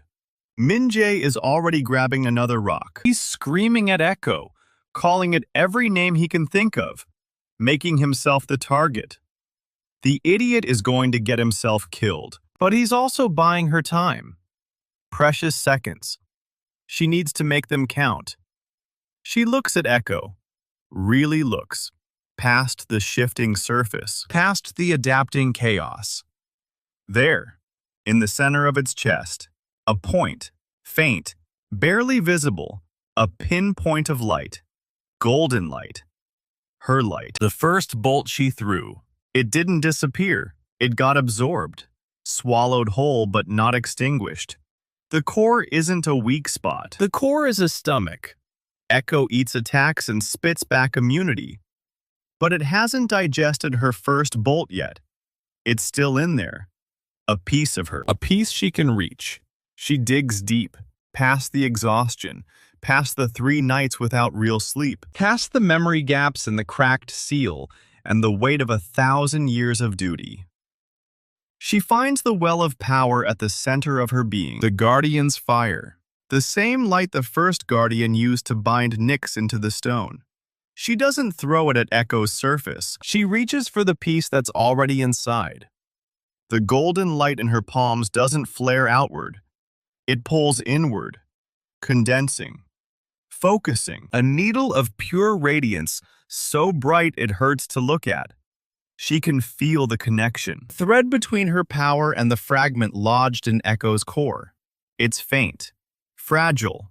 One wrong move and it snaps. She doesn't make the wrong move. She pulls. The fragment inside Echo ignites. The connection goes taut. Echo stops moving, stops adapting, stops everything. For one long, silent second, the thing stands frozen in the middle of the square, with all that shifting chaos locked in place. Then it screams. The sound isn't a voice. It's a pressure wave. Windows shatter up and down the street. Min-jae drops his rock and covers his ears. The cobblestones vibrate. The sky flickers like a dying bulb. Seo-yeon doesn't let go. She pours more power into the thread. The pinpoint of light in Echo's chest expands. The dark surface cracks. Real cracks this time, jagged and deep, spreading outward from the core. Golden light bleeds through them. The thing is coming apart from the inside out. Echo thrashes. Its arms elongate into whips of solid shadow. It strikes at her. She doesn't dodge. She can't. She's putting everything into the thread. One of the shadow whips catches her across the ribs. She feels something crack. The pain is distant, muffled, like it's happening to someone else. Min-jae doesn't stand there watching. He grabs a chunk of a broken market stall and swings it like a bat. It hits Echo's arm and the shadow whip goes wide. The distraction is just enough. Echo's focus wavers. The thread holds. Seo-yeon screams. Not from pain, from effort. From the sheer, overwhelming force of channeling 1,000 years of guardian power through a single point. The light in Echo's chest goes supernova. The core ruptures. Echo's form collapses inward. The dark surface folds and crumples and shrinks, pulling toward the center like a black hole eating itself. The scream cuts off. The pressure vanishes. The shadows snap back to normal. And just like that, Echo is gone. Not dead, she knows that. Echo is a lieutenant, a fragment of something bigger. You can't kill a fragment. You can only send it back where it came from. But sent back it is. Banished. The seal under the library gives one last violent shudder and then goes still. A deep, exhausted stillness. The kind that comes after a near-death experience. So-yeon drops to her knees. Her hands are shaking.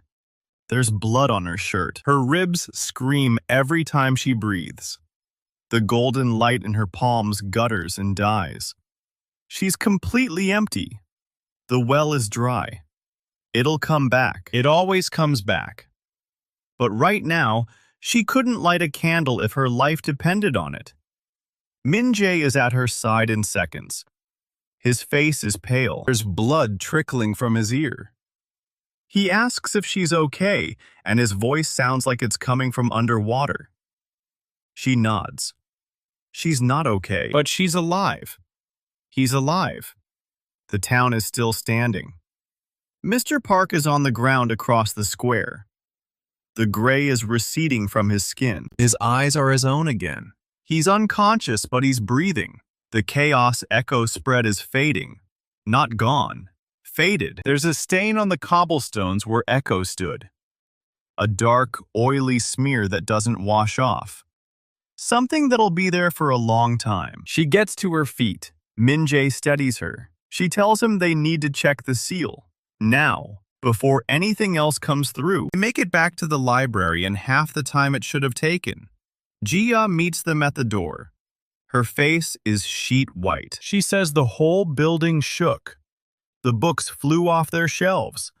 The basement was screaming. Seo-yeon doesn't answer. She just heads downstairs. The basement is a mess. The chalk circle is completely gone, scattered into abstract smears. The scar on the floor is wider, much wider. It pulses with a slow, sickly light. Not golden anymore. Pale. Thin. The seal didn't break, but it didn't win either. Every time she patches it, something pushes back harder. Every fight costs her ground she can't get back. She kneels beside the scar, presses her palm to the stone. The seal responds weakly. It's still there, still holding. But it's a cracked dam holding back an ocean. Sooner or later, the water's coming through. She thinks about the true key, the pieces she still has to find. The dam, the other chambers, the clock that's ticking faster every day. Echo was a test, a probe. The first real push from the other side. The next one won't be a lieutenant. The next one will be Nyx itself. She drops her hand, stands up. Her ribs protest and she ignores them. She tells Min-jae the plan hasn't changed. They leave for the dam as soon as she can stand without falling over. Jia starts to argue and So-yeon cuts her off. There's no time for rest. There's no time for healing. Echo was a warning shot, and the next one doesn't miss. She looks at the scar on the floor, at the pale, thinning light, at the dark smear on the cobblestones 3 blocks away that won't wash off. She thinks about Mr. Park, about the gray spreading up his neck, about the fact that next time it might not recede, it might stick, it might spread. She can't let there be a next time. She turns to Min-jae, tells him to pack supplies, food, water, bandages. They're not coming back without the second piece of the key. They're not stopping until they find all 3. Baek Do-hyun is still out there with 3 anchors and a shattered arm and 15 years of obsession. Echo just tried to rip a hole in reality in the middle of the town square. The seal is running on fumes. And somewhere far beneath the library floor, in the dark space between the stone and the abyss, something ancient and patient and very, very hungry has just learned the Guardian's name. She doesn't have time to be scared anymore.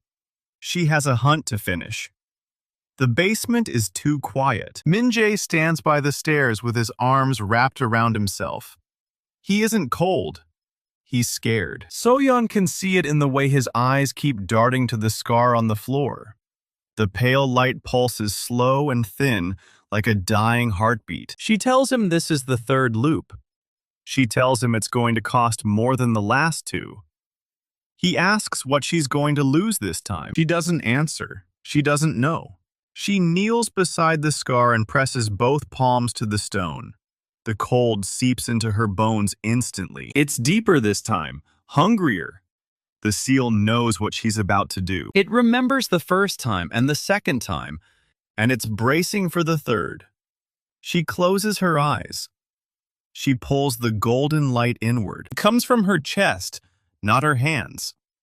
Not a weapon this time, but a door. The chalk circle is already scattered from the last fight, so she doesn't bother redrawing it. She just digs her knees into the stone and lets the light fall inward. The basement goes dark. The only thing visible is the scar and the thin gold thread connecting her ribs to the stone. Min-jae takes a step forward and then stops himself. He knows the rule. Don't interrupt unless the building starts coming down.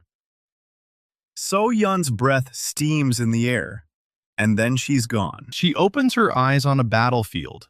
Not the one from the second loop. This is different. This is the end of the war. The sky is the color of a bruise. The ground is black glass that cracks under her feet. Bodies everywhere. Not human bodies. These are things with too many limbs and wrong angles and faces that don't stay still.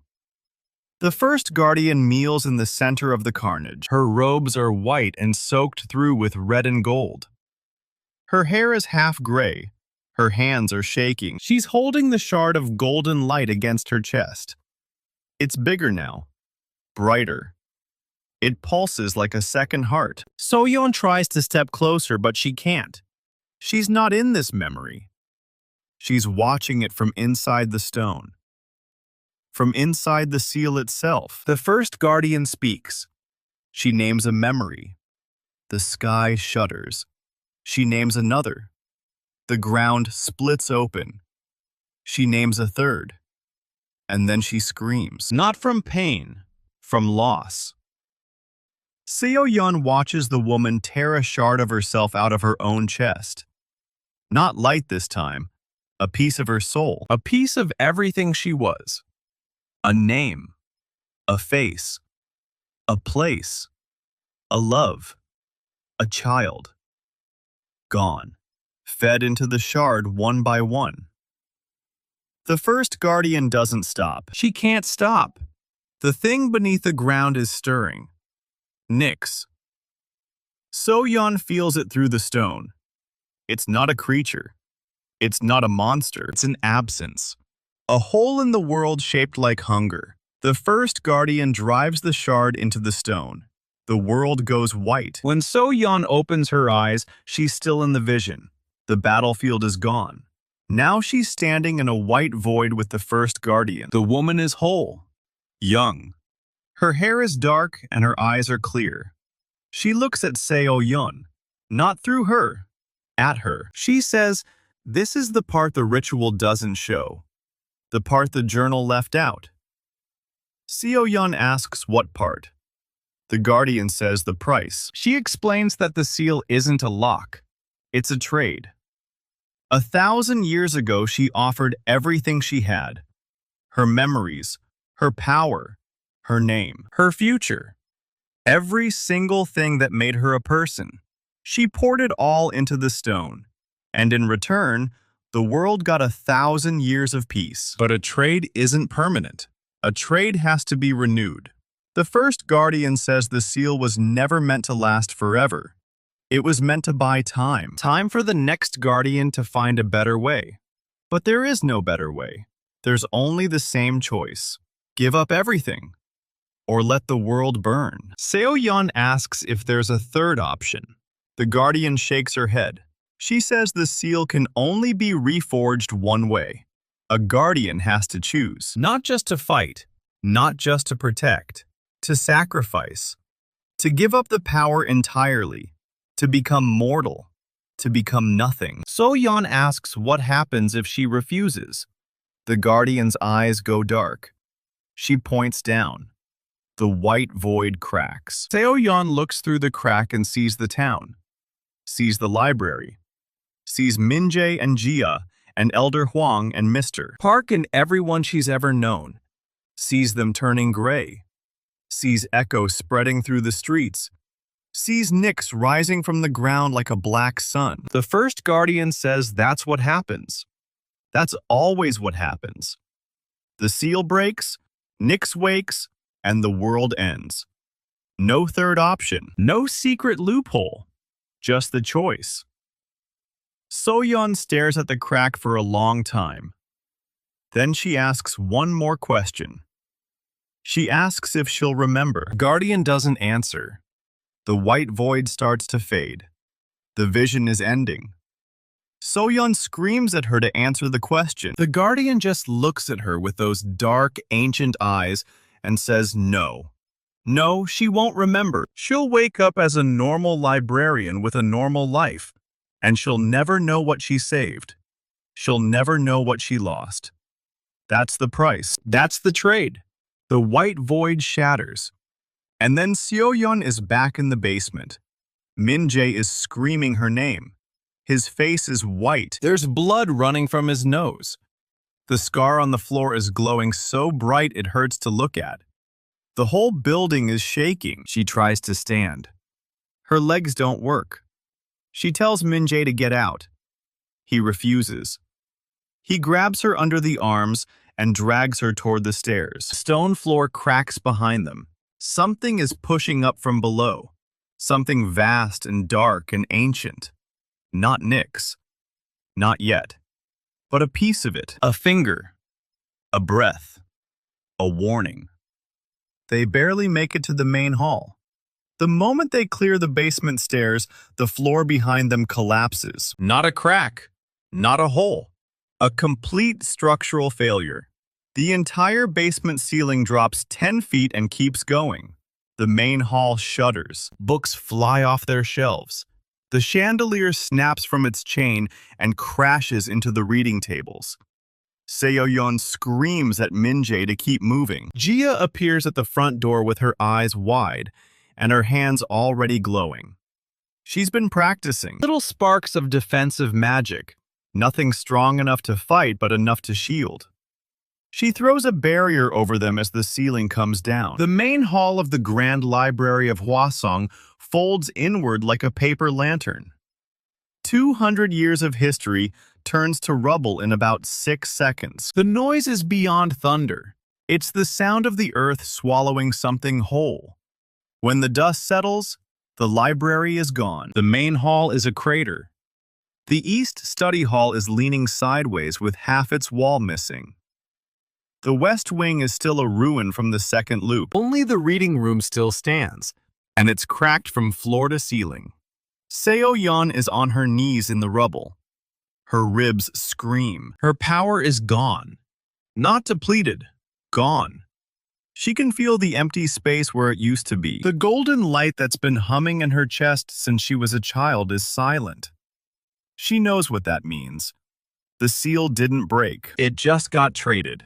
The third loop took more than a memory. It took the power itself. She's not a guardian anymore. She's just a woman in the wreckage of a library with blood in her mouth and nothing left to fight with. Min-jae crawls out from under a chunk of fallen shelving with his arm bent wrong and his face covered in gray dust. She laughs. It's not a happy sound. Gia stumbles through the rubble with her barrier flickering around her like a dying flashlight. She asks what happened. So-yeon tells them the truth. All of it. The ritual. The vision. The first guardian.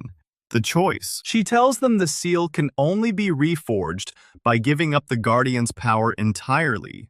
She tells them that's what she has to do. That's the only way to stop Nyx. Min-jae says no. So-yeon says there isn't. She saw it. The first guardian showed her. No loopholes. No secret third option. Just the choice. Give up the power. Become mortal. Forget everything. Or let the world end. Min-jae's jaw clenches. There are tears cutting tracks through the dust on his face. He says he won't let her. She tells him it's not his choice. It was never his choice. It was always hers. She's just been running from it. Elder Hwang arrives just as the sun starts to edge over the ruined wall. He's leaning on his cane and his old face is carved from stone. He looks at the crater where the main hall used to be. He looks at the pale, dead scar on the basement floor. visible now through the collapsed ceiling. He looks at Seo-yeon. He asks if she knows what she has to do. She says yes. He nods once. Slowly. His eyes are wet, but his voice is steady. He says he knew the last Guardian. He knew Han Jae-wook. He watched that man carry the same weight for 40 years. He watched it hollow him out. He says Jae-wook's only regret was not having the chance to make the choice himself. The seal broke before he could. He died fighting a fragment of Nyx in a basement not much different from this one. He died knowing he'd failed, knowing the next Guardian would have to carry what he couldn't finish. Elder Hwang puts his hand on Seo-yeon's shoulder. He tells her she's stronger than Jae-wook ever was. Not because she has more power, because she's willing to let it go. Min-jae is still crying. Jia is staring at the crater with her hands pressed over her mouth. The sun is rising over the ruins of the Grand Library of Hwasong. And Han Seo-yeon, former guardian of the seal, current librarian with no library left to tend, makes her choice. She tells Min-jae and Jia to help her find the other two pieces of the true key. Not to use them, to assemble them. Because the key isn't for opening anything. She realized it in the vision. The key is the trade. 3 pieces of the first Guardian's memory scattered across the province. When they're assembled, they form the ritual. The final loop, the one that takes everything. She tells them the plan hasn't changed, just the destination. They're still going to the dam. They're still going to find the second piece. They're still going to hunt Baek Do-hyun and take back the black iron rod. But now they're not doing it to save the seal. They're doing it to finish it, to give the world another 1,000 years, and to make sure that when Nyx rises, there's a guardian standing in its way. One last time. Min-jae wipes his face with his good hand. His arm is definitely broken. He doesn't complain. He just asks when they leave. She looks at the ruined library, at the pale scar pulsing weakly in the rubble, at the dark, oily stain on the cobblestones 3 blocks away that still won't wash off. She thinks about Mr. Park, about Echo, about Baek Do-hyun out there with 3 anchors and 15 years of obsession, about the thing beneath the ground that's been patient for 1,000 years and is running out of patience. She says they leave now, before the sun gets any higher, before the seal gets any weaker, before Baek Do-hyun figures out what she just figured out. She turns to Elder Hwang. She asks him to watch over the town. He promises he will. She turns to Jia. She asks her to guard the library. Jia looks at the crater and laughs. She asks what's left to guard. Seo-yeon says the basement, the scar, the seal. Whatever's still holding Nyx back, it's still down there. It needs a watcher. Jia nods, but her eyes are steady. Seo-yeon turns to Min-jae. She tells him to get his arm splinted. They're walking to the dam. It's 4 hours east. There's no time for a hospital, no time for rest, no time for anything except the hunt. The golden light in her chest is gone. Her power is dead. She's weaker than she's ever been. Bruised ribs, exhausted muscles, empty well. No guardian tricks, no book barriers, no golden light projectiles. Just her hands and her training, and the iron will that's kept her standing through 3 loops and a library collapse and a fight with a chaos lieutenant. She's never felt more dangerous in her life, because now she knows exactly what she's willing to lose. And the answer is everything. She grabs her bag from the rubble. The journal is still inside. The iron box with the first key piece is still warm against her hip. She doesn't look back at the library. She can't. If she looks back, she might stop. And she can't stop. Not until Nyx is sealed. Not until the trade is made. Not until she's given up everything she has and everything she is to buy the world 1 more 1,000 years. Min-jae falls into step beside her. His arm is wrapped in a makeshift sling Jia tore from a curtain. His face is still pale, and his eyes are still red. but he's walking. He asks if she's scared. She says yes. She says she's terrified. She says she's been terrified since the first tremor shook the library, and she felt the seal crack under her feet. She's been terrified through every fight and every loop and every memory she's lost. But terror doesn't matter. Fear doesn't matter. What matters is the choice, the trade, the 1,000 years. The road east stretches out in front of them. The sun is fully up now. The sky is blue and clear, and completely oblivious to the fact that the world is ending. Somewhere out there, Baek Do-hyun is holding a black iron rod and 3 anchors and 15 years of obsession. Somewhere beneath the ground, Nyx is stirring. And somewhere in the ruins of the Grand Library of Hwasong, Yoon-jia is standing guard over a cracked basement and a fading seal, and the last thin thread of hope the world has left. Our girl is done running. She's walking toward the fight. And this time, she's not walking back. The road east is dirt and gravel and old cracked asphalt that hasn't been repaved since before the first Guardian was born. Min-jae walks beside her with his broken arm in the sling and his jaw set tight against the pain. Neither of them speaks for the first hour. The sun climbs higher, and the heat settles into the fields on either side of the road like a blanket nobody asked for. So-yeon's ribs ache with every step, and the iron box bounces against her hip. Her bag is heavier than it should be, and her legs are heavier than the bag. Min-jae watches her out of the corner of his eye. He doesn't ask if she's okay because he already knows the answer. She's not okay, and she won't be okay until the trade is made or the world ends, whichever comes first. The old dam sits at the bottom of a valley carved by a river that dried up 50 years ago. It's a concrete monster left over from a time when the town had industry and ambition and people who believed in things like hydroelectric power. Now it's just a ruin with cracked walls and rusted pipes and a reservoir that's been empty since Min-jae's grandmother was a girl. They reach the ridge overlooking the valley just before noon. So-yeon stops and stares down at the dam, and something cold slides into her stomach. The place is wrong. Not just abandoned, violated. The iron gates at the base of the dam are bent outward like something pushed through them from the inside. The concrete above the gates is scorched black in a pattern that looks exactly like the stain on Oak Street. Min-jae sees it too, and his good hand curls into a fist. He asks if that's Echo's work. Seo-yeon says no. She says Echo never came here. She says that pattern is Nyx itself pressing against the world, testing the walls of its cage. Min-jae asks if that means the seal is already broken. She tells him the seal is cracking, but it's not gone yet. If Nyx were free, they'd already be dead. He doesn't find that comforting. She doesn't mean it to be. They pick their way down the slope through dead grass and loose shale.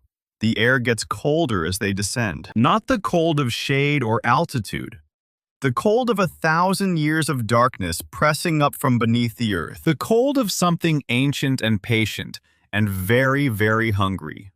The entrance to the dam is a steel door set into the concrete like a tombstone. The door is open. So-yeon stops 10 feet from it and pulls the iron box from her bag.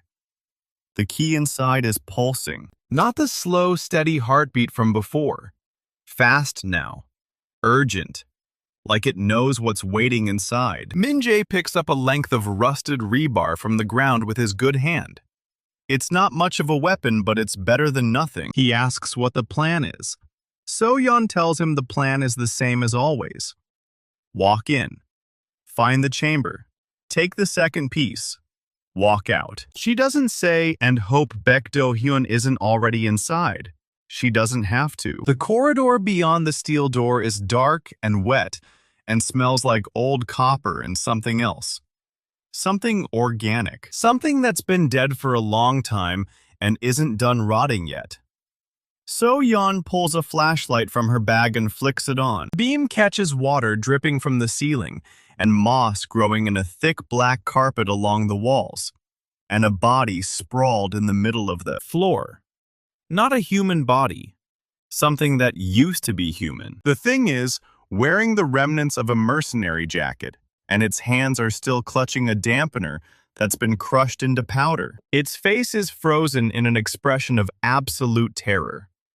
Min-jae stares at it, and his knuckles go white on the rebar. He asks what killed it. Seo-yeon kneels beside the body and examines the crushed dampener. She says Echo killed it. She says Echo didn't just kill it. Echo hollowed it out. Min-jae asks if Echo is still here. Seo-yeon stands up and the key in the box pulses faster, and she says yes. Sound comes from deeper inside the dam. Not a footstep. Not a voice. A sound like wet fabric being dragged across concrete, heavy and slow and deliberate. Seo-yeon puts the flashlight in her teeth and opens the iron box. The first piece of the true key spills golden light into the corridor. The darkness cringes away from it like a living thing. The dragging sound stops. Then it starts again, faster this time. Seo-yeon says they need to move. Min-jae doesn't argue. The main generator hall is a cathedral of rust and silence. Massive turbines sit dead in their cradles, and the control panels are covered in dust thick enough to write your name in. The far wall is covered in symbols. Not the ancient Guardian script from the library basement. Something older. Something that predates the seal. Something that predates humans. Min-jae looks at the symbols, and his eyes start to water. He asks what they are. Seo-yeon says they're the language Nyx uses to speak to itself. She says don't look at them too long. He doesn't. In the center of the hall, there's a hole in the floor that shouldn't be there. The concrete around it is melted into smooth curves that look organic, almost alive. Seo-yeon shines the flashlight down into the hole and sees a spiral staircase carved into the earth. The stairs are made of the same black iron as the box in her bag. Min-jae says those aren't part of the original dam. She says no. She says the first Guardian built this. She says this is the chamber where the second piece has been waiting for 1,000 years. The dragging sound comes from behind them now. Close. Very close. Seo-yeon doesn't look back. She grabs Min-jae's good arm and pulls him down the stairs. The black iron drinks the flashlight beam, and the darkness closes around them like a fist. The steps go down for a long time. Min-jae counts them under his breath. When he reaches 200, he stops counting. The air gets colder, and the key pulses hotter. And Seo-yeon can feel the second piece pulling at her like a hook buried in her chest. The stairs end at a door. Not a dam door. Not a human door. A slab of black iron covered in the same symbols that covered the first Guardian's journal. The symbols are glowing faintly. Pale gold. The color of the Guardian's light. Seo-yeon presses her palm to the door, and the key in her hand pulses once. The door recognizes her. It swings open without a sound. The chamber beyond is small and round and empty, except for a pedestal in the center. On the pedestal sits a box identical to the one in her bag. Black iron. Seamless surface. Glowing faintly with the same pale gold. She walks toward it, and the dragging sound stops at the top of the stairs. It doesn't come down. It's afraid of the chamber. Good. Seo-yeon reaches for the second box, and the golden light in her chest flickers. Not her power. She doesn't have her power anymore. Something else. Something the first piece of the key is doing. The two boxes are connected. The two pieces of memory are calling to each other. She picks up the second box, and it's warm in her hands, and she can feel the memory inside it pressing against the iron like a heartbeat. Min-jae asks what memory it holds. She says she'll find out when she opens it. He asks if she's going to open it now.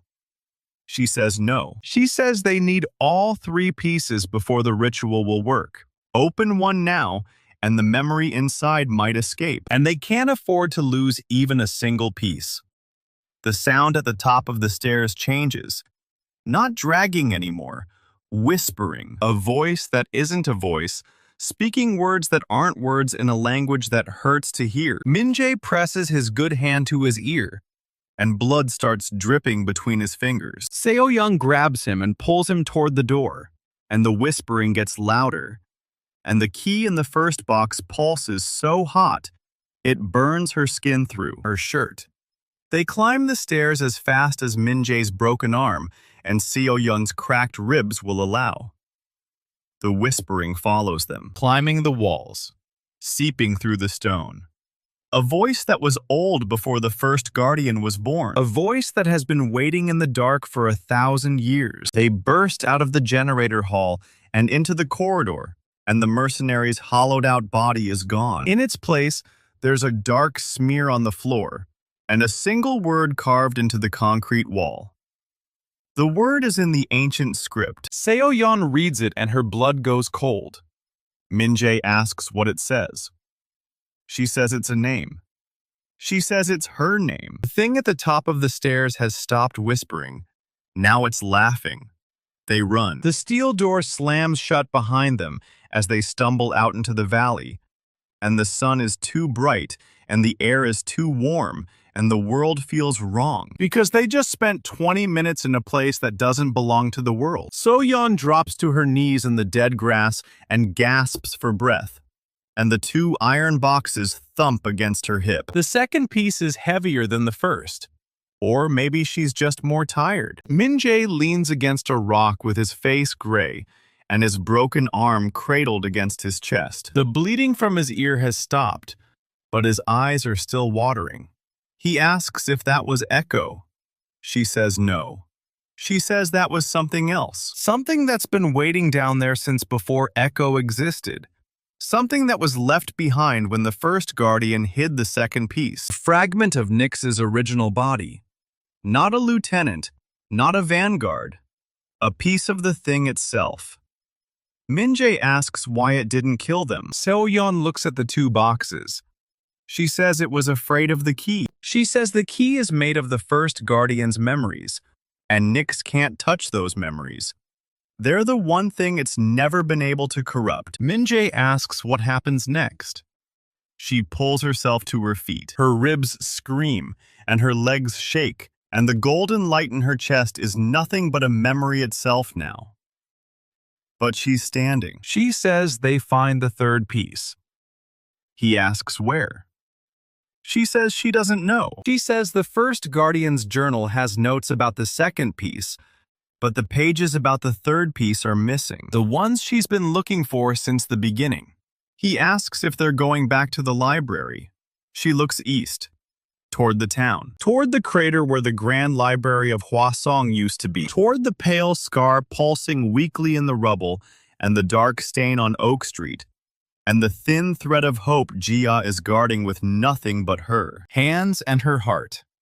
She says no. She says they're not going back until they have all three pieces, and the ritual is ready, and Baek Do-hyun is dealt with. Min-jae asks where they're going then. Seo-yeon opens the second box. Just a crack.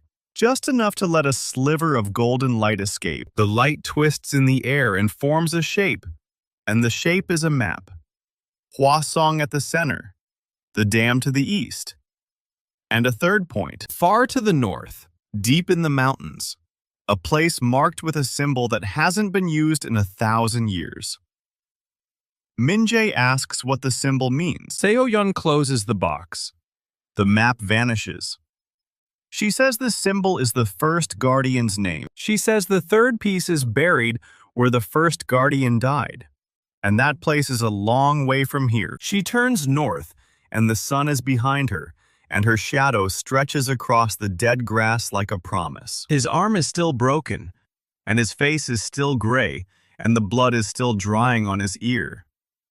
But he's walking. He asks if she thinks Baek Do-hyun knows about the third piece. She says Baek Do-hyun knows more than anyone gives him credit for. She says he's got 3 anchors, and the black iron rod, and 15 years of stolen research. She says he might already be on his way north. Min-jae asks what they do if he is. Seo-yeon doesn't answer. She just keeps walking. North, toward the mountains. Toward the grave of the first guardian. toward the last piece of the trade. Behind them, the dam sits silent in the valley. The steel door is still open. The dark smear is still on the floor. And deep in the black iron staircase, a fragment of Nyx watches them go. It doesn't follow. Not yet. But it's patient. It's been patient for 1,000 years. It can wait a little longer. The ground shakes. Not the gentle tremor of a seal cracking underground, but a full-body convulsion that throws Seo-yeon and Min-jae off their feet and sends them tumbling across the dead grass like broken dolls. The northern road splits open in front of them. Fissure races across the earth, and the sound that comes out of it isn't rock grinding on rock. It's breath. A single exhalation that hasn't touched air in 1,000 years. Seo-yeon scrambles to her knees, and the 2 iron boxes thump against her hip, and the golden light inside them pulses so hard she can feel it through the black iron. Min-jae shouts something, but she can't hear him over the roar. Because the sky is wrong. The sun is still up, and the mountains are still white, and the valley is still green. But there's a shadow spreading across the eastern horizon like ink bleeding through paper. Not a cloud, not smoke, something alive. Seo-yeon knows what it is before her eyes can make sense of it. Her power is gone, but the place where it used to be still throbs. And that throbbing is screaming at her now. She turns east, toward Hwasong, toward the crater where the Grand Library used to be, toward the seal. And she watches Nyx rise. It doesn't explode out of the ground. It doesn't burst through the rubble or shatter the town in a single apocalyptic blast. It seeps. Black threads thinner than hair push up through the cobblestones, and the gardens and the foundations of every building still stand. They twist together into ropes, and the ropes braid into columns, and the columns rise into a shape that has no name, because no human language ever needed one. It is taller than the library was, taller than the mountains behind it. A silhouette of pure void with edges that writhe and shift like a wound that can't decide whether to close or spread. The air turns cold. Not winter cold, empty cold. The kind of cold that doesn't come from temperature, but from the absence of something essential. Like the world just forgot how to be warm. Seo-yeon's cracked ribs scream as she pushes herself to her feet, and her legs are shaking, and her hands are bleeding from the fall, but she doesn't. Look away from the thing on the horizon. Min-jae grabs her arm. His face is gray, and his broken arm is still in its sling, and the blood from his ear has dried in a dark line down his neck. He asks what they do. She doesn't answer, because the shadow is moving. Nyx turns, not toward them, toward the town, toward the people who are still inside it, the ones who didn't evacuate fast enough, or didn't believe the warnings, or simply had nowhere else to go. Seo-yeon can see the lights of Hwasong flickering below the shadow, like candles in a hurricane, and she knows, with a certainty that has nothing to do with power, and everything to do with 5 years of standing between that thing and the world, that those lights are about to go out. She runs. Not north, not toward the mountains or the third piece, or the grave of the first guardian. She runs east, back toward the town, back toward the seal, back toward the people she swore to protect. Min-jae screams her name, but she doesn't stop.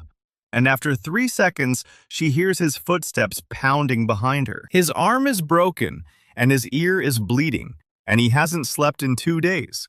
But he's running, too. The road back is a blur. A 4-hour walk condenses into something she'll never remember clearly because her body is moving on instinct and adrenaline, and the last ember of a fire that hasn't gone out yet. Her ribs grind with every step. Her lungs burn. The iron boxes slam against her hip like hammers. But she runs. The shadow grows bigger with every mile. It takes her 20 minutes, not because the town is close, but because she's moving faster than her body can sustain, and she stops feeling the pain around mile 2. She bursts through the eastern gate, and the town is chaos. People are screaming. Windows are shattering. The dark stain on Oak Street where Echo stood is bubbling like boiling tar, and the cobblestones around it are cracking open, and black threads are pushing up through the gaps. Seo-yeon skids to a stop in the town square and looks up, and Nyx is right there. 1,000 feet of living darkness towering over the rooftops with a shape that keeps shifting from humanoid to serpentine to something with too many limbs and too many eyes and not enough of either. It doesn't speak. It doesn't need to. Its presence is a statement. I am here. The world is mine, and you are nothing. Min-jae catches up to her and doubles over, gasping, and his face is whiter than she's ever seen it. Seo-yeon looks at the shadow and looks at the people, and looks at the 2 iron boxes on her hip. She says the plan is the same as it's always been. She says they buy time. She doesn't have power anymore. The golden light that used to pulse in her chest is gone, and the seal is broken, and the ritual isn't ready. And she's holding 2 pieces of a key she doesn't know how to assemble. But she's still the guardian. Power or no power. Memory or no memory. That's not a job you quit just because it got hard. She turns to Min-jae and tells him to get every person he can find and move them to the old mill outside the east gate. The one where Jin-ho held him. The one with thick stone walls and a basement that goes deep into the bedrock. He asks what she's going to do. She says she's going to keep Nyx busy. He says she doesn't have any power. She says she knows. She says she's going to do it anyway. Min-jae opens his mouth to argue, but the look on her face stops him cold. It's the same look she had in the dam.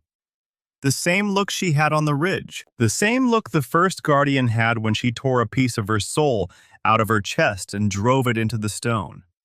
He nods once. Then he's gone, sprinting down Oak Street toward the residential district, shouting for people to follow him. Seo-yeon turns back to Nyx. The shadow is still rising. More black threads are pushing up through the ground, and more columns are twisting into the central mass, and the shape is stabilizing into something almost solid. A torso, a head, 2 arms that stretch across the sky like wings. Seo-yeon walks toward it. Not fast, not confidently, just 1 foot in front of the other, while every instinct she has screams at her to run. She stops at the edge of the square, where the cobblestones are still intact. Nyx is directly above her now. She can feel the cold pressing down on her skin like a weight. She can smell something that isn't quite rot, but isn't quite anything else either. The smell of a place where nothing has lived for a very long time. She looks up at the thing, and the thing looks down at her. And for one long moment, neither of them moves. Then Seo-yeon does something that surprises even her. She opens the first iron box. Just a crack. The light spills into the square, and it's weaker than it was in the dam, and weaker than it was in the basement. But it's still golden, and it's still warm, and it's still made of memories that Nyx has never been able to touch. The shadow flinches. Not much. Not enough to matter, but it flinches. Seo-yeon opens the box wider. The light pushes outward in a ring, and the black threads on the cobblestones curl away from it like paper from a flame, and the cold recedes by a few feet. Not a victory, not even close, but a message. You can't touch me. Not while I hold this. Nyx doesn't attack. It just hangs there in the sky like a storm, waiting to break. And Seo-yeon stands beneath it, with a box of golden light in her hands, and the whole world holds its breath. Elder Hwang appears at her elbow. She didn't hear him approach. She doesn't know how long he's been standing there. His old face is gray, and his hands are shaking, but his eyes are steady. He says he's been watching for 70 years. He says he always knew this day would come. He asks if she knows what she's doing. She says no. She says she's never known what she's doing. She says she's been making it up as she goes along, since the day she found the fissure in the basement. Hwang almost smiles. He says that's what guardians do. He says the first guardian didn't have a plan either. She just had something she wasn't willing to lose. Seo-yeon looks at the people streaming toward the east gate. Min-jae is leading them with his broken arm still in its sling, and his voice hoarse from shouting. Jia is with him now, having appeared from somewhere with a cut on her forehead and a fire in her eyes. The townspeople are carrying children and dragging the elderly and clutching whatever they could grab in the 30 seconds they had. They're terrified. They're exhausted. They're still moving. Seo-yeon looks back at Nyx. The shadow is pressing against the golden light, testing it, probing for weaknesses. The light is holding, but not forever. Nothing holds forever. She closes the first box, opens the second. The map flickers in the air for half a second before she closes it again. She doesn't need the map right now. She needs the light. She holds both boxes against her chest, and the warmth spreads through her cracked ribs and her empty chest and the place where her power used to be. It's not power. It's not even close to power, but it's something. She tells Hwang to get to the mill. She says she's going to make Nyx look at her instead of the town. She says she's going to be the most annoying thing that Shadow has ever seen. He says that's not a plan. She says it's the only plan she's got. Hwang puts his old hand on her shoulder and squeezes once. Then he's gone, moving surprisingly fast for a man his age, his white hair disappearing into the crowd. Seo-yeon is alone in the square. Just her and the shadow and 2 boxes of stolen memories. She plants her feet. She holds the boxes tight. She stares up at the thing that killed her predecessor and cracked her library and took her mother's face and her golden light and everything she used to be. And she waits. Nyx reaches for her. A tendril of pure void snakes down from the central mass, and it's as thick as a tree trunk and as fast as a whip, and it hits the golden light around. Seo-yeon with a sound like a bell cracking in half. The light holds. The tendril recoils. Nyx makes a sound for the first time. It isn't a roar. It isn't a scream. It's a hum so low and so deep that Seo-yeon feels it in her teeth and her bones, and the scar on her ribs where the ritual almost killed her. The hum says something without words. It says you are delaying the inevitable. It says you are a librarian with no power and no plan and no hope. It says you are already dead, and you just haven't figured it out yet. Seo-yeon doesn't answer. She just opens both boxes a little wider, and the golden light pushes back against the shadow, and Nyx hums again. But this time, there's something else in the sound. Something that might be frustration. Something that might be fear. Because the light is still golden, and the light is still warm. And the light is made of memories that 1,000 years of darkness couldn't corrupt. Seo-yeon smiles. It's a thin smile, and a tired smile, and a smile that costs her something she doesn't have to spare. But it's real. She says out loud to the empty square and the shadow and herself that as long as she's still standing and still holding these boxes, Nyx doesn't get to touch the town. She says that's the deal. She says that's always been the deal. The last of the townspeople disappear through the east gate. Min-jae stops at the gate and looks back. She can see him silhouetted against the light with his broken arm and his gray face, and the question written all over him. He wants to come back. He wants to stand beside her. He wants to fight. She shakes her head once, hard. He hesitates for 3 seconds that feel like 3 hours. Then he turns and follows the others through the gate. He gets it. He hates it, but he gets it. The square is empty now. The town is silent, except for the hum of Nyx and the crackle of the golden light, and the distant sound of windows shattering as the shadow presses down on the buildings. Seo-yeon's arms are shaking. Her ribs are screaming. The light from the boxes is flickering because she doesn't have enough strength left to hold them steady. But she holds them anyway. She thinks about the first guardian, the woman with the gray streaks in her hair who stood in a place like this 1,000 years ago and tore a piece of her own soul out of her chest because there was no other way. She thinks about Han Jae-wook, the guardian before her, who died fighting a fragment of Nyx because he couldn't make the trade. She thinks about Min-jae and Jia and Hwang and Mr. Park and every person who ever walked into the Grand Library of Hwasong looking for a book and found a quiet woman who just wanted to keep them safe. She thinks about her mother's face, the one she can't remember anymore. The one she fed into the seal without even knowing she was doing it. She doesn't get that memory back. She knows that now. But she gets to make sure nobody else loses theirs. She plants her feet a little wider. She lifts the boxes a little higher. She stares up at Nyx, and the shadow stares back. And the battle hasn't started yet, but the war is already decided. Not because she's stronger, not because she's smarter, not because she has a plan, because she's still standing. And as long as she's still standing, the light is still burning. And as long as the light is still burning, the town is still safe. And as long as the town is still safe, she's still the guardian. Power or no power. The golden light pulses once, twice, 3 times. Then it stabilizes into a dome that covers the entire square and pushes the shadow back by 50 feet. Not a permanent solution, not a victory, but enough. Enough to buy the people time. Enough to give Min-jae and Jia a chance to get everyone underground. Enough to make Nyx stop humming and start thinking. Because the shadow has been patient for 1,000 years. But patience is a lot easier when nobody's shoving golden memories in your face.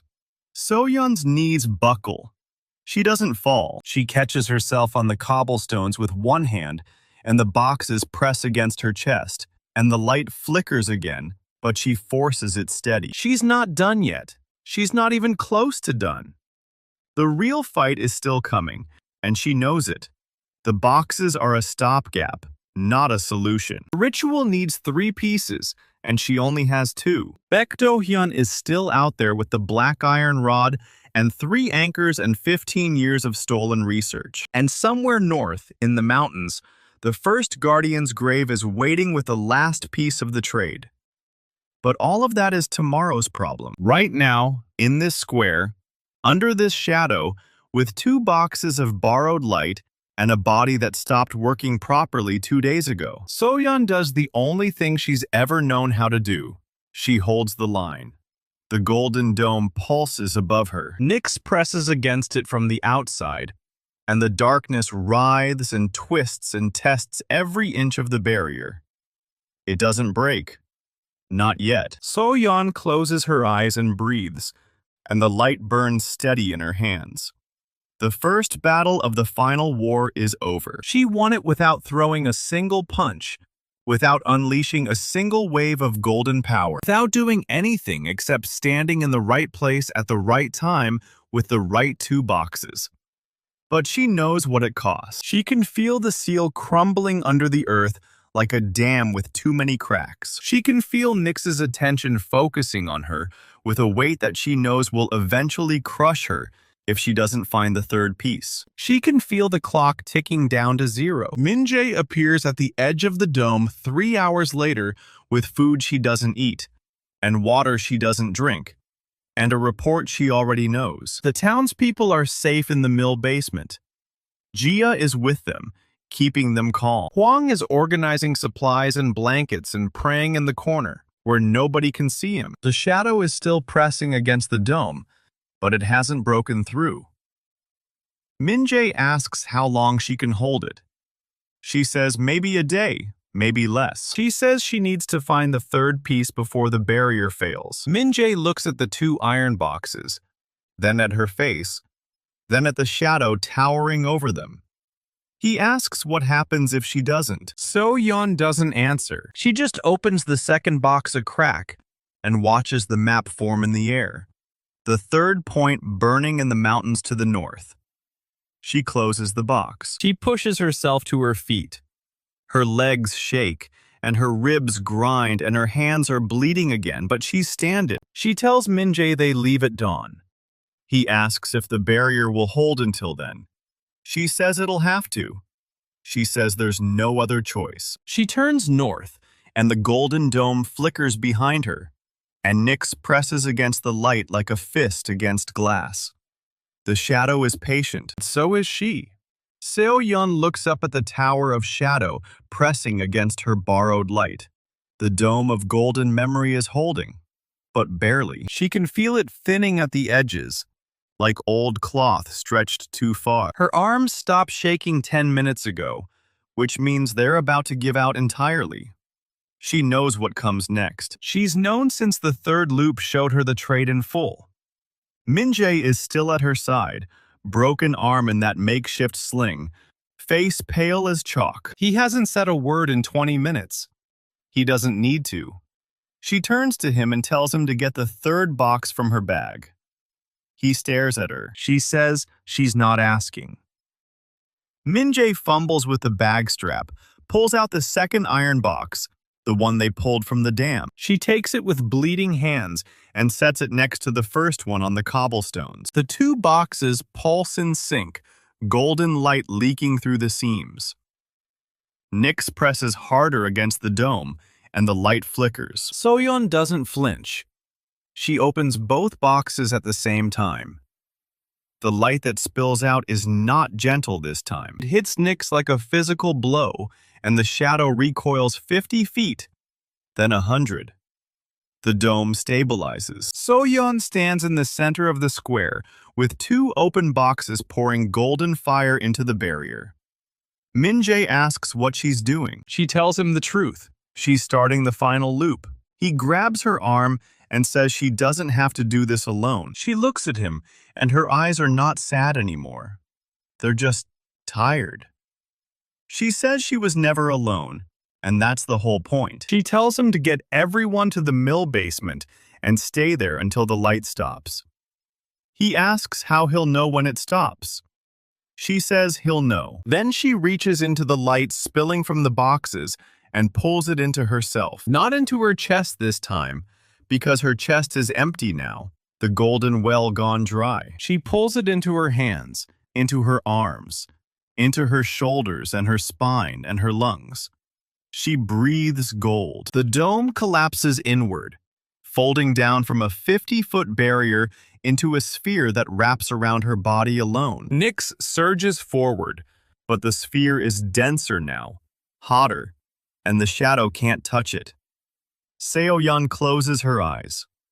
The world goes white. Not the one she saw before. This is different. The sky is not black with smoke, but pale gray with morning light, and the grass under her feet is wet with dew.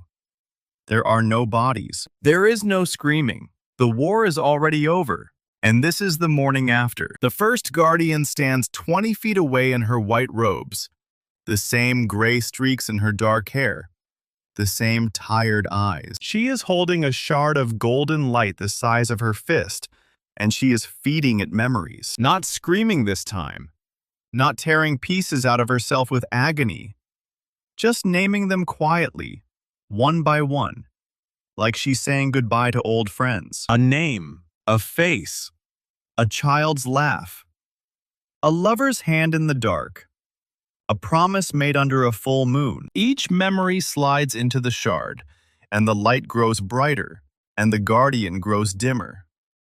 Seo-yeon watches and understands what she's seeing. This is not the original ceiling, the first Desperate Act 1,000 years ago. This is the template, the ritual the first guardian built, so that every guardian who came after her would know what to do. The guardian turns and looks directly at Seo-yeon. She says she's been waiting. Seo-yeon asks how long. The guardian says as long as it takes. She gestures at the shard in her hand and says, "This is the third piece." Seo-yeon looks at the shard and feels the two iron boxes at her feet, even though she knows she's not really here. The guardian says the boxes hold the map and the memories. The shard holds the choice. She asks if Seo-yeon is ready. Seo-yeon says she doesn't have any memories left to feed it. She says that's not true. She says there's one memory she's been holding on to. The one she never fed into any seal or any loop or any shard. The one she's been protecting since the day she became Guardian. Seo-yeon asks what memory.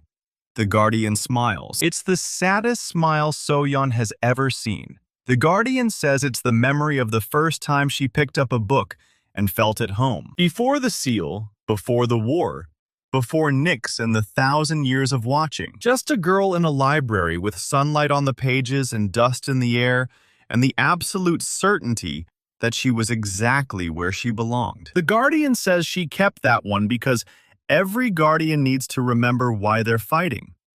Not for duty, not for obligation, for love. Seo-yeon feels her throat tighten. She asks if the Guardian is giving it to her.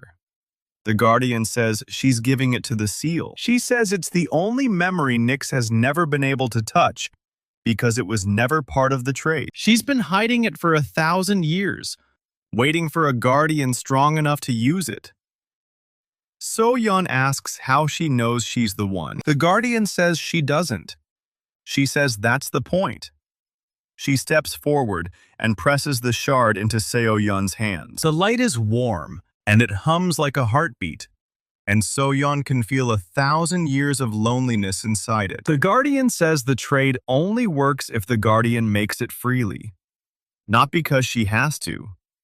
Not because she's out of options. Because she chooses to. Seo-yeon looks at the shard and thinks about the library that isn't there anymore, and the town that people are still calling home, and Min-jae with his broken arm, and Jia with her cut forehead, and Hwang praying in the mill basement where nobody can see him. She thinks about her mother's face, the one she can't remember. She thinks about the first Guardian's smile, the sad one, and the memory of sunlight on pages.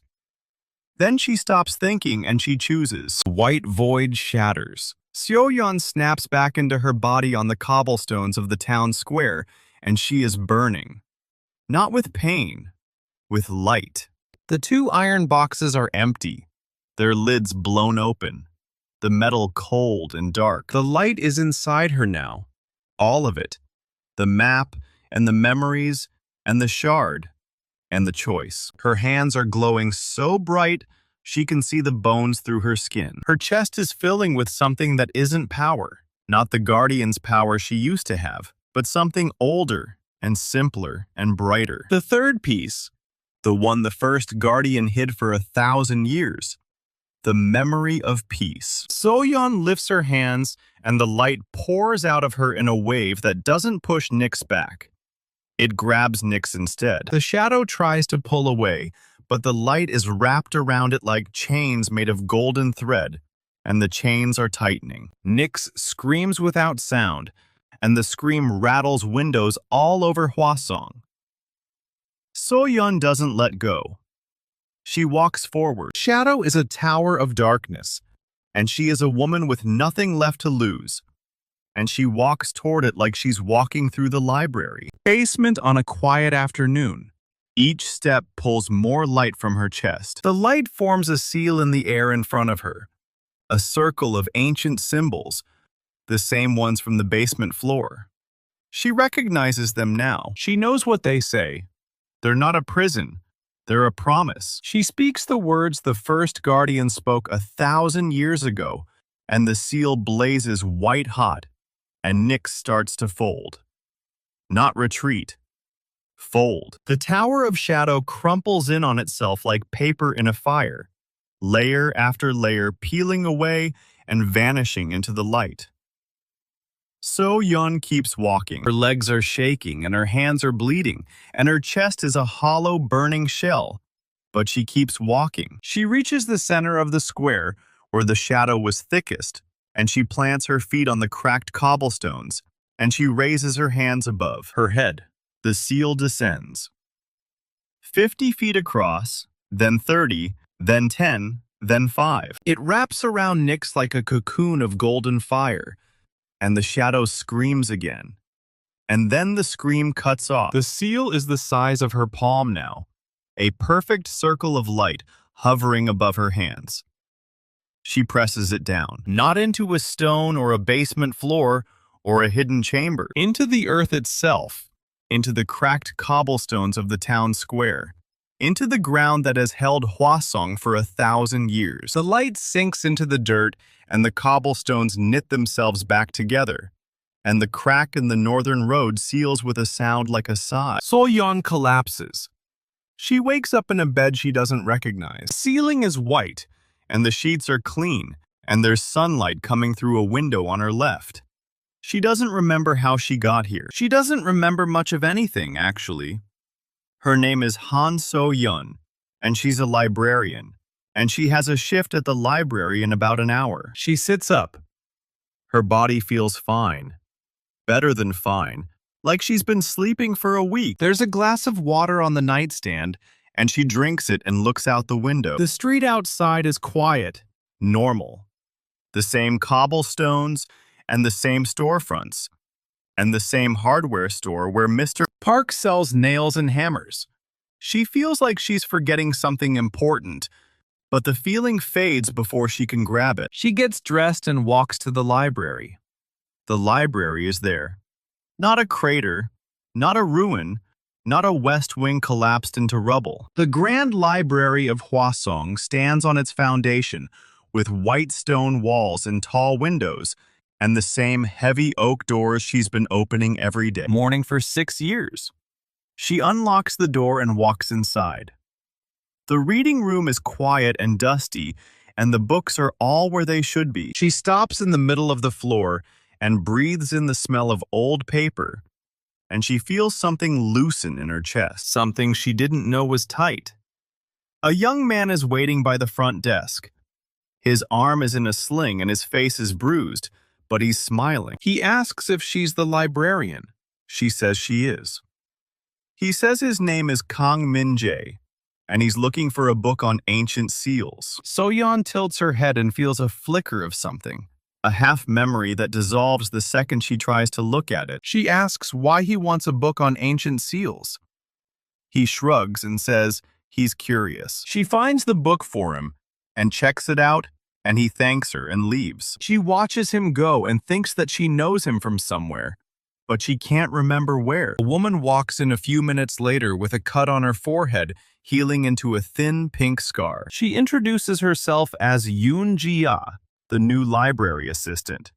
Seo-yeon says she didn't know she was getting an assistant. Jae says it's a recent development. They spend the morning shelving books and cleaning dust from the reading room windows, and Seo-yeon feels something she hasn't felt in a long time. Peace. It occurs to her that she doesn't remember the last time she felt peaceful. It also occurs to her that she doesn't remember a lot of things. She sits down at her desk in the afternoon and opens her journal. The pages are blank. She doesn't remember what she used to write in them. She picks up a pen and writes the date, and then stops because she doesn't know what else to put down. Elder Hwang stops by in the evening with a basket of bread and a smile that looks like it's been waiting 70 years to appear. He asks how she's settling in. She says she's settling in fine and asks if she knows him. He says everyone knows the mayor. She says that's not what she meant, and he says he knows. He says she did something very important once, and she doesn't have to remember it for it to count. She asks what she did. He says she chose. Then he tips his hat and walks back out into the evening light, and Seo-yeon stares at the door for a long time. Min-jae comes back the next day and asks for another book on ancient seals. She asks why he needs two. He says the first one was interesting. She finds him a second book, and he lingers at the desk for a moment like he wants to say something else. Then he just nods and leaves. Jae says the kid is weird, and Seo-yeon laughs and says she kind of likes him. That night she dreams about golden light and a woman in white robes with gray streaks in her dark hair who hands her something warm and says it's been waiting for 1,000 years.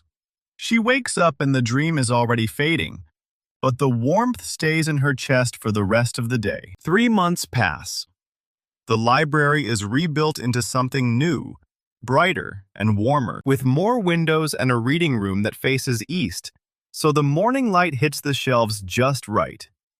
Seo-yeon is the head librarian. Jae is her assistant, and they bicker about cataloging systems and tea breaks, and whether the restricted section needs a better lock. Min-jae comes in every week for a new book, and sometimes they talk about history or philosophy, or the old legends about the calamity that almost destroyed the town 1,000 years ago. Seo-yeon says she's always found those legends comforting. Min-jae asks why, and she doesn't know the answer, but she says it anyway. She says it's nice to think that someone chose to protect something, even when it cost them everything. Min-jae looks at her for a long moment. Then he asks if she believes the legend is true. Seo-yeon looks out the window at the town square, where the cobblestones are still a little newer than the ones around them, and the library stands on its foundation like it's always been there. She says she believes in choice. Min-jae smiles and says that's good enough. He checks out his book and leaves, and Seo-yeon watches him go and feels the warmth in her chest pulse once, twice, 3 times. Then it settles into something steady. She picks up her journal. The pages are no longer blank. She's been writing in it for weeks without knowing why. Little notes about the library, about the books, about the people who come in looking for something and leave with more than they expected. She writes one more line at the bottom of today's page. Light holds. Peace holds. I choose to stay. She closes the journal and puts it in her bag and locks up the library at sunset. The town of Hwasong is quiet and golden under the fading light, and the grand library stands at the edge of the square like it's been there for 1,000 years. Han Seo-yeon walks home through streets she doesn't remember saving, and breathes air she doesn't remember fighting for, and smiles at neighbors she doesn't remember protecting. The seal is deep beneath the earth now, woven into the roots of the town, fed by a memory of sunlight on pages and the quiet certainty of a girl who knew she was exactly where she belonged. It doesn't need a guardian anymore. It just needs to be remembered. And even though Han Seo-yeon doesn't remember, the town does. The sky stays blue, and the ground stays solid, and the shadow that pressed against the world for 1,000 years is gone, like it was never there. Seo-yeon unlocks her door and steps inside, and pours herself a cup of tea, and sits down at her kitchen table with a book she's been meaning to read. She opens it to the first page, and the words are familiar in a way she can't explain. She smiles. She reads. The light holds. The sun hits the new windows just right, and Han Seo-yeon opens her eyes to a room she's still getting used to. It's been 3 months since the library was rebuilt, and she still reaches for a lamp that isn't there anymore. She sits up, and the morning light catches the spines of books on her nightstand, all of them about ancient history and seal inscriptions and legends she can't quite remember learning. The journal on her desk is open to a page she filled last night, and the handwriting is hers, but the words don't feel like they came from her. She reads the last line again. Light holds.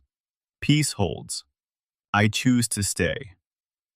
She doesn't know what light she was talking about. She closes the journal and gets dressed, and walks to the grand library through streets that still have that new cobblestone smell in the morning. Seo-yeon unlocks the heavy oak doors, and the smell of old paper and fresh wood hits her, and she smiles before she even knows why. It's the same smile every morning. She can't explain it. Gia is already inside, reshelving books in the East reading room, with a cup of tea balanced on the cart next to her. She's got a scar on her forehead now, a thin, pale line that she got the night the old library collapsed, and she tells everyone it was a falling bookend. Seo-yeon's never asked if that's true. Gia looks up and says she's late, and Seo-yeon says she's the head librarian and can be late if she wants to. Gia rolls her eyes and tells her the restricted section needs a better lock. And Seo-yeon says they've had this conversation 12 times. They bicker about cataloging systems for the next 20 minutes, and it's the most normal thing in the world. A young man comes in around 10, tall and broad-shouldered, with an arm that healed slightly crooked so he carries it a little stiff. Seo-yeon looks up from her desk, and something in her chest flickers, warm and steady. She can't place him. He walks to the counter and asks for a book on ancient seals, the same one he checked out last week. And Seo-yeon says he already read that one. He says he wants to read it again. She pulls the record, and his name is Min-jae, and he's been coming to the library every week for 3 months, always asking for the same books, always lingering at the desk, like he's waiting for something. She asks if he's a scholar. He says no, he's a carpenter. She asks why a carpenter needs so many books on ancient seals. He shrugs and says he finds them interesting. His eyes flick to her face and then away, and Seo-yeon gets the strangest feeling that he's checking on her, not the books. She hands him the book and he thanks her, and then he just stands there for a second like he wants to say something else. He doesn't. He nods and walks to the reading room, and Jia appears at Seo-yeon's elbow and says that kid is weird. Seo-yeon says she kind of likes him. Jia gives her a look, and Seo-yeon ignores it and goes back to her cataloging. The week passes in quiet rhythms. Min-jae comes back twice more, each time asking for a book he's already read, each time staying for an hour in the reading room before leaving without a word. On Thursday, Jia asks him point blank if he's got a crush on the head librarian, and Min-jae turns bright red and says no, he just likes the library. Seo-yeon pretends she didn't hear it. On Friday, Elder Hwang stops by with a basket of bread and a smile that looks like it's been waiting a very long time to appear. He's older now, his hair gone completely white, his hands shaking a little when he sets the basket down. His eyes are sharp and clear, and when he looks at Seo-yeon, there's something in them she can't name. She says, fine. The library is beautiful. The patrons are kind. She feels like she's been here her whole life. Hwang nods and says, that's good. And then he asks if she remembers anything. She says, remembers what? He looks at her for a long moment, and then he says, never mind, and asks if she wants bread. She takes a roll, and it's still warm from the bakery, and Hwang watches her eat it with an expression she can't read. He says she did something very important once, something that saved the whole town. Seo-yeon stops chewing. Hwang says she chose. That night she dreams about golden light. She's standing on a battlefield somewhere, and the sky is the color of old iron, and a woman in white robes with gray streaks in her dark hair is kneeling in front of her. The woman's hands are cupped around something bright and warm, and she's crying, but her voice is steady. She says it's been waiting for 1,000 years. She says peace is the one thing Nyx could never touch. She hands the light to Seo-yeon, and it's warm and heavy and feels like coming home. Seo-yeon wakes up with her hands pressed to her chest, and the dream is already fading. But the warmth stays for the rest of the day. She doesn't tell anyone about it. A week later, she's reorganizing the basement archives when she finds a hidden compartment behind a loose stone in the west wall. There's a book inside, old and leather-bound, and wrapped in cloth like someone was trying to protect it. She pulls it out and the leather is cracked, and the pages are yellow, and the handwriting on the first page is hers. She doesn't remember writing it. She reads the first entry, and it's about a seal, about a crack in the floor of the old library, about a darkness that leaked through, and a girl who put her hands on the stone and pushed golden light into the earth. She reads about a student named Min-jae who wanted to learn to fight. She reads about a scholar named Baek Do-hyun who tried to break the seal. She reads about a mercenary named Koo Jin-ho who kidnapped someone she cared about. She reads about a ritual that cost memories, and a key made of light, and a woman who chose to give up everything to protect a town she loved. None of it feels real. She closes the journal and puts it back in the compartment and covers it with the cloth and the stone, and walks upstairs and sits at her desk and stares at nothing for an hour. Min-jae comes in at 3 and asks if she's okay, and she says she's fine, just tired. He doesn't believe her. She can tell by the way his eyes narrow and his jaw tightens, and his good hand grips the strap of his bag a little too hard. He says she looks like she's seen a ghost. She almost laughs. She says maybe she has. He sits down across from her and waits. And she looks at this carpenter who's been checking out books on ancient seals for 3 months and something. Clicks into place behind her ribs. She asks if he knows her. Min-jae goes very still. He says she hired him to rebuild the West Reading Room 3 months ago, and she's been his boss ever since. Seo-yeon says that's not what she meant. He looks down at his hands and then back up at her, and his eyes are wet. He says she was his teacher once. He says she taught him how to stand, and how to breathe, and how to fight when he was too scared to throw a punch. He says she saved his life more times than he can count. He says she chose to forget all of it so everyone else could keep living. Seo-yeon stares at him. The warmth in her chest pulses once, twice, 3 times. She asks if the journal in the basement is real. Min-jae's breath catches. He asks what journal. She tells him about the hidden compartment, and the leather cover and the handwriting that matches hers, and the stories about seals and keys, and a Calamity named Nyx. Min-jae says the old library had a basement, a secret one, where she used to do rituals, where the seal was, where everything happened. He says he thought it was destroyed when the building collapsed.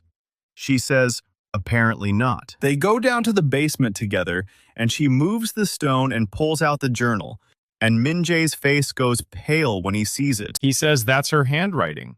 He says she used to write in it every night. He says after the ritual, when she lost her memories, the pages went blank. Every single one of them. Like the words had been erased along with everything else. Seo-yeon opens the journal and flips through, and the pages are covered in ink, entry after entry. Months of her life she doesn't remember living. She asks why they're not blank anymore. Min-jae says maybe she's been writing without knowing it. She looks at the journal in her hands, and the warmth in her chest settles into something steady, and she closes the book and holds it against her heart. She says she doesn't remember being a guardian. She says she doesn't remember the seal, or the key, or the calamity. She says she doesn't remember saving anyone. But she reads the words and some part of her knows they're true. Some part of her has always known. Min-jae asks what she wants to do. Seo-yeon thinks about the library and the town, and the morning light through the east windows, and the bread Hwang brings, and the way Ji-ah bickers about locks, and the quiet certainty she feels every time she opens the heavy oak doors at dawn. She says she wants to keep doing what she's doing. She says the seal is deep, and the sky is blue, and the shadow that pressed against the world for 1,000 years is gone. She says she doesn't need to remember to keep living. Min-jae smiles, and it's the first real smile she's seen on him. He says that sounds like something his teacher would say. She tells him to check out his book before Ji-ah yells at him for loitering. He laughs and they climb the stairs together. And the library is warm and bright and full of people reading and studying and living their quiet, unremarkable lives. Seo-yeon goes back to her desk and opens the journal and reads until sunset. And when she closes it, she writes one more line at the bottom of the page. Some things you feel even when you can't remember. The town of Hwasong is quiet and golden under the fading light. She reads until the tea goes cold. Then she reads some more. The light holds. Peace holds. She chooses to stay. The weeks pass in a rhythm Seo-yeon has come to love. She opens the library at dawn and locks it at dusk. Ji-ah bickers about cataloging, and Min-jae visits, and Hwang brings bread. The mornings are quiet, and the afternoons are busy, and the evenings are hers. She reads her journal entries again and again, memorizing a life she doesn't remember living. Some details stick harder than others. The way the first guardian tore light from her chest, the weight of a key made of memory, the cold emptiness of a sky with wrong stars. She doesn't feel those things in her bones, but she believes them. And that belief settles into something close to peace. Then, one Tuesday afternoon, a stranger walks through the heavy oak doors. He's young, maybe 22.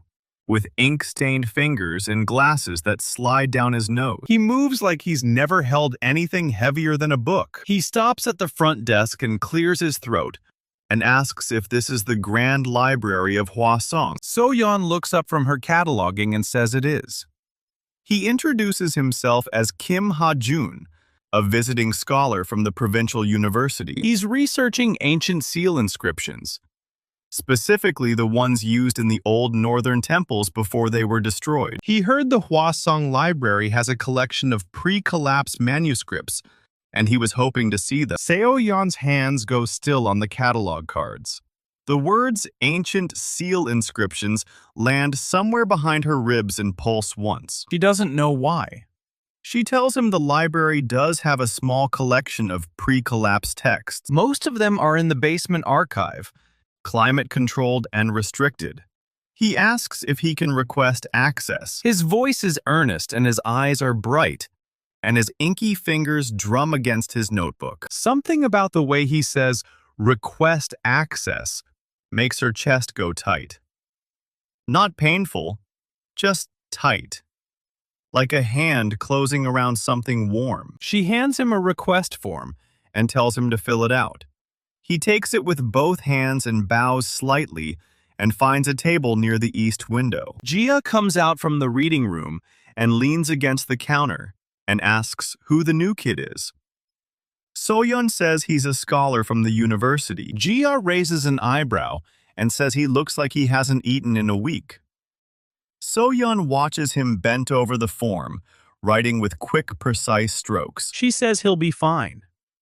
The request form lands on her desk an hour later. Kim Ha-jun wants access to manuscript 47B, a pre-collapse text on ritual inscription patterns. Seo-yeon knows that number. She doesn't know how she knows it, but when she reads it, her mouth goes dry, and the warmth in her chest pulses twice. She looks at the request form, and then at the scholar, and then back at the form. Jia notices her hesitation. She asks if something's wrong with the manuscript.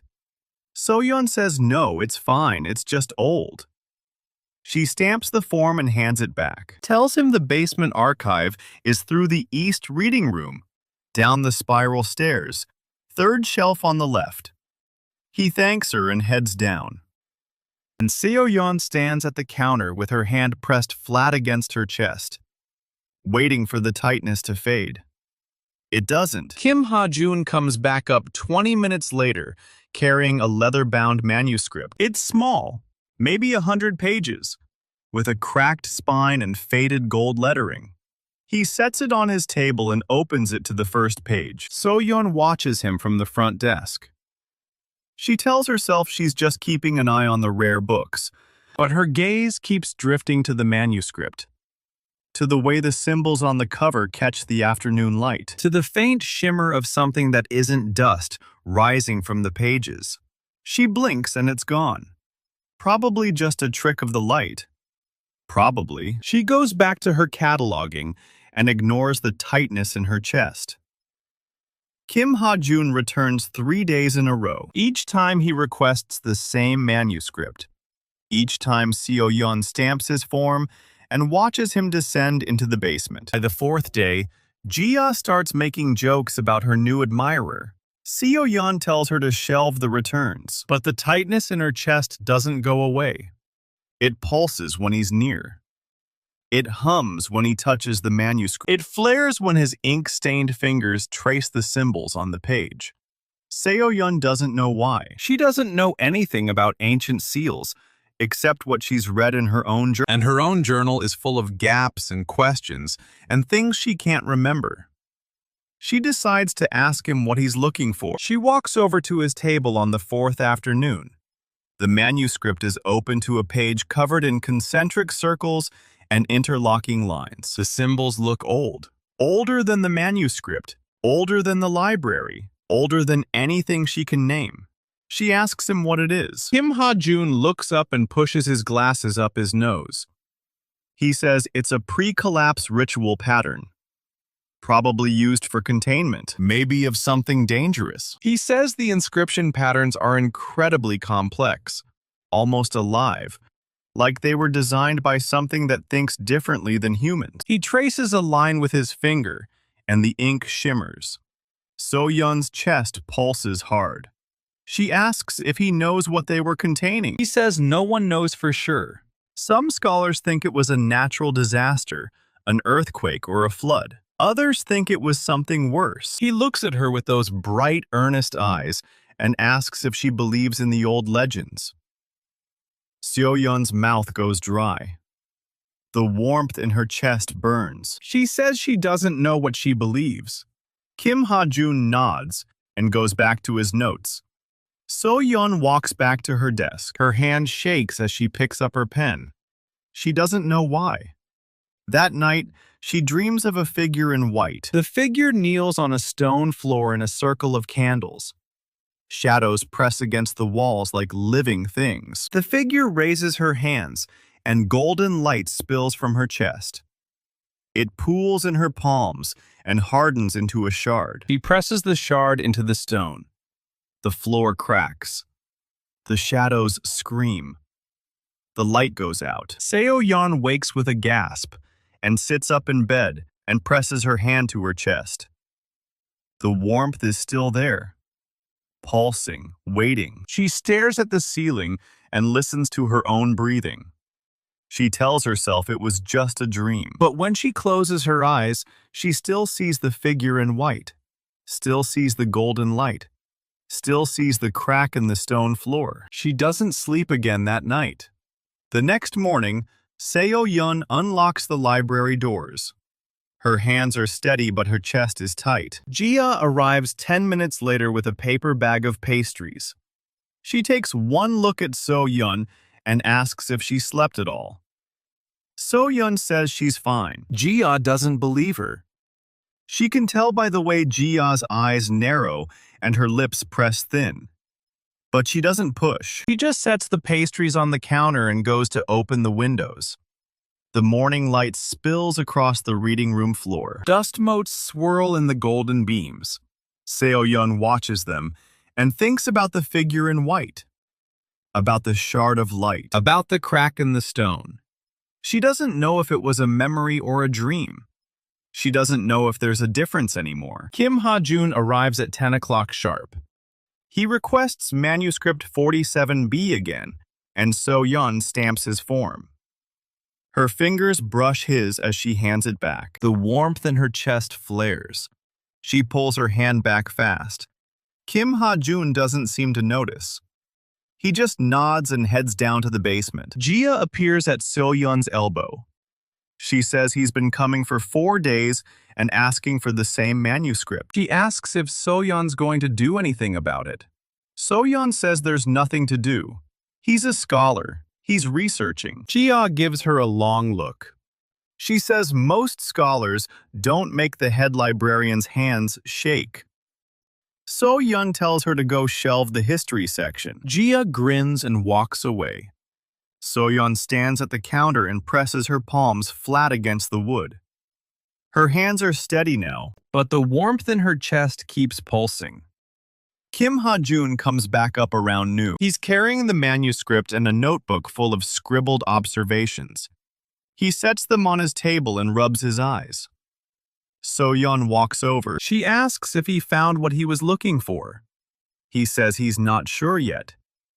The inscription pattern is more complex than anything he studied before. He says it almost feels like the symbols are responding to him, like they're aware he's reading them. So-yeon's chest goes cold. She asks what he means.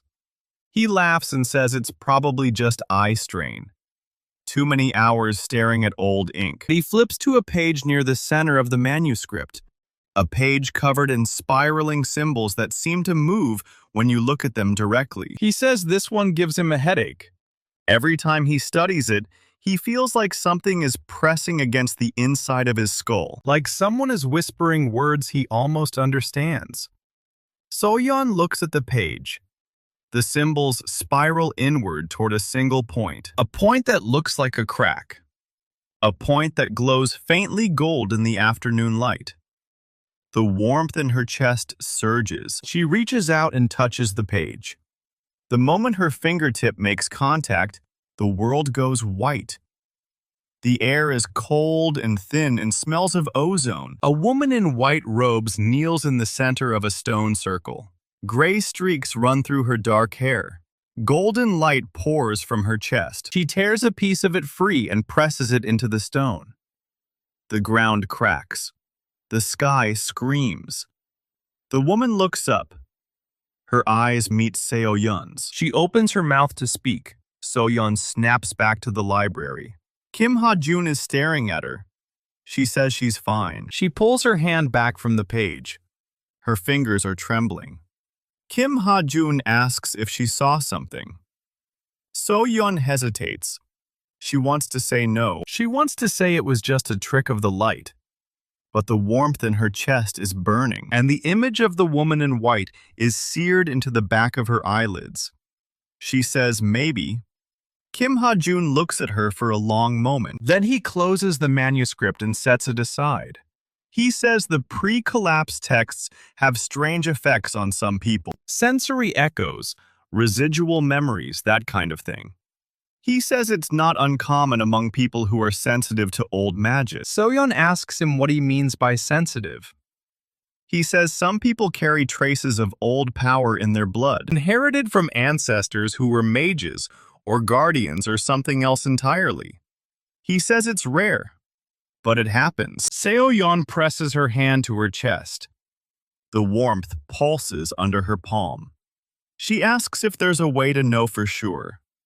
Kim Ha-jun tilts his head. He says there are tests, old rituals that can reveal latent ability.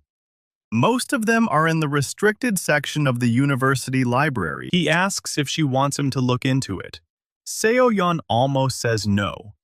Almost tells him she's just tired and overworked. But the warmth in her chest burns brighter. And the woman in white is still staring at her from the inside of her skull. She says yes. Kim Ha-jun nods and writes something in his notebook. He says he'll be back in a few days with what he finds. Seo-yeon walks back to the front desk. Her legs are weak. Her hands are shaking. Her chest is full of golden warmth. Ji-ah comes out of the reading room and sees her face. She asks what happened. Min-jae arrives at 3 o'clock. He's got sawdust on his sleeves, and his hair is tousled from the wind. He stops at the front desk and asks Ji-ah where Seo-yeon is. Ji-ah jerks her thumb toward the reading room. Says she's been in there for 2 hours, staring at nothing. Min-jae finds her in the far corner. She's sitting at a table with a cup of cold tea and a book she hasn't opened. He sits down across from her. He doesn't believe her. She can tell by the way his jaw tightens. By the way his good hand grips the strap of his bag. She almost laughs. She tells him about the scholar, about the manuscript, about the vision of the woman in white, about the golden light and the crack in the stone, and the way the symbols on the page seem to breathe. Min-jae listens without interrupting. When she's done, he sits very still. He says the woman in white sounds like the first guardian. The one who sealed Nyx 1,000 years ago. The one Seo-yeon used to see in her visions. Seo-yeon stares at him. She asks how he knows that. He reminds her that he was there for all of it. He saw the visions. He heard the stories. He watched her tear pieces of herself out and feed them into the seal. She tells him she doesn't remember any of that. He says he knows. He says, that's the point. She chose to forget. She chose to give up everything so the town could survive. Seo-yeon looks down at her hands. They're steady now. The warmth in her chest is still there. Quiet but persistent. Like a heartbeat she didn't know she had. She asks him what it means. The vision, the warmth. The way the manuscript symbols made her feel. Min-jae says he doesn't know. But he thinks something is waking up. Seo-yeon locks the front doors at dusk. Ji-ah left an hour ago. Min-jae went home with his book on ancient seals. The library settles into silence. She's shelving the last returns when she catches it. A smell. Cold and sharp. Ozone after a lightning strike. Her chest tightens. The warmth pulses hard. She turns toward the basement door. A thin curl of dark mist seeps out from under it, barely visible, but definitely there. She stares. The mist fades. Then another wisp replaces it, slow and steady, like something breathing. Her feet move before her brain catches up. The warmth in her chest pulls her forward. She grabs the basement door handle, opens it. Cold air hits her face. The stairs drop into darkness. Mist pools at the bottom step, thick as spilled ink. She should call Min-jae. She should close the door and walk away. She doesn't. Her legs carry her down, step by step.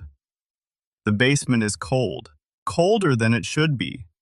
The old stone walls are slick with condensation. The single bulb overhead flickers once, then holds. She reaches the bottom. The mist is everywhere now. It clings to the floor like a living fog. Dark tendrils curl around her ankles. The warmth in her chest burns brighter. It pushes back against the cold. She follows the mist to its source, the far corner of the basement, where the old floor meets the west wall. There's a crack, a long, jagged fissure in the stone. Dark energy leaks out of it, slow and thick. The crack pulses faintly, like a heartbeat. She knows this crack. She's seen it before, somewhere. The journal entries she doesn't remember writing. They talked about a crack, a seal, something buried beneath the floor. She kneels beside it. The mist coils around her knees. The cold seeps into her bones. But the warmth in her chest fights back. Golden light flickers under her skin. She doesn't control it. It just happens. Her hand moves on its own. She presses her palm flat against the crack. The stone is freezing. Then it's not. Golden light pours out of her hand.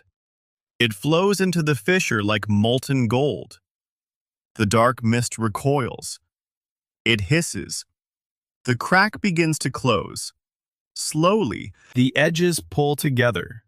The golden light knits the stone, seals it clean. Seo-yeon watches her own hand like it belongs to someone else. Her mouth opens. She doesn't understand. Her hand is glowing. The crack is healing. She's doing it. But she doesn't know how. The last of the dark mist evaporates. The crack vanishes. Only a faint golden seam remains in the stone. She yanks her hand back, stares at her palm. The light fades. Her skin is normal. No mark. No scar. Her chest still burns. Softer now. Embers instead of flames. She sits back on her heels. Her breath comes fast. What just happened? She looks at the floor. The crack is sealed completely. The mist is gone. The basement is just a basement again. Cold stone and old shelves and dust. She presses her hand to her chest. Quiet but present. Waiting. She doesn't know what she is. She doesn't know what she just did. But her body knew. Her hands knew exactly where to go. Footsteps on the stairs. Min-jae. He appears at the bottom of the steps. His broken arm is still in the sling. He asks what she's doing down here. He says he saw the light from the street, through the basement window. He came back to check. So-yeon looks up at him. Her voice is steady but quiet. She tells him about the mist, the crack, the way her hand just moved on its own. She says she felt like she had to, like something was calling her. Min-jae stares at the floor, at the faint golden seam where the crack used to be. His jaw tightens. He knows what this means. She can see it in his eyes. He asks if she remembers anything. She doesn't remember, but her body does. The warmth in her chest does. Min-jae kneels beside her. He looks at the sealed crack, then at her. He says this is what she used to do, before she forgot. She was the guardian. She sealed the cracks. She held back the dark. Seo-yeon looks at her hands. They look ordinary. Librarian's hands. Ink-stained fingers. But they just did something impossible. She asks him how many times. How many times she's done this before. He wasn't there for all of it. Just the end. Just the part where she gave up everything. She touches the golden seam on the floor. It's warm, like her chest. She asks if it will hold. Min-jae says he doesn't know that either, but it held before, for 1,000 years. Seo-yeon pushes herself to her feet. Her legs are steady now. The cold is gone. The basement feels normal. But she knows better now. She looks at the sealed crack one more time. Then at Min-jae, she says she's going to keep an eye on it. Every day. She'll check the basement. She'll watch for the mist. Min-jae asks if she wants him to help. She nods. She says she doesn't understand what's happening to her. This is her job, her duty, even if she can't remember signing up for it. They climb the stairs together. So-yeon locks the basement door behind her. She pockets the key. The warmth in her chest settles. Quiet, patient. She looks back at the door. Something is down there. Something that needs her. For the first time in 3 months, she feels like she belongs. Not just to the library, but to something bigger. She doesn't know what's coming, but she'll be ready. She has to be. The library stands quiet around her. The books wait on their shelves. The basement waits beneath her feet, and the warmth in her chest. It waits too. Min-jae asks what she's going to tell Jia. So-yeon says nothing. Not yet. She doesn't even know what to call this. A reflex. An instinct. Something older than memory. She walks him to the front door. The street outside is dark. The cobblestones gleam under the street lamp. She tells him to get home safe. He hesitates, then nods. He says he'll be back tomorrow, early. She locks the door behind him, leans her forehead against the wood. The warmth in her chest hums, soft and steady, like a second heartbeat. But she knows what she has to do. Watch the basement, guard the crack, wait for whatever comes next. She pushes off the door, walks back to the front desk. The library is dark now. The shelves are shadows. The reading room is silent. But she's not afraid. She's something else. Something she can't name yet. She sits down at the desk, opens her journal, writes a single line. The crack is back, and I sealed it. She stares at the words, her own handwriting, telling her things she doesn't remember, leans back in her chair. The basement door is locked. The key is in her pocket. The warmth is in her chest. And somewhere far below, the stone holds its golden seam, waiting for the next crack, waiting for her. The morning comes quiet, too quiet. Seo-yeon unlocks the front doors at 7 sharp. The street outside is empty. No birds, no wind. Just gray light and cold cobblestones. She stands in the doorway for a long moment. Warmth in her chest pulses once. Warning or greeting? She can't tell anymore. She turns back inside. Jia isn't due for another hour. The reading room chairs are still upside down on the tables from last night. Dust motes hang in the pale light through the east windows. Everything looks normal. Feels normal. Except the basement key weighs heavy in her pocket. She walks the perimeter anyway. Checks the windows. The back door. The restricted section gate. All secure. The basement door is still locked. She presses her palm flat against the wood. Warm, not hot. The golden seam on the other side is holding. For now. She heads to the front desk, pulls out her journal, opens it to a fresh page. Her pen hovers over the paper. What do you even write after a night like that? She settles for the date and 3 words. Crack sealed again. She closes the journal. Stares at the leather cover. The journal that used to be blank is now half full, her own handwriting telling her a story she doesn't remember living. It should feel strange. It does feel strange, but it also feels true. The front door opens. Min-jae, right on time.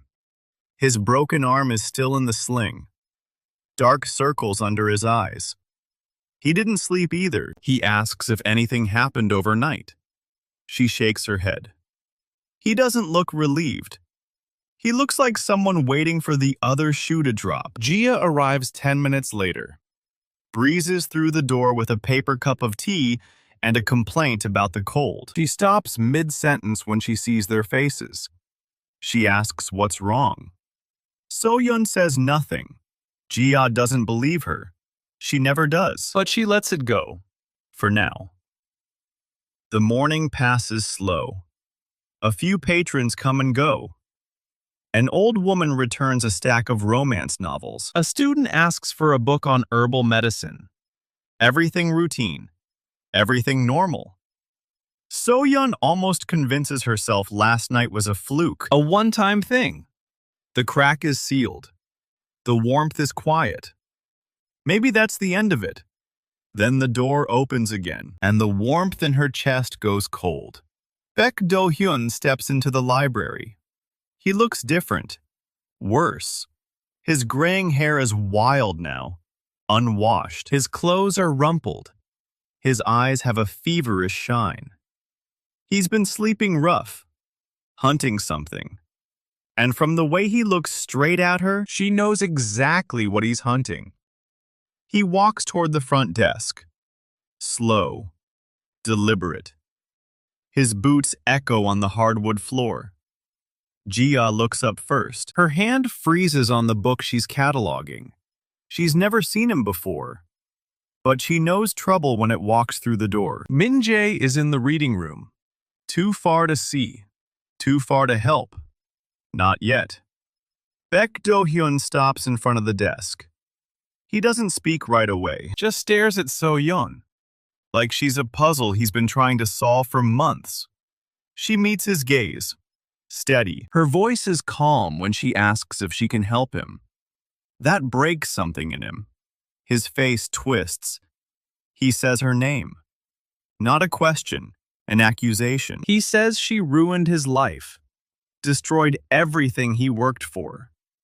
3 anchors, 3 pieces of the key, and she took them all. She doesn't know what he's talking about, and he can see it. The blank look in her eyes. The genuine confusion. It makes him angrier. He slams his palm on the desk. The sound cracks through the quiet library. Gia jumps. The old woman in the romance section looks up alarmed. Seo-yeon doesn't flinch. She tells him to lower his voice. This is a library. He laughs. It's a broken sound. He says she really doesn't remember. Doesn't remember the seal. The Calamity. The night she blasted him with golden light and left him for dead in the basement. She stares at him. The warmth in her chest pulses. Harder now. She says she doesn't know what he's talking about. But even as she says it, her hands are shaking. He leans closer. His voice drops to a whisper. He says the seal is broken. Nyx is rising, and it's her fault. She did this. She sacrificed everything, and it still wasn't enough. He says she's a failure, a fraud, a guardian who couldn't guard anything. The words hit her like physical blows. Not because she believes him, but because something inside her recognizes them. The warmth in her chest surges. Not gentle now, hot, urgent. Her vision blurs at the edges. For a split second, she sees it. A flash, a basement, a crack in the floor, golden light pouring from her hands. Baek Do-hyun standing over her with a black iron rod. The image vanishes as fast as it came, but it was real. She knows it was real. Baek Do-hyun sees the flicker in her eyes. He smiles. It's not a nice smile. He says, there it is. She remembers something. Good. He wants her to remember. He wants her to know exactly why he's going to end her. He reaches into his coat. pulls out the black iron rod. It's shorter than before, cracked down the middle, but still humming with dark energy. Ji-ah shouts. She drops the book she's holding. The sound of it hitting the floor echoes through the room. Min-jae appears in the reading room doorway. He sees Baek Do-hyun, sees the rod. His face goes pale. He starts running toward the desk. But he's too far, and Baek Do-hyun is already moving. He swings the rod. Not at Seo-yeon, at the desk. The impact sends a shockwave of dark energy through the wood. The desk splits in half. Books fly. Papers scatter. Ji-ah is thrown backward into the shelves. Seo-yeon is knocked off her feet. She hits the floor hard. The breath leaves her lungs. The warmth in her chest explodes. Golden light bursts from her body. Not intentional. Not controlled. Pure instinct. It forms a shield around her, curved and bright. Baek Do-hyun's neck swing bounces off it. The dark energy dissipates against the gold like water against hot iron. He staggers back. His eyes widen, then narrow. He says she doesn't even know what she's doing. He's right. She doesn't. Her body is moving on its own. Her hands rise. The golden light follows them, forming shapes she doesn't recognize. Barriers, blades, chains of pure energy. Her mind is blank, terrified, but her body knows exactly what to do. It's done this before, 100 times, 1,000. Her muscles remember even if her memory doesn't. She gets to her feet. The light pulses around her, warm and steady. Baek Do-hyun raises the rod again. Dark energy coils around it, thick and oily. He says the seal is already broken. He doesn't need to destroy her. He just needs to keep her busy, while the real work happens elsewhere. He swings. She blocks. The golden light catches the rod midair. The impact shudders through her arms, through her ribs. The pain is real. The exhaustion is real. But the power keeps coming, pouring out of her chest like a river. She doesn't know how to stop it. She's not sure she wants to. Min-jae reaches the desk, or what's left of it. He grabs a heavy encyclopedia from the floor, the same move she taught him, months ago, in another life. He hurls it at Baek Do-hyun's head. It connects, hard. The scholar stumbles.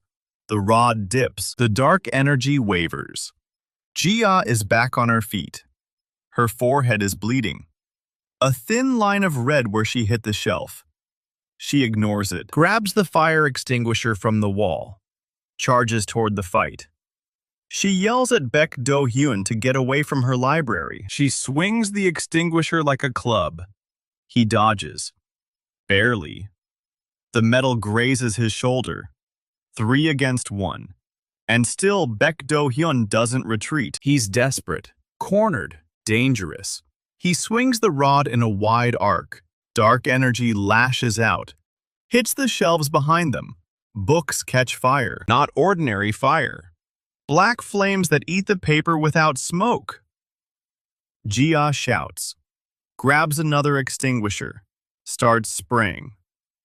Seo-yeon pushes forward. The golden light forms a blade in her hand. She doesn't know how she's doing it. She doesn't care. She swings. The blade slices through the dark energy, clean through. Baek Do-hyun stumbles back. His eyes are wild now. He says this isn't over. She's only delaying the inevitable. Nyx is already waking. The anchors are already in place. She can't stop it. Not this time. He raises the rod one last time. Not at her. At the floor. He drives it into the hardwood. The crack that forms isn't wood. It's something deeper, darker. The floor splits open. Not to the basement. To something else. A void. Cold and hungry. The same cold she felt last night. The same darkness that leaked from the crack downstairs. But stronger. Much stronger. The golden light flares. So-yeon doesn't think. She acts. She slams her palms together. The light rushes forward, wraps around the crack, seals it. The void screams. A sound that isn't sound, more like a pressure in the skull. Then it's gone. The floor is whole again. The black flames die. The dark energy vanishes. Baek Do-hyung is gone too. The front door swings open. Cold wind rushes in. He's already halfway down the street, running. The rod is still in his hand, cracked but intact. Seo-yeon drops to her knees. The golden light fades. Her chest is empty, hollow. The warmth is still there, but barely. A candle instead of a bonfire. She's shaking. All over. Her hands, her legs, her breath comes in ragged gasps. Min-jae is beside her, his good arm around her shoulders. He asks if she's okay. She can't answer. Gia drops the extinguisher, sinks down beside them. The cut on her forehead drips blood onto her collar. She asks what the hell that was. So-yeon looks at her hands, still glowing faintly, still warm. She says she doesn't know. She doesn't know what she is, what she just did. But for the first time, she knows it wasn't the first time. Min-jae helps her stand. Her legs barely hold her. He says they need to get her somewhere safe. Gia is already pulling books off the burning shelves, stamping out embers with her shoes.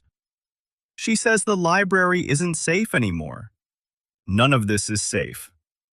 So-yeon looks at the front door, still swinging in the cold wind. Baek Do-hyun is out there. The rod is out there. And he said Nyx is already waking. She doesn't know what Nyx is, doesn't remember. But her body remembers. The way the cold felt. The way the void screamed. The way the golden light knew exactly what to do. She straightens up, forces her legs to hold. Her voice is steady when she speaks. She tells Min-jae to close the door. Gia to lock the windows. Nobody leaves. Nobody comes in. Not until she understands what she is, what she's supposed to do. Min-jae hesitates, then nods. Gia is already moving. Seo-yeon walks to the front door, puts her hand on the wood. The warmth in her chest flickers, weak but stubborn. She pushes the door closed, slides the bolt home, locks it. She turns back to the ruined library, the smashed desk, the black scorch marks on the shelves, the golden seam on the floor where the void tried to open. She doesn't remember being a guardian, doesn't remember the seal, or the calamity, or any of the choices that led her here. But she knows one thing. Whatever is coming, it's coming for her. And she's not going to run. Not this time. She walks back to the basement door, pulls the key from her pocket, slides it into the lock. The warmth in her chest hums, waiting. She turns the key and opens the door. The basement stairs are cold under her feet. She's been down here before, or so Min-jae says. She doesn't remember it, doesn't remember the crack she just sealed, doesn't remember being the guardian. But her hand remembers the way it moved on its own. The way the golden light poured out of her skin like it had been waiting. Min-jae is behind her. His broken arm is still in its sling. His good hand holds a flashlight. The beam cuts through the dark. The basement smells like old stone and ozone. The same smell she caught upstairs before the mist started seeping through the door. Min-jae points the light at the floor. There's a seam, a faint golden line running across the stone. Still warm, still glowing. He tells her that's where she sealed the crack. 3 months ago, the night the old library collapsed. She kneels, presses her palm to the golden seam. The warmth spreads up her arm. Familiar. Not like a memory, or like a muscle that remembers a movement the mind forgot. She asks what else is down here. Min-jae doesn't answer right away. He walks to the west wall, the one behind the old chairs nobody ever sits in. He runs his fingers along the stone, finds a spot, presses. Nothing happens. He tells her it opened for her before. Only for her. She stands, walks over, puts her hand where his was. The stone is cold. Nothing. Doesn't know what she's looking for. Just lets the warmth in her chest guide her. It pulses once. Twice. She thinks of the journal. The entries she doesn't remember writing. The words in her own handwriting. About a seal. About a ritual. About losing memories. The stone shifts under her palm. Not physically, something deeper. The wall shimmers and opens. The compartment is small, dusty, empty now. She already took the journal. What's left is a hollow space carved into the stone. Min-jae says there's more. He points the flashlight at the back wall of the basement, the one behind the old shelving units. He says the hidden archive is back there, but he's never been inside. Only she knows how to open it. She walks toward the back wall. The warmth in her chest is louder now, not a pulse, a hum. Like something on the other side is calling her. She puts both hands on the stone. The hum becomes a vibration. The stone is cold, but underneath it, deep inside, something is waiting. She doesn't know the words, doesn't know the ritual, but her body does. Her lips move on their own. The sound that comes out isn't language. It's older, deeper. The stone shudders. A seam appears, not golden this time, just a crack in the wall that wasn't there before. It widens. The wall slides apart, revealing a staircase, spiraling down into darkness. Min-jae shines the flashlight down the stairs. The beam doesn't reach the bottom. He asks if she's sure she wants to do this. She is already stepping through the doorway. The stairs are narrow, cut into the bedrock beneath the library. The air gets colder the deeper they go. She counts 37 steps, then a landing, then a door. It's made of black iron, old, older than the town. Symbols are carved into the metal, the same spiraling patterns she saw in the manuscript. The containment pattern. She touches the iron.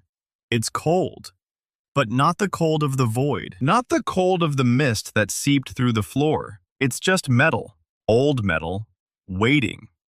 She pushes. The door swings open without resistance. The chamber beyond is round, maybe 20 feet across. The ceiling is low, dug out of the rock. The walls are lined with shelves.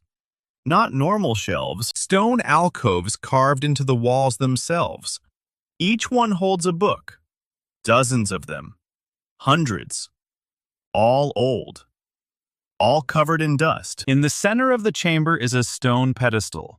On it rests a single book, bound in leather, thicker than any she's seen before.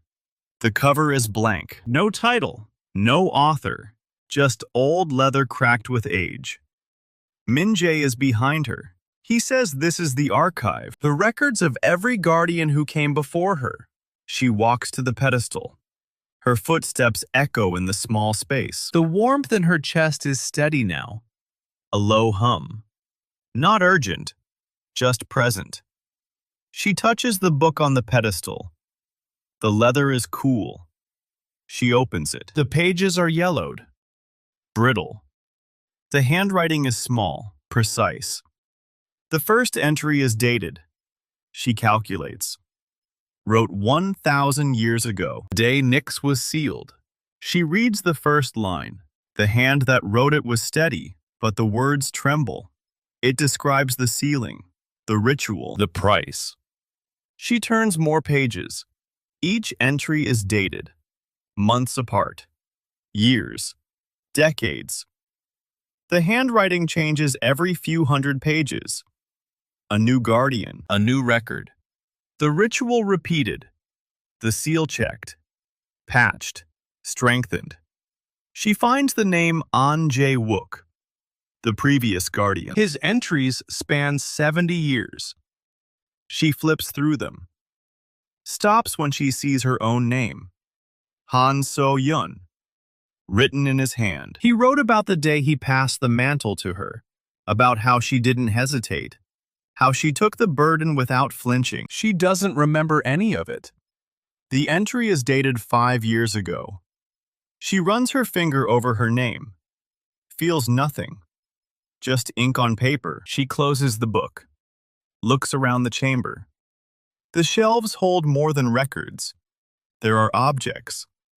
A compass that doesn't point north. A ring made of braided silver. A small iron box identical to the two she lost. But this one is cold, empty. She picks up the ring. It's warm. Just barely. She puts it down. Min-jae is looking at a shelf near the back. He calls her over, points at a book that's smaller than the others, bound in white leather, different from the rest. She pulls it off the shelf. The cover is blank, no title, but the leather is soft, well worn, loved. She opens it. The handwriting is different, looser, more personal. This isn't a record, it's a journal. The first page has a name, not Han Seo-yeon. The name is older. She doesn't recognize it. But the warmth in her chest flares when she reads it, hard enough to make her gasp. Min-jae asks if she's okay. She is not. But she keeps reading. The journal belongs to the first guardian, the one in the white robes, The one from her vision. She writes about her life before the seal, before the war, before the calamity. She was a scholar, a researcher at an academy that no longer exists. She had a family, a sister. She mentions her sister's name 17 times in the first 50 pages. Seo-yeon doesn't know why that matters, but it does. She keeps reading. The entries get darker. The calamity comes. The war begins. The sister dies. The first guardian doesn't describe it, just writes the date. And the words, her heart stopped. Nothing else. Then the ritual, the sealing. She writes about the choice, about standing at the center of the stone circle, about pulling the light from her own chest, About feeding her memories into it. one by one. She lists the names she fed, herself, her mother, her father, her sister. The warmth in Seo-yeon's chest is burning now. Not painful, but insistent. She turns another page. The entry is short, just 3 lines. She reads them, and her breath catches. The first guardian knew. She knew what Nyx really was, what it had always been. She writes that Nyx could never be destroyed. Not because it was too strong, but because it was never a monster. It was a reflection, a mirror of the light itself. She doesn't know what it means, what any of it means. Min-jae is watching her. He asks what she found. She doesn't answer. She's still looking at the last line, the one at the very bottom of the page, written in a different hand, fresh ink. It's her own handwriting. She reads the line once, reads it again. Her handwriting, fresh ink. The words say Nyx was never your enemy. It was your twin. That warmth in her chest kicks hard. Not pain, recognition. She doesn't answer. She's still staring at the page. Her hand moves to touch the ink. Still slightly damp. She whispers that she wrote this. But she doesn't remember writing it. Min-jae steps closer. His broken arm shifts in the sling. He says that's impossible. They've been down here the whole time. She knows. But the ink hasn't dried. She closes the journal. The leather is warm now. The warmth in her chest spreads down her arms, into her fingers, into the book. She looks at Min-jae, tells him they need to leave. He doesn't argue. He's learned to trust that tone. She places the white journal back on the shelf. Her hand lingers. Then she turns and walks to the black iron door. The spiral staircase feels longer on the way up. 37 steps. each one heavier than the last. When they reach the basement, the golden seam on the floor is glowing. Faint, barely visible, but pulsing, like a heartbeat. She crouches, presses her palm to it. Warm, steady, waiting. Min-jae asks if the seal is cracking again.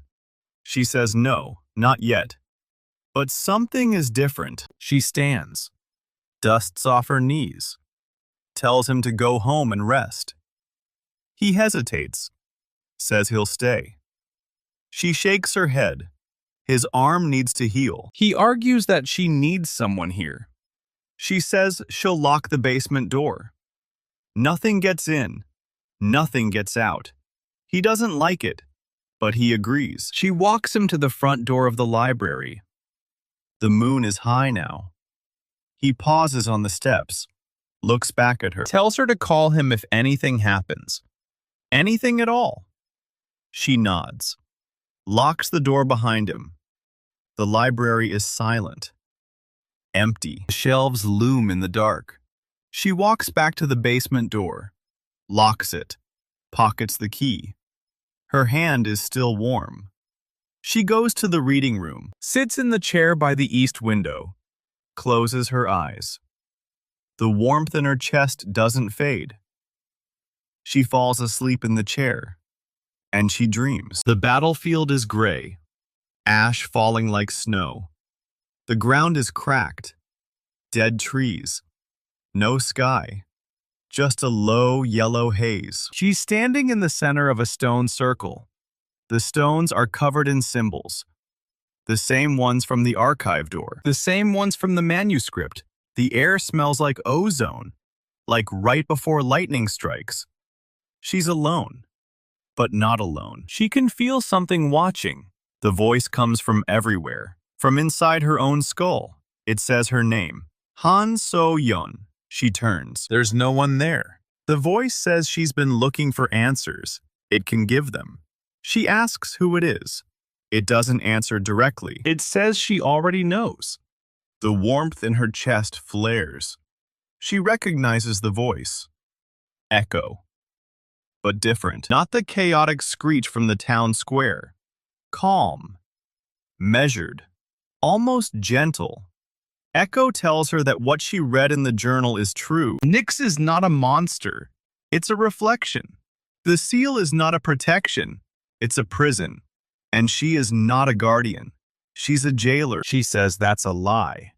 Echo laughs. Not cruel. Almost sad. It tells her to look at the stone circle. Really look. She does. The symbols shimmer, shift, rearrange themselves. And for 1 second she sees it. The pattern is not containment. It's a cage.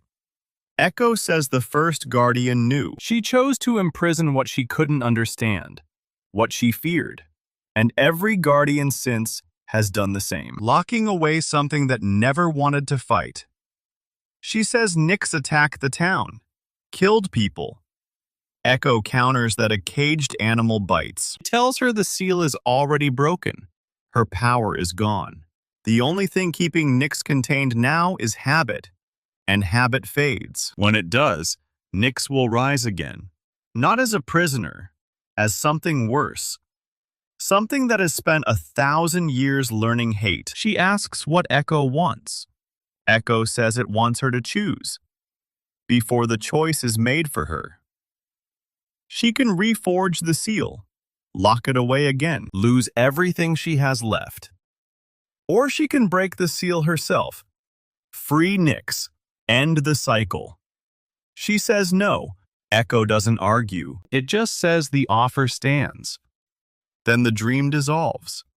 She wakes in the chair. Sunlight is streaming through the east window. Her neck is stiff. Her hand is still warm. She checks the clock. She's been asleep for 6 hours. She stands, walks to the basement door, unlocks it, descends. The golden seam is still there, still warm, still pulsing. She stares at it for a long time. Then she goes back upstairs, opens the library, Pretends nothing happened. Jia arrives at 9. Notices the dark circles under Seo-yeon's eyes. Asks if she slept at all. Seo-yeon says she slept fine. Jia doesn't believe her. Min-jae arrives at 10. His arm is still in the sling. He takes one look at her face and asks what happened. She tells him nothing. He doesn't believe her either. The day passes. Slow. Quiet. Too quiet. She shelves books. Helps patrons. Avoids Jia's questions. By dusk, she's exhausted. But she knows sleep will bring the dream again. She locks up. Descends to the basement one more time. The golden seam pulses. Steady. Watching. She doesn't touch it. Just stands there. Then she goes home. Eats dinner. Reads the journal entries she still doesn't remember writing. Falls asleep in her bed. And the dream comes. The battlefield again. Same gray ash. Same dead trees. But this time, Echo is waiting for her. Not a voice in her head. A figure. Humanoid. Made of shifting shadow. 2 eyes like holes in the world. Echo says it's good to see her again. She says she didn't invite it. Echo says the seal is thin now. Thin enough for conversation. It tells her it's been thinking about their last talk. About how she said no. And it realized it was asking the wrong thing. She asks what that means. Echo extends a hand. Shadow curls around its fingers. It says she doesn't have to free Nyx. Doesn't have to break the seal. She just has to stop fighting. Let the seal decay on its own. Let Nyx emerge naturally. And in exchange, Echo will give her something no other guardian has ever had. Choice. She asks what kind of choice? Echo says she can live. Not as a sacrifice. Not as a martyr. As a woman with a future. Her memories would stay. Her power would stay. She would never have to give up anything again. All she has to do is nothing. She's quiet for a long time. The ash falls around them. Silent. Soft. She looks at Echo's hand. The shadow fingers. The void eyes. Then she says no. Again. Echo tilts its head. Asks why. She says because she's not a jailer. She's a guardian. And guardians don't make deals with the thing in the cage. Echo doesn't move. Doesn't speak. Then it nods. Slowly. Almost respectfully. Says the offer has an expiration date.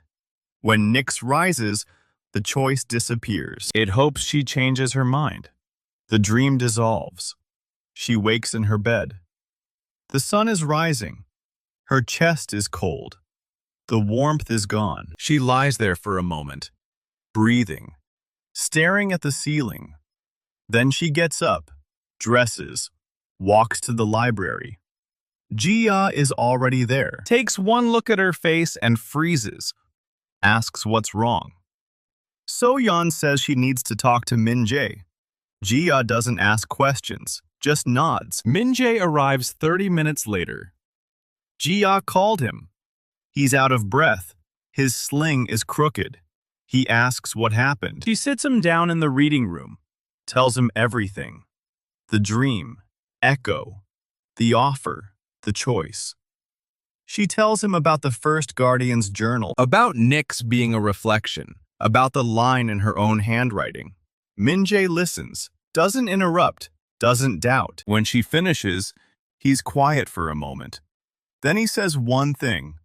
Don't listen to it. She looks at him, asks why. He says Echo is a liar. That's what it does.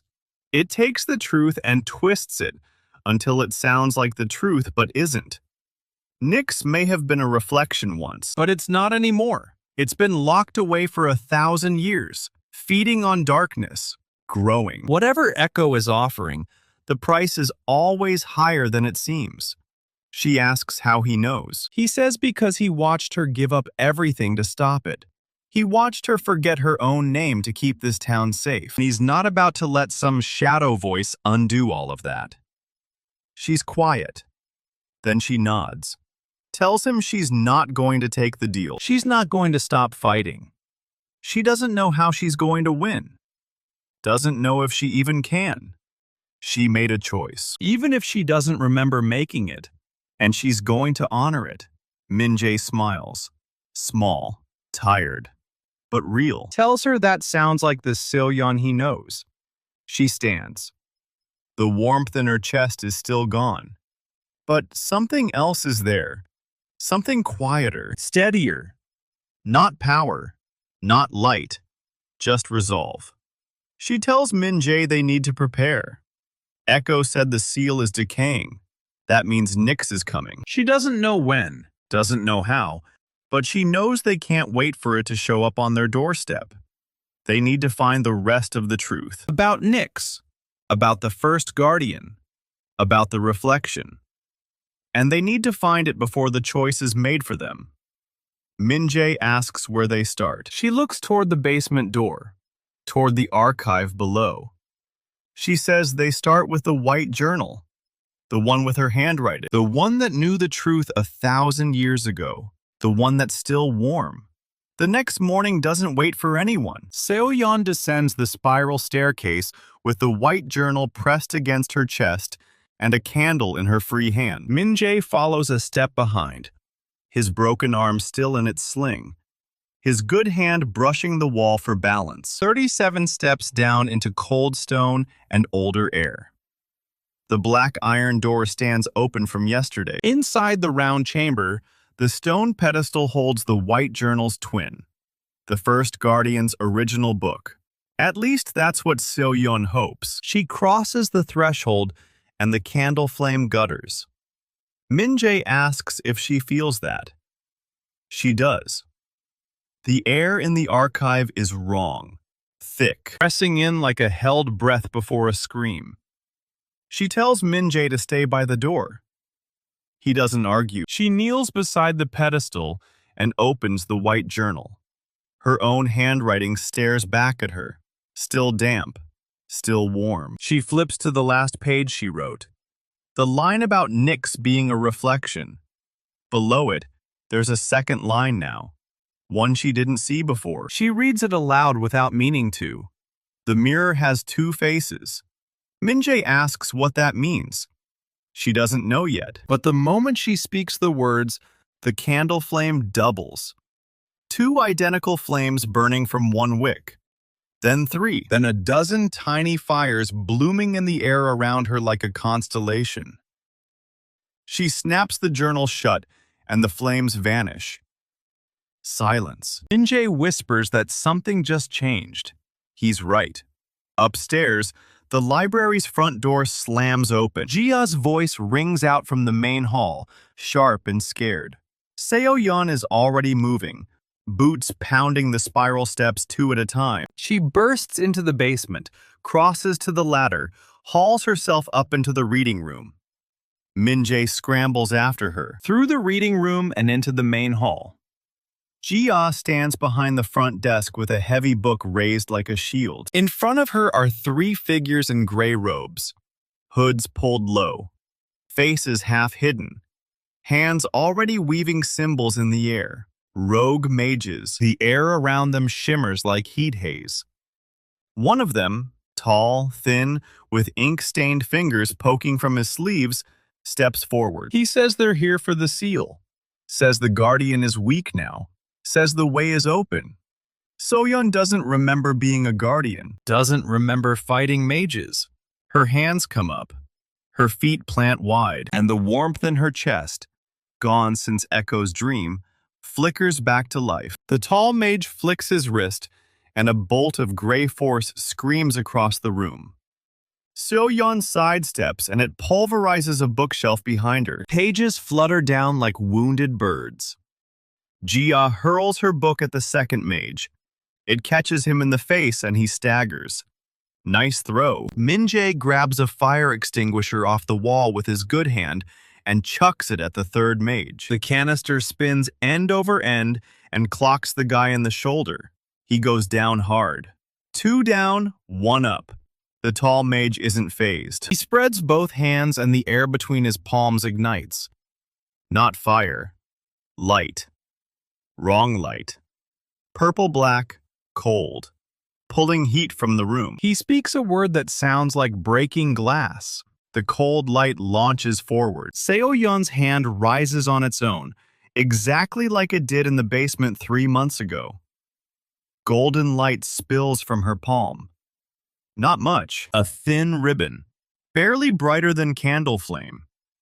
But the moment it touches the mage's cold light, the purple-black shatters. The mage staggers back, hood falling from his face. He's young, maybe 25.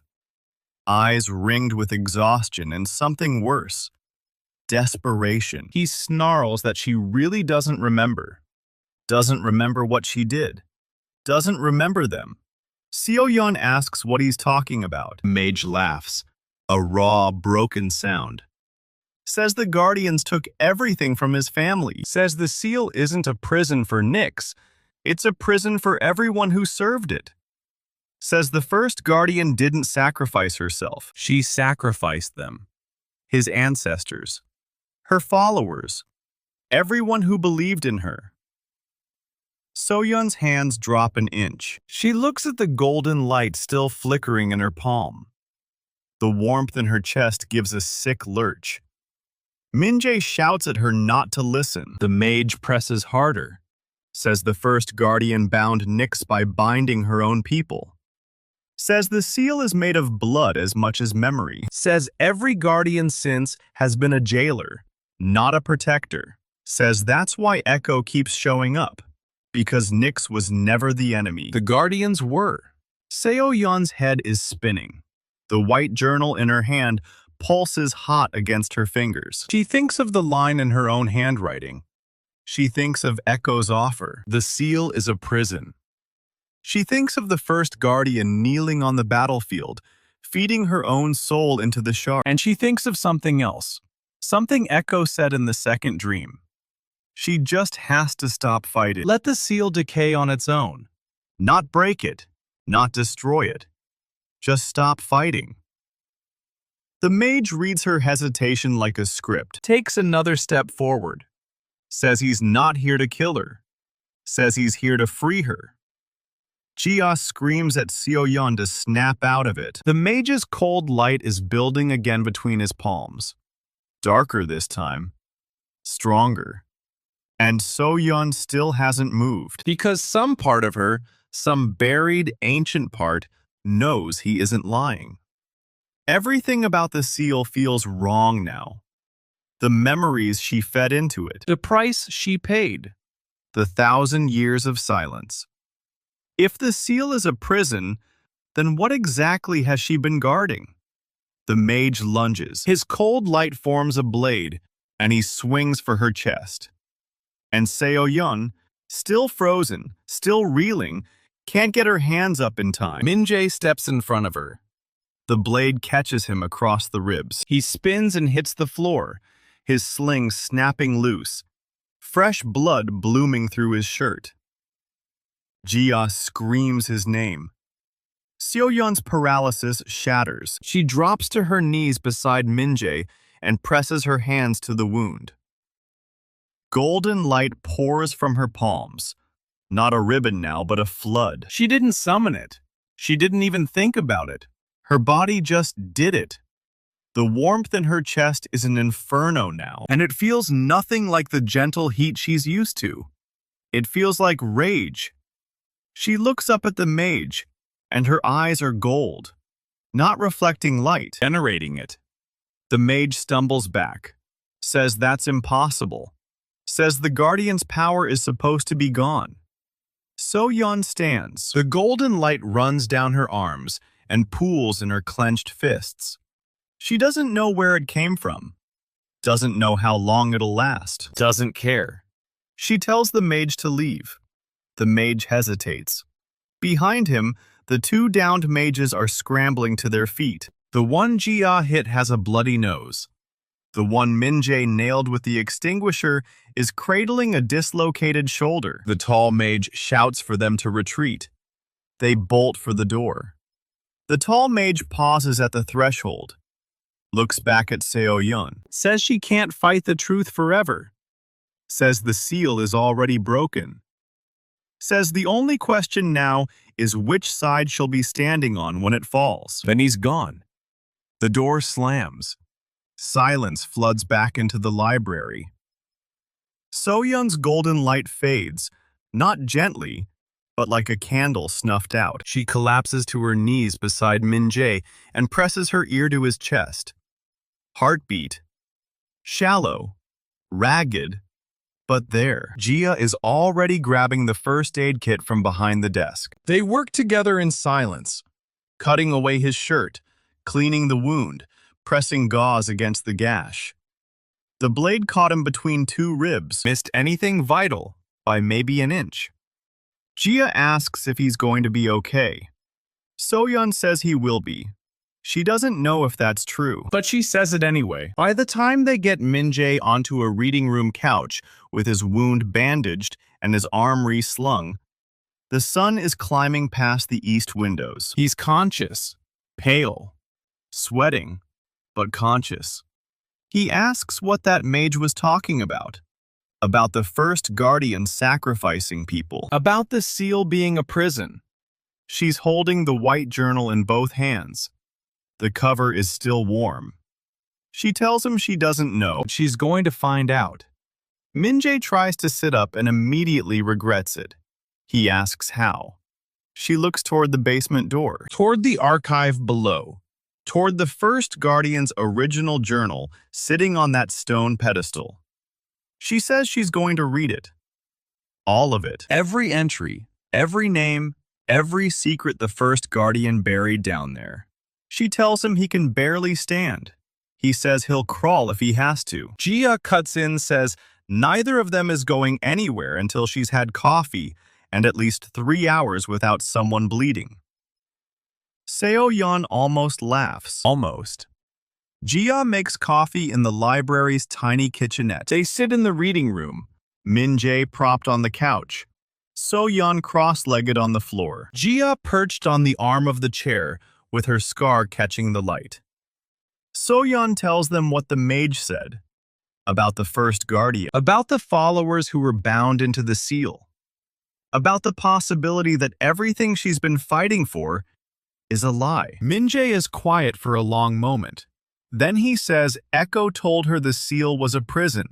The mage told her the seal was a prison. That's two sources saying the same thing. But neither one is exactly trustworthy. He asks what the journal says. So-yeon opens the white journal in her lap, flips to the page with her own handwriting, reads the line again. She says she thinks she knows what it means now. Nyx was a reflection of the light. But maybe the light wasn't as pure as everyone thought. Maybe the first guardian wasn't sealing a monster. Maybe she was covering up a crime. Jia asks the obvious question. If the seal is a prison for the first guardian's own followers, people she sacrificed to bind Nyx, then what happens when it breaks? What comes out? Seo-yeon doesn't have an answer, but she knows someone who might. She pockets the white journal and stands, tells Jia to watch Min-jae. So-yeon says she needs to talk to Elder Hwang, because if the first guardian buried a crime along with the seal, Hwang is the only person left who might know. He knew the previous guardian. He might know more than he's been telling her. Min-jae tries to stand again. She puts a hand on his shoulder and pushes him back down. Tells him he's done enough bleeding for one day. Says she'll be back before dark. He doesn't like it, but he stays. So-yeon walks to the town hall. The morning sun feels thin and distant, like light through dirty glass.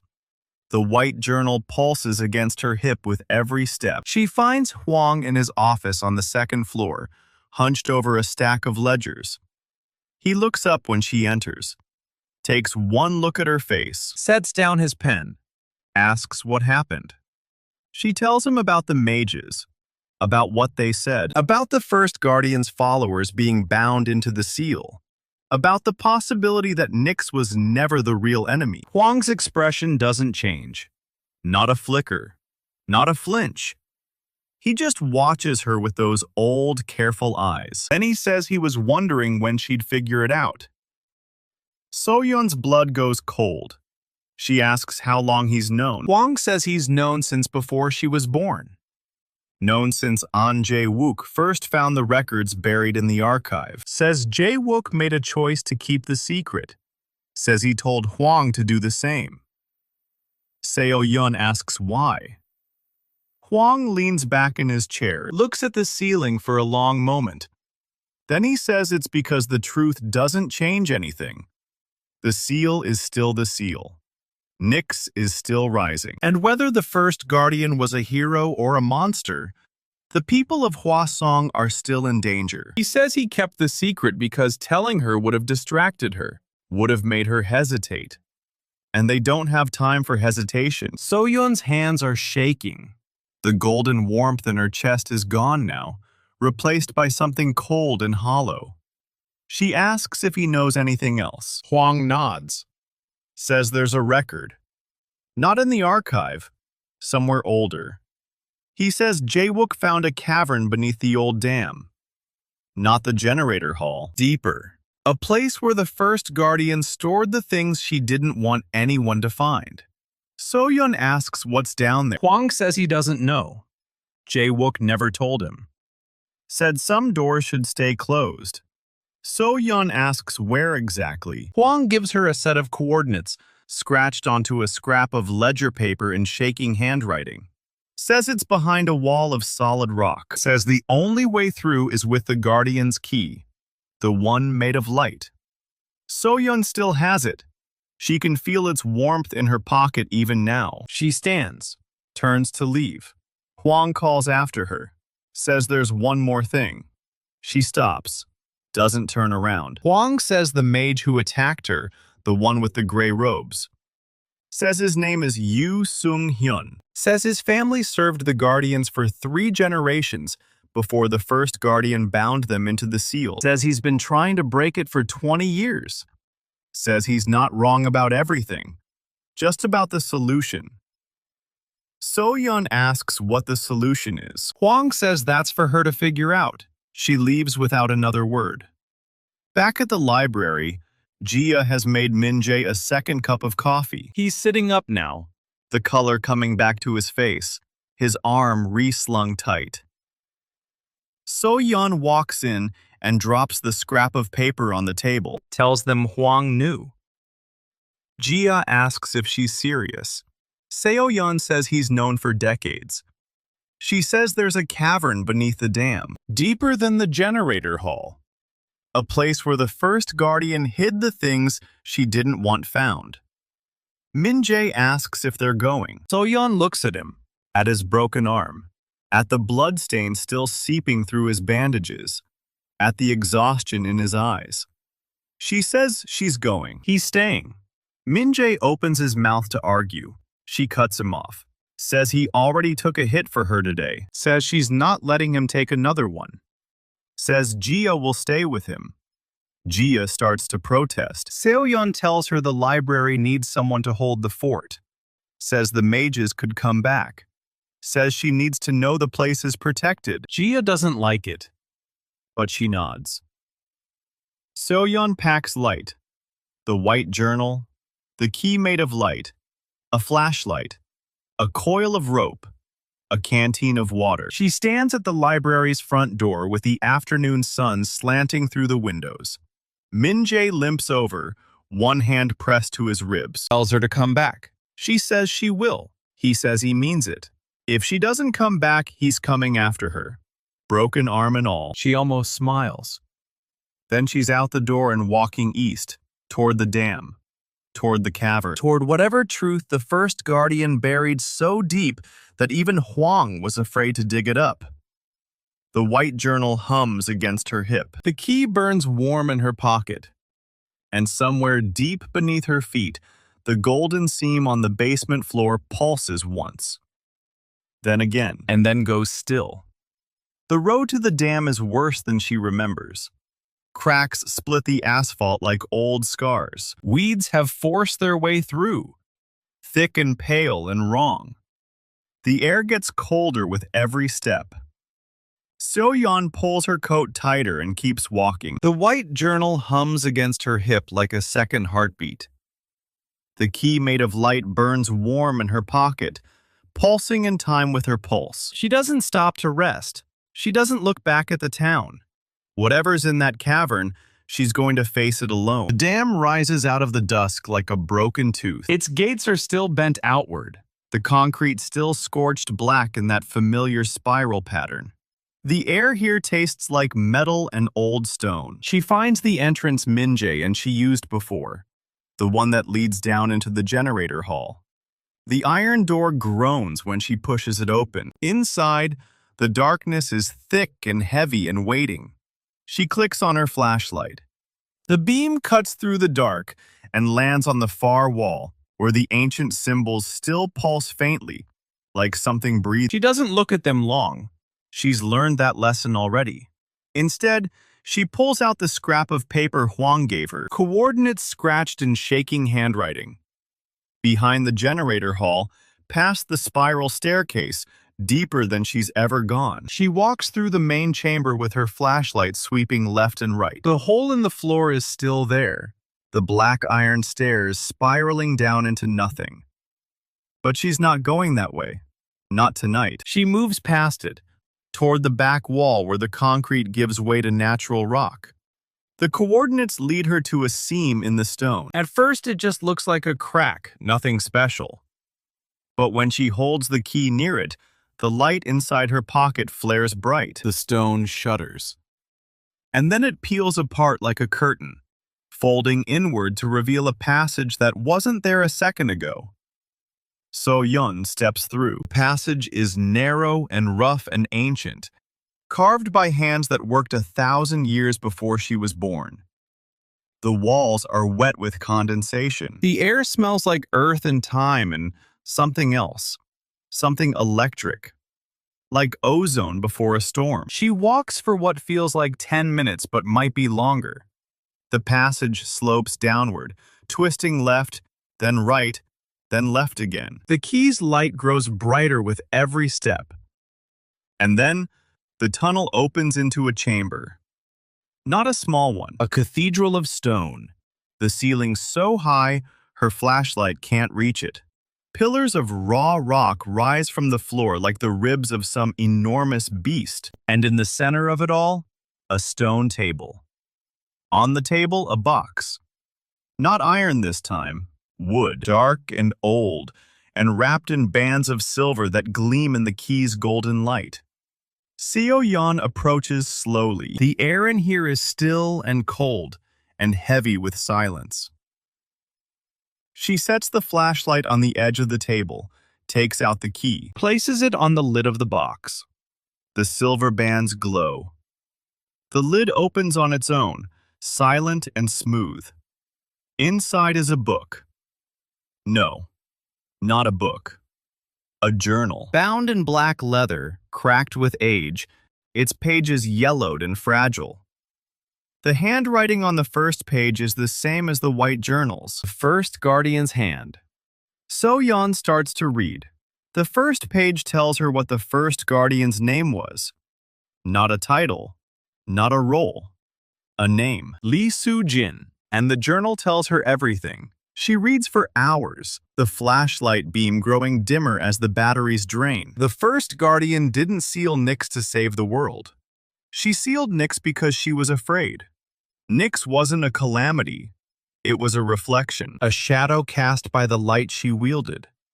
The two were bound together, light and dark, guardian and reflection. But Soo-jin chose to imprison the shadow instead of accepting it. And when she did, she bound more than just Nyx. She bound her followers, her friends, her own sister. All of them sealed into the stone, so the prison would hold. Every guardian since has done the same thing. Locked the door, thrown away the key, and called it protection. Seo-yeon turns the page and finds something tucked into the spine. A loose page, folded in half, the ink still dark and fresh. She unfolds it. The handwriting is her own. The page is a ritual, not for reforging the seal, for restoring what was lost. A ritual to reclaim the memories the seal took from her. Her hands shake as she reads it. The ritual requires her to descend into the archive beneath the library, to open the first Guardian's journal and read it aloud, to speak every name written in those pages, and to offer something in return. Not a memory this time, something else. A choice. She has to choose to remember, freely, without flinching from what she'll see. If she hesitates, the ritual fails. If she flinches, the memories scatter, and she loses them forever. She reads the page 3 times. Then she folds it, tucks it into her coat, and closes the wooden box. The key goes back into her pocket. The flashlight dies just as she reaches the tunnel. She walks back through the dark with only the key's faint glow to guide her. By the time she climbs out of the dam, dawn is breaking over the mountains. The sky is pale and gray and cold. She doesn't stop at the library. She walks straight through the front doors, past Gia, who stares at her with wide eyes, past the reading room, where Min-jae is slumped in a chair with fresh bandages wrapped around his ribs. She goes directly to the basement, down the stairs, through the open wall, down the spiral staircase, 37 steps, to the black iron door. She places both hands on it and pushes. It swings open. The archive is just as they left it. The candle on the pedestal has burned down to nothing. The first Guardian's journal still lies open on the stone table. Seo-yeon picks it up. She doesn't sit, doesn't hesitate. She starts reading from the first page, name after name. Every follower, every friend, every soul the first Guardian bound into the stone. She reads the sisters' names 17 times, each repetition louder than the last. The candle stubs around her flare to life one by one. Golden light spills from her chest. Not warm this time, but hot. Burning. A fire that scours rather than soothes. She keeps reading. The names blur together. The light grows until the whole chamber is white and roaring. And then she reaches the last page. The page where the first Guardian wrote a single line. You cannot undo what I did, but you can choose differently. Seo-yeon closes the journal. The light pulls inward, and she remembers everything.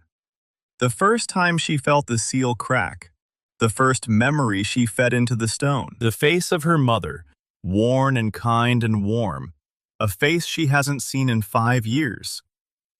She remembers Han Jae-wook pressing the mantle into her hands, remembers his ink-stained fingers and his tired smile, and the way he told her she would have to be braver than he ever was.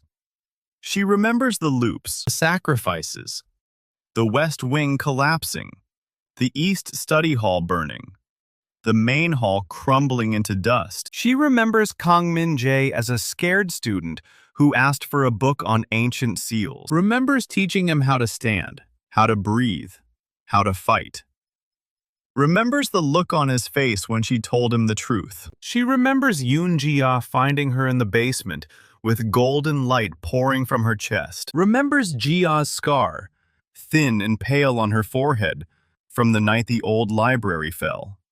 She remembers Baek Do-hyun's gray hair and cold eyes, Woo Jin-ho's scar and cruel smile, Echo's voice in the dark, the weight of the key in her hand, the taste of old magic on her tongue, ancient words she spoke without understanding. She remembers Nyx rising from the crater where the library used to be. She remembers dying. No, not dying. Choosing to give up everything to save the town. And she remembers waking up in a bed with no past, no scars, no memories, a clean slate, a second chance. The golden light fades. Seo-yeon opens her eyes. She's on her knees on the stone floor of the archive. The journal is still in her hands. The candles have all gone out. The only light is the faint gray glow filtering down from the basement above. She tries to stand. Her legs don't work right. Her whole body feels hollow, scraped out, raw. She manages to get one foot under her, then the other. She climbs the spiral staircase one step at a time, leaning on the wall. When she reaches the basement, Min-jae is there. He's standing at the top of the stairs with his broken arm in its sling, and his face pale with worry. Ji-ah is behind him, a heavy book clutched in both hands like a weapon. They both stare at her. Seo-yeon looks at Min-jae and says his name, not like a stranger, like a teacher. His eyes go wide. He asks if she remembers. She says she remembers everything. Ji-ah lowers the book, asks if that's good or bad. Seo-yeon almost laughs. She doesn't know yet. The seal is still breaking. The mages are still out there. Echo is whispering in the dark. And somewhere beneath their feet, the golden seam pulses once. Then again. And then goes still. But Seo-yeon isn't the same woman who walked into the dam. She's the guardian again. Not because she has to be. Because she chooses to be. She tells Min-jae to sit down before he tears his stitches. Tells Ji-ah to put the book back before she breaks the spine. They look at her like she's a stranger and an old friend all at once. And then Min-jae grins through the pain and says it's good to have her back. Seo-yeon doesn't smile. But her eyes are warm. She tells them they have work to do. The real fight hasn't even started yet. The ground doesn't shake this time. It splits. Main Street tears open like old paper. A fissure racing from the town square all the way to the library steps. The sound isn't an earthquake rumble. It's a breath. One long, slow exhale from something that's been holding it in for 1,000 years. Seo-yeon feels it in her chest before she hears it. The warmth that's been quiet since the archive flares hot enough to make her gasp. She grabs the door frame of the reading room. Min-jae is already on his feet, sling and stitches be damned. Ji-ah drops the heavy book she's holding. It hits the floor with a crack like a gunshot. And then the sky goes wrong. Not dark. Not stormy. Wrong. The stars above Hwasong aren't stars anymore. They're eyes. Hundreds of them. Maybe thousands. Every single one fixed on the town square, where the fissure is still widening, still breathing, still exhaling something blacker than the space between stars. Nyx rises. It doesn't climb out of the ground. It unfolds, like a flower made of shadow and silence, and the space where light used to be. The fissure spreads, and Nyx comes through it in layers. First a mist that makes your skin crawl, then tendrils of absolute dark that curl around buildings without touching them. And then the shape. Our girl has seen Nyx before. In the loops, in the visions. In the memory, the first guardian pressed into a shard of golden light. But seeing it with her own eyes is different. Nyx isn't tall. Nyx isn't anything you can measure. It occupies the space above the town, like silence occupies a room after a scream. And it's beautiful. That's the worst part. Nyx is beautiful in the way a cliff edge is beautiful. In the way deep water is beautiful when you can't see the bottom. Tendrils of darkness braid together into something almost like wings.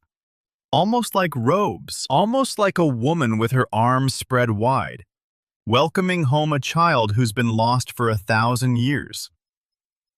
Seo-yeon steps out of the library. Min-jae shouts her name. Ji-ah shouts something too. She doesn't hear them. The warmth in her chest is a roar now. Golden light spilling from between her ribs, from her palms, from her eyes. She walks toward the fissure, and the light walks with her. The town is screaming. People are running. Mr. Park from the hardware store is standing in his doorway with his mouth open and his face gray. Not from fear, not yet. But gray like Echo made him gray. The mages are somewhere. Seo-yeon can feel them. 3 cold spots on the edge of her awareness. But they don't matter right now. Nothing matters except the thing rising from the earth. Nyx speaks without sound. The words don't come through her ears. They land directly in her chest, in the place where the warmth lives, and they feel like winter. It says she has been waiting. It says the prison was cold. It says the guardian who locked the door is dead and gone, And dust in every guardian since has been a copy of a copy of a copy. fading with every generation. And now the last one is standing in a broken street with light leaking out of her chest and nothing left to bargain with. Seo-yeon stops at the edge of the fissure. She looks up at the thing that was sealed 1,000 years ago. The thing Lee Soo-jin trapped out of fear. The thing every guardian since has called a calamity, a monster, an enemy. And our girl says no, not to Nyx, to herself, to 1,000 years of running, to the lie that the only way to protect something is to lock it away and throw out the key. She says no to the ritual that costs everything.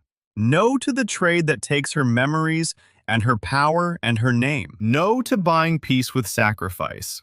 Nyx tilts its head. The motion makes the stars blink. Seo-yeon reaches into her pocket And pulls out the key made of light. It burns cold now. Cold like the first guardian's hands when she pressed the shard into the stone. She holds it up. Nyx flinches. Just a little. Just enough. And Seo-yeon does the thing no guardian has ever done. She opens her hand and lets the key fall. It drops into the fissure. Golden light spins down into the darkness like a coin dropped into a well. Min-jae screams her name. Jia grabs his arm. Elder Hwang, who's appeared at the edge of the square with his white hair wild and his old hands shaking, makes a sound like he's been punched. The key hits bottom. The light goes out. And Seo-yeon speaks. Not ancient words this time. Not a ritual she read in a journal. Just her own voice. Quiet and steady. Saying the only thing that's ever been true. She says she's sorry. She says the first guardian was afraid. And every guardian since has been afraid. And she's been afraid too. Afraid of losing her memories. Afraid of losing her power. Afraid of losing the library and the town and the people she loves. She says she understands now. The seal isn't a protection. It's a wound. A wound that's been bleeding for 1,000 years because no one was brave enough to let it heal. Nyx isn't a calamity. It's a reflection. A shadow cast by the light Lee Soo-jin wielded. You can't lock away your shadow. You can't bury it and forget it and call yourself whole. It's part of you. It's always been part of you. Nyx doesn't move. The tendrils of darkness don't reach for her. The stars don't blink. Seo-yeon takes a breath. The last of the golden light pours out of her chest. Not in a blast, not in a weapon. Just a gentle spill like water finding its way downhill. It pools around her feet. It fills the fissure. It rises up the dark shape of Nyx like vines climbing a wall.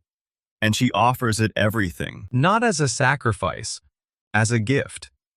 She offers her memories, her power, her name and her past, and the weight of 1,000 years of guarding. She offers them freely, without fear, without regret. She offers them because they were never hers to keep. They were always borrowed, a loan from the first guardian, a debt passed down through generations.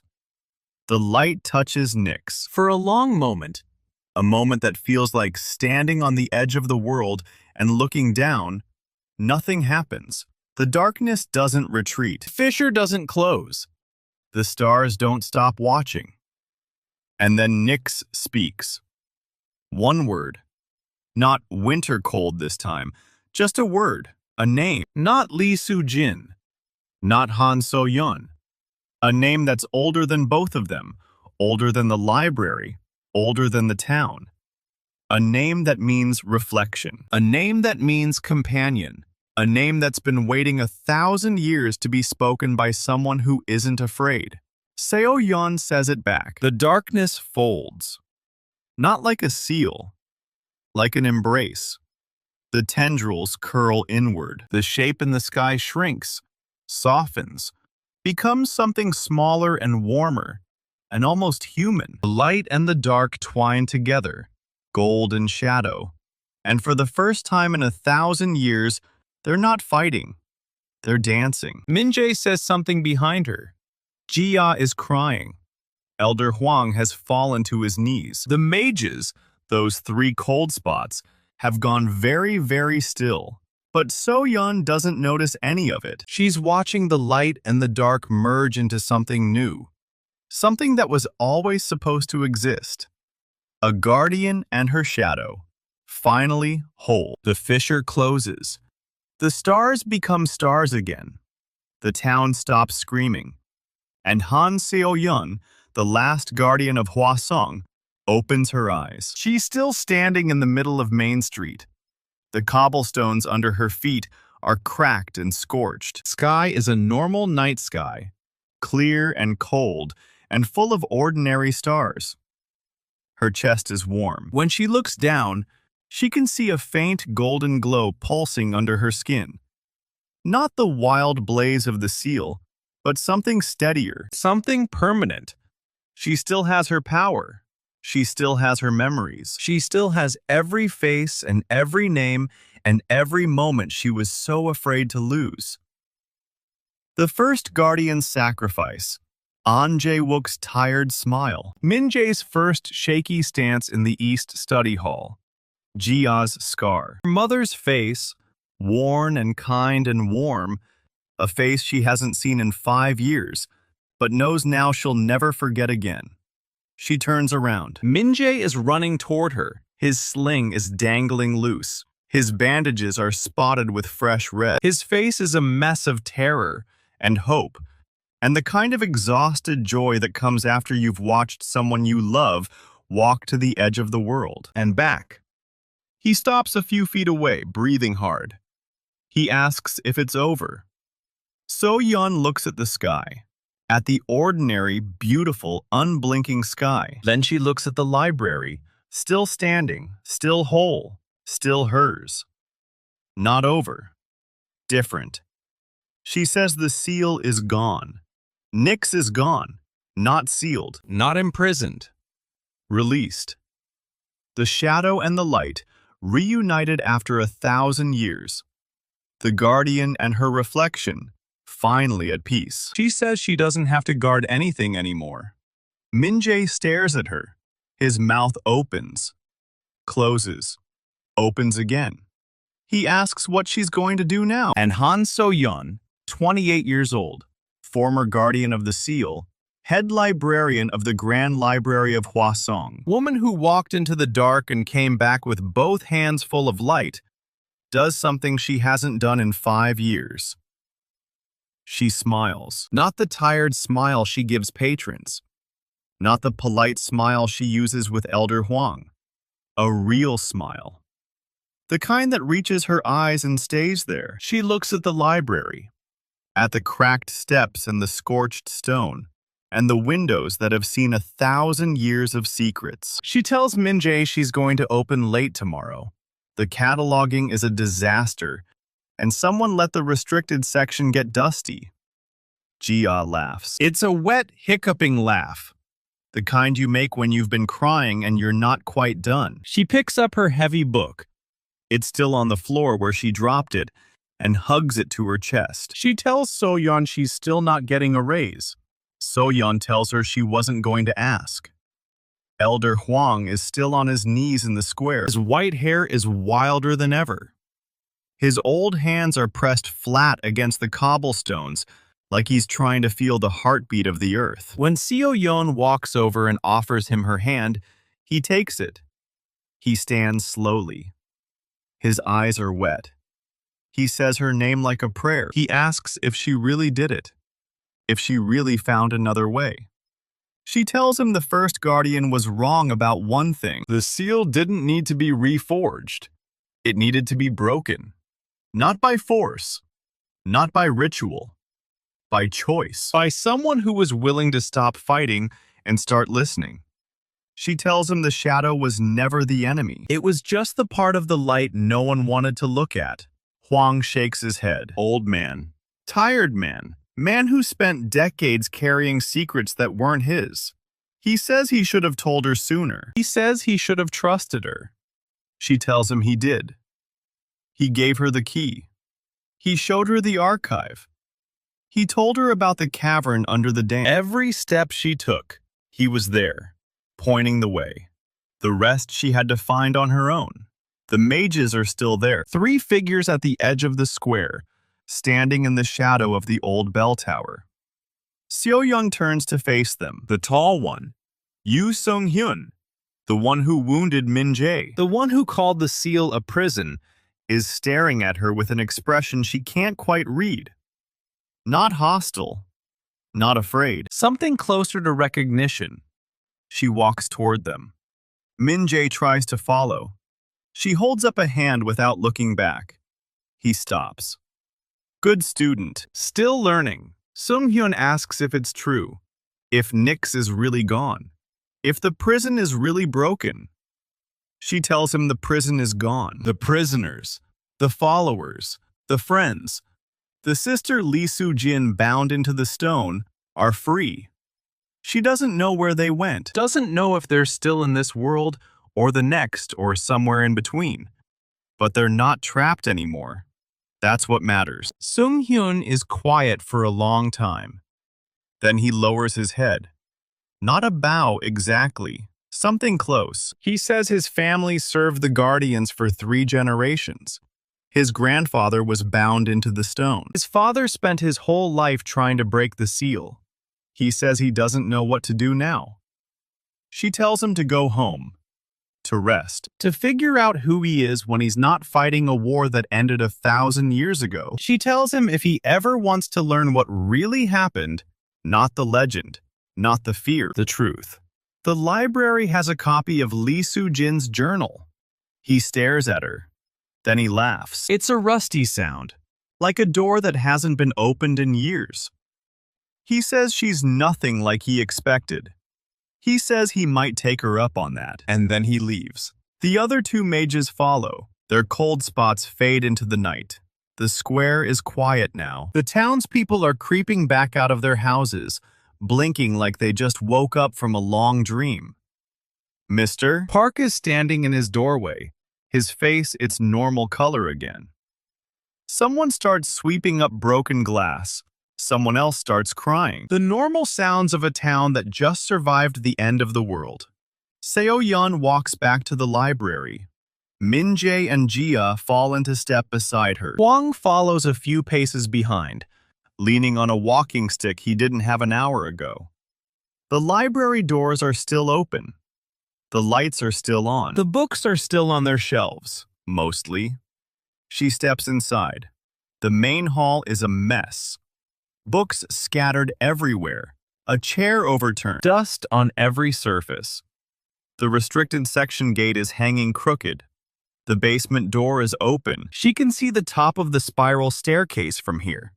The faint glow of candlelight still flickering below. She'll deal with it tomorrow. All of it. The cataloging, the dust, the cracked stone, and the scorched floor. And the 1,000 small repairs a library always needs. Tonight she's going to sit in the reading room with a cup of tea that's probably gone cold, and look at the stars through a window that isn't wrong anymore. She looks at him. Her student. Her friend. The kid who walked into her library asking for a book on ancient seals and ended up helping her save the world. His arm is still broken. His ribs are still bandaged. He's going to need weeks to heal, months to get his strength back. But he's standing. He's here. She tells him she's better than okay. She tells him she's whole. Jia shoves the heavy book back onto its shelf with more force than strictly necessary. Then she turns around, crosses her arms, and says if Seo-yeon ever scares her like that again, she's quitting. Effective immediately, no notice. She'll go work at the bakery. At least bread doesn't try to end the world. Seo-yeon tells her she'd missed the books too much. Jia snorts. says maybe. Then she pulls Seo-yeon into a hug so tight it makes her ribs creak. She says she's glad she's not dead. She says she's glad she remembers. She says she's glad she's still here. So-yeon hugs her back. She's glad too. The next morning, the sun comes up like it always does. Library doors open at 9. Gia is already inside, reshelving the books that got knocked around. Min-jae arrives with fresh bandages and a cup of coffee for So-yeon that's still hot. Elder Hwang comes by at noon with a box of pastries from the bakery and an apology he doesn't quite know how to deliver. And Han Seo-yeon stands behind the front desk of the Grand Library of Hwasong, running her fingers over the spines of books that have seen empires rise and fall. Guardians come and go. Seals break and shadows dance, and light find its way home. She opens the ledger, picks up her pen, starts a new page. Not as the Guardian, not as the last link in a chain that stretched back 1,000 years, just as a librarian. A woman who loves books and quiet mornings and the smell of old paper. A woman who chose to stay. It says someone finally did.